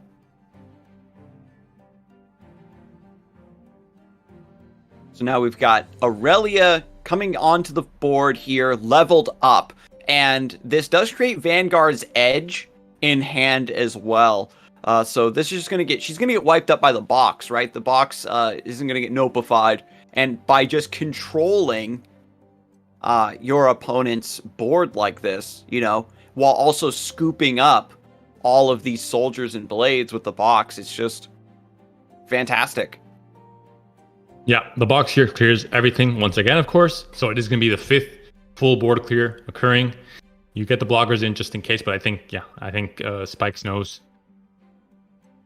There's not much that can happen here. There is, again, like I mentioned before, no health buffs in this deck. There's only recall effects. That's the only kind of spell counterplay you have. I know, right? There's like Blade Surge Aurelia into combat and Shape Stone, but we're just going for another repetition here. So now with 3 HP, this Aurelia might be the one to stick. You can do Vile Feast here, and then just set up for an Avalanche maybe to wipe her as well. And then, like, I think you're pretty sure that Yorito has nothing left. They have 1 card in hand, and then there's Blade Surge, Flawless Duet. And if you do the Vile Feast now, it maybe gets notified. But what it does do is it means that there's not a target for Aurelia to swap to get away from the Vile Feast. So I think you just try it out now. I suppose, too. Matron would level up Lissandra and would make the Nexus tough, which suddenly, you know, all this, because Aurelia is not really the threat. The threat is, you know, all of the Soldiers are coming with the Blade, with a Flawless Duet. That's true. But once Nexus is tough, then you remove about that. all kinds of shenanigans to remove Aurelia, but you just say, never mind. The Blades no longer matter. And even Aurelia hitting your Nexus, you're only taking 3 damage.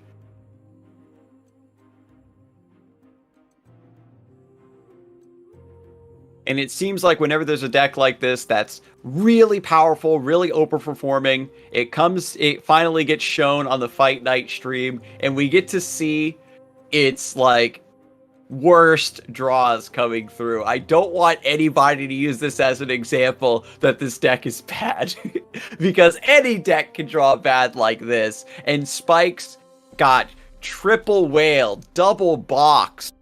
Even in the last game that they played, he had triple Avalanche to kind of keep things under control. And getting that free turn win once again with TLC into what is supposed to be an unfavored matchup sets up Spikes for a potential another victory here in the first set of the Grand Finals. I'm going to take the honorable route here and take full responsibility for what happened there, because we gave the caster blessing. We said, you know, Yorito has to draw a Dais to get some value in this matchup, but he drew all 3 of them. We gave him too many blessings, too much power, and not enough units, so he couldn't really get the payoff there. So we'll have to relax, Scar, next time. Let's not be so biased. We can't give so much positive energy, because sometimes, you know, a positive becomes a negative, and the hand and just the general game plan was too far onto one side for Yorito. Yeah, and even like being forced to homecoming to send the Matron back was just Yorito just signing his own death warrant there, where you're just giving the free level up to Lissandra. But you can't block the fearsome Matron, and so you were like dead either way. But we've got Sparring Student alongside Dais. This is looking a bit more balanced for Yorito to try to take down the dragons. Right now, we've got Solari Sunforger in hand to get a little bit of healing, but a very strong just defensive curve. You don't care about... It doesn't matter that the Dragon Chows don't have any attack, because they're blocking fake units anyway. And the same thing happening again. Yarito committing to this Azir Aurelia deck both games in a row, not playing the Sith through a matron deck at all. Even against this Dragons deck that could have been potentially, a matchup that we've seen him win 2 times already against Dilton. But again, there isn't, any kind of extra prize money for winning certain games in a series. You have to win the full series. So I think it doesn't matter too much in this case. And not just that, you have to go for the bracket reset if you're Yarito as well. So a lot of work ahead of him. Match point right now for Spikes going into this game 2 of the series. If he wins this, he wins the tournament. And Yarito has to try and find a way to get, the 2 series reverse sweep happening. Mm-hmm. It's important to note, too, there is a small visual bug with Sparring Student and Dunekeeper. Sparring Student is, I believe, a 4/4 right now.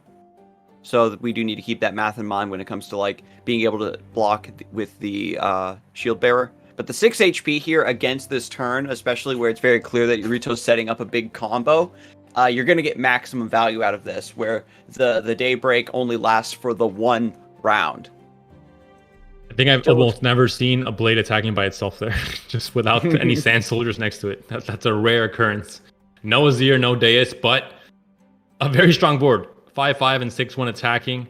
No single combat. Concerted Strike in hand, but cannot be played this turn yet, of course. And we'll have to see which of these units it does target if it is played anytime soon. So opts not to give value to the Sparring Student. Takes it on the chin. Thinks that the Sunforger is going to live here, trying to save the day. You do have this other line, right? With playing Shyvana to eat both Dragon Chows, draw 2 cards, and then swing in and potentially level up. Very, very dangerous line. You're going down 2 defenders as well. But the Dragon Chows did, a lot of work, I think, just defending earlier.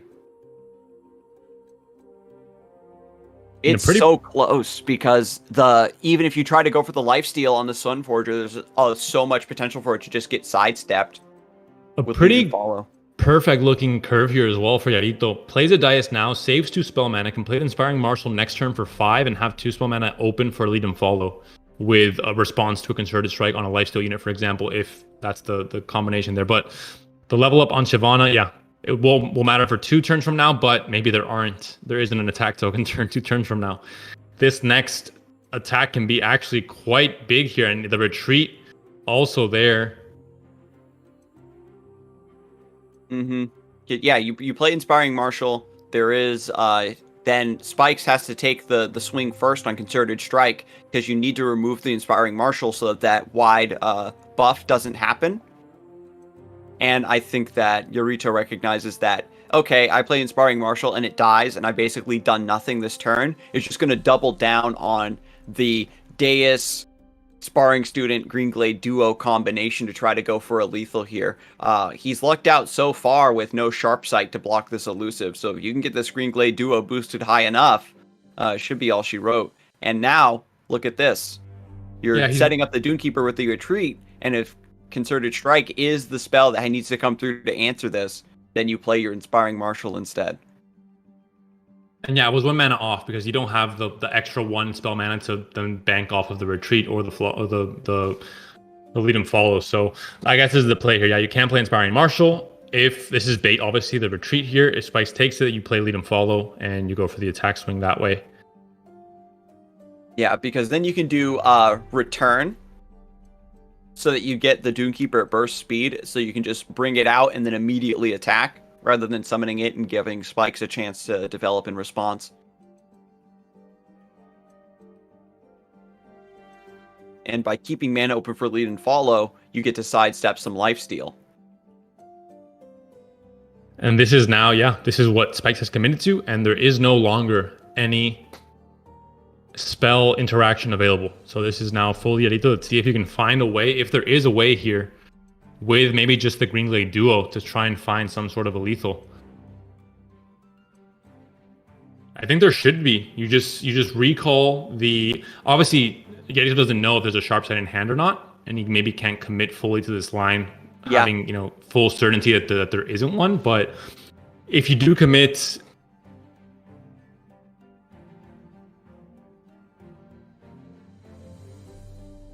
I think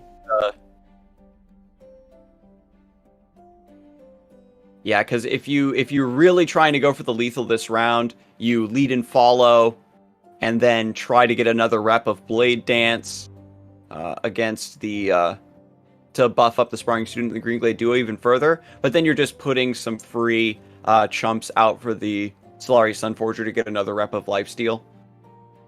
The problem, he would have had to play lead and follow before attacking. He would need to get all the blades onto the Green Glade Duo first. And that's obviously knowing that there isn't a Stone Combat or a Sharp Sight. That would give you 100% to win. I think there's nothing that Spikes would be able to do. But because he doesn't know this, he is going for the attack token turn first. And now this gives a chance for there not to be lethal. There's going to be... you can stop the lifesteal if you want, but it doesn't really make sense because then you just want to blade dance or use the blade effect after. And there would still be a Sunforger there.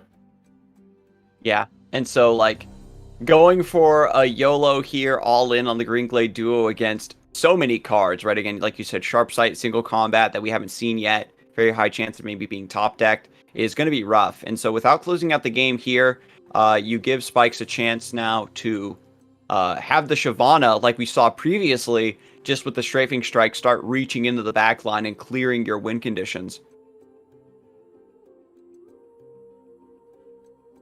And the Deus coming out of the deck to mock Yurito once again.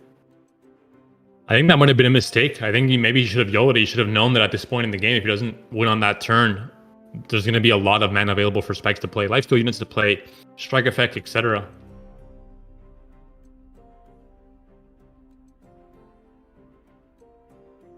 You can now silence the Green Glade Duo as well here. Yeah, that's right. Because like even against we were talking about like Sharp Sight and Single Combat, but when you give more mana to Spikes, it opens up like Hush and a bunch of other lines too to ignore this. And now with Strafing Strike, the Green Glade Duo is dead guaranteed. Mm-hmm. So it was like, if you really think about like the mathematics of what are the odds of this happening, you need to take that chance. And unfortunately, Yurito maybe just a little bit tilted, to be honest, from the previous match, and just trying to rely on some better synergies here than going for a YOLO all-in play. Just maybe blinded to it. Because this will be twice now that, you know, his Aurelia Azir has lost to Trundle Lissandra, where it's supposed to be a matchup where this deck just really punishes and pops off and just get the worst draws of all time. But I think with the Equinox, I don't think you have any hope of punching through against this Dragon list anymore. I mean, if Spikes misses a window of opportunity to develop another lifesteal unit and decides not to because he thinks he's safe, maybe you can sneak.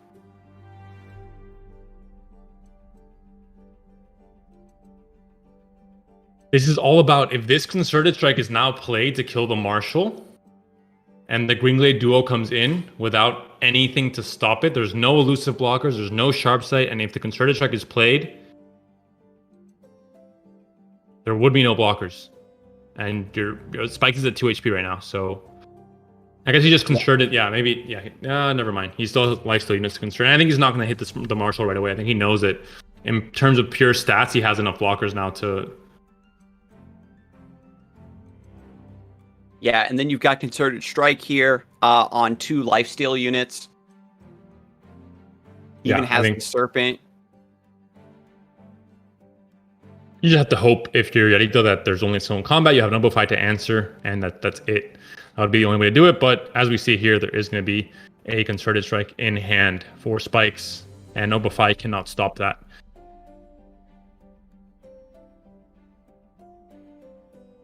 Yeah, there's not even... Yeah. So, no YOLO from the last round to try to go all in on that Green Glade Duo. Gets a second Miracle Green Glade Duo, but Spikes does have the answer, again with the Concerted Strike here, to clear this elusive.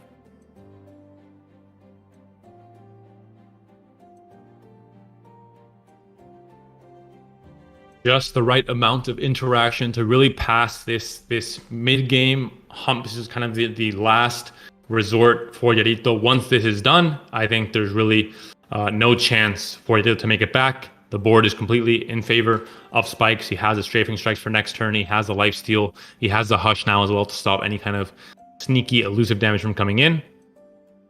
And just cruising, right? You've got the strafing strike to clear Inspiring Marshal. You can suicide the Serpent by just taking the Dune Keeper or the Green Glade duo, right? Because you don't want it to get bounced and cleanse the silence. And then Radiant Guardian comes down after a unit has died. And then you're just pulling massively ahead on top of that, because this is going to be second Green Glade duo. Dancing Droplet is still just 1 damage that you can just take on the chin, especially with all this lifesteal going through. There's an Opify for the Strafing Strike. It is a 3 mana spell.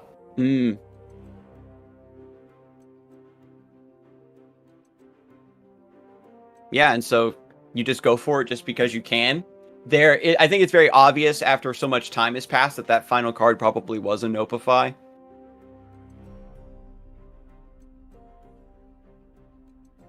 And now it's the same thing. Aurelia comes down. Sure, you can Flawless Duet, but the lifesteal comes through. Aurelia can't stop Radiant Guardian.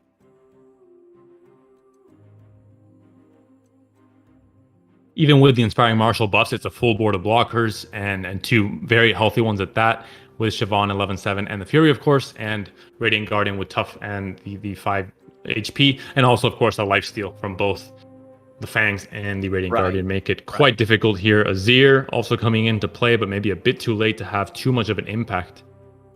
And if you actually pass there so that Aurelia does get the buff from Inspiring Marshal for this round when you have the attack token, then maybe you can threaten a little bit more with the Blade Surge to, again, swap into Radiant Guardian to sidestep that lifesteal if you're trying to really push through here. But so much is just going to be coming through off of the blades as well. With an empty hand, there's nothing to play around. Concerted Strike comes down immediately to clear the Azir. So that's going to be -1 soldier and -1 attack on all of the tokens that are about to be generated. And Dragon's proving, right, with the amount of lifesteal that these lists have adapted to include, thanks to the resurgence of Radiant Guardian, right? It took a backseat after the nerf. And it's just so important now with the lifesteal and tough. It's tailor-made to rule this matchup. And so when you have the Fangs and Solari Sunforger to carry you through the early mid-game to get to Radiant Guardian, that's all she wrote. Surrender comes in, and Spikes is our Fight Night champion. UK finally, where it deserves to be, at least in Spike's mind. Coming into EU Masters starting soon, definitely, I think, a good confidence boost for him as a player and UK as a country as well. We'll see if that is going to be the case there. We're going to ask also Spike some questions. We're going to have a small winter interview to ask him about, obviously, his performance in this tournament. I think one of the cleanest tournaments I've seen him play. We've seen him on Fight Night many times. He's definitely a good player, of course, but I think this tournament really showed, winning against Azir Aurelia with TLC 2 times. Maybe the second game was a very fortunate hand. That is maybe the case, but still, I think his play was very, very clean. Made very few mistakes, or maybe none at all, in the entire tournament. So definitely big props to him. I think he played fantastically, and it shows that the decks he brought, very tried and tested, ended up enduring against, different decks in the meta against Azir Aurelia, and still came out on top. So overall, I think, again, just that's what you need. You need clean plays and good draws and a strong read on the meta. TLC has been a deck that, isn't as heavily talked about when it's compared to Aurelia, Azir, or Nasus Thresh, but it is still a monstrous list and a powerhouse for the metagame. So I'm glad that, Spikes is still sticking to that deck and is able to pilot it to success. So we're going to go to a quick break, and we'll be back with that winner's interview. Stay tuned.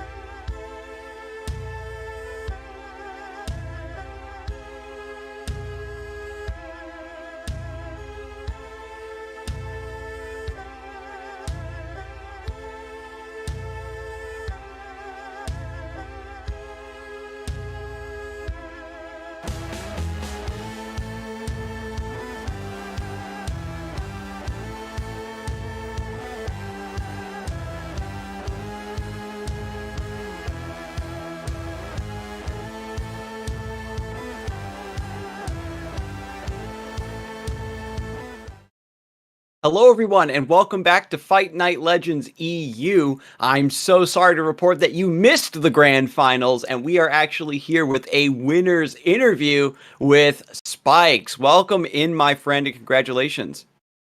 Thank you. Thank you very much.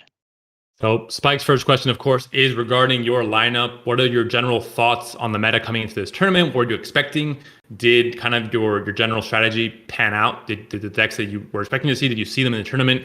What was just the general outcomes of the prep coming into it? So actually quite the opposite happened from what I was expecting. So I actually came into the tournament thinking a lot of people would try and counter Azir making it so that people probably are like reluctant to bring it. Mm-hmm. And then actually quite a lot of people still brought it, and I ended up going undefeated, even against which I think is a terrible matchup, TLC against Azir but I went 3-0 against it, so. Yeah, the draws were insane. You had the right removal at the time. We were speculating about like the absence of Ice Shard being a main deck card was like a big factor, but I think that you did a really good job of pacing the removal despite, how difficult that matchup truly is. But you weren't expecting Aurelia Azir. Were you expecting more TLC mirrors perchance? No, so I was actually expecting people just to go for like deck that kind of counter it, like maybe something like Discord aggro or like dragons, Ezreal Right. Draven. So just and TLC's all pretty good into all of those. And I think I'm like a good TLC pilot as well. But yeah, about Ice Shard, I would say I think I've said it before, but I think Ice Shard a pretty bad card in TLC. Like if you want something like, I think Box is just like pretty good in this meta as well. So I ran 2 copies of Box. Talking about this win here, we saw it mentioned in chat, and I saw it as well. It's your first Fight Night win, so again, special congrats for that. You've been, I think, playing. You've mentioned 4 tournaments already, and we've seen you many times before, but this is your first win, and you did it in a flawless victory. You haven't dropped a single series or game even in this tournament, 8-0 to do it. So huge congrats. Is there anything? Do you think you just played really, really cleanly today, better than usual? Or did everything just click?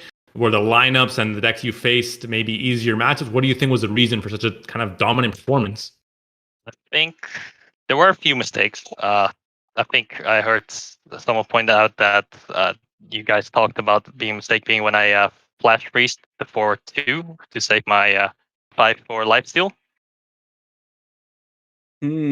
Our memory might be good, but I think it's not that good. There's a lot of freezing, a lot of but So, yeah, no, I'm very happy to finally win a Fight Night. I've not won like Fight Night before, and I think I've not won a Legend of Runeterra tournament in general before. Like I've come close, like tops quite a few, and like came second in like RCO one, but no, I've not won any before, so it's great. Ooh, well, yeah, definitely congratulations for that. I'm glad that, Fight Night EU has had you back so many times and that we are able to be your initial victory. Well, this is where the legacy of Spikes all got started, and now it's nowhere to go but up from here, right? I think that once you get that first win, we've seen a lot of tournament players, like, they really start to spike and start taking a lot of events. What other events are maybe you're looking forward to?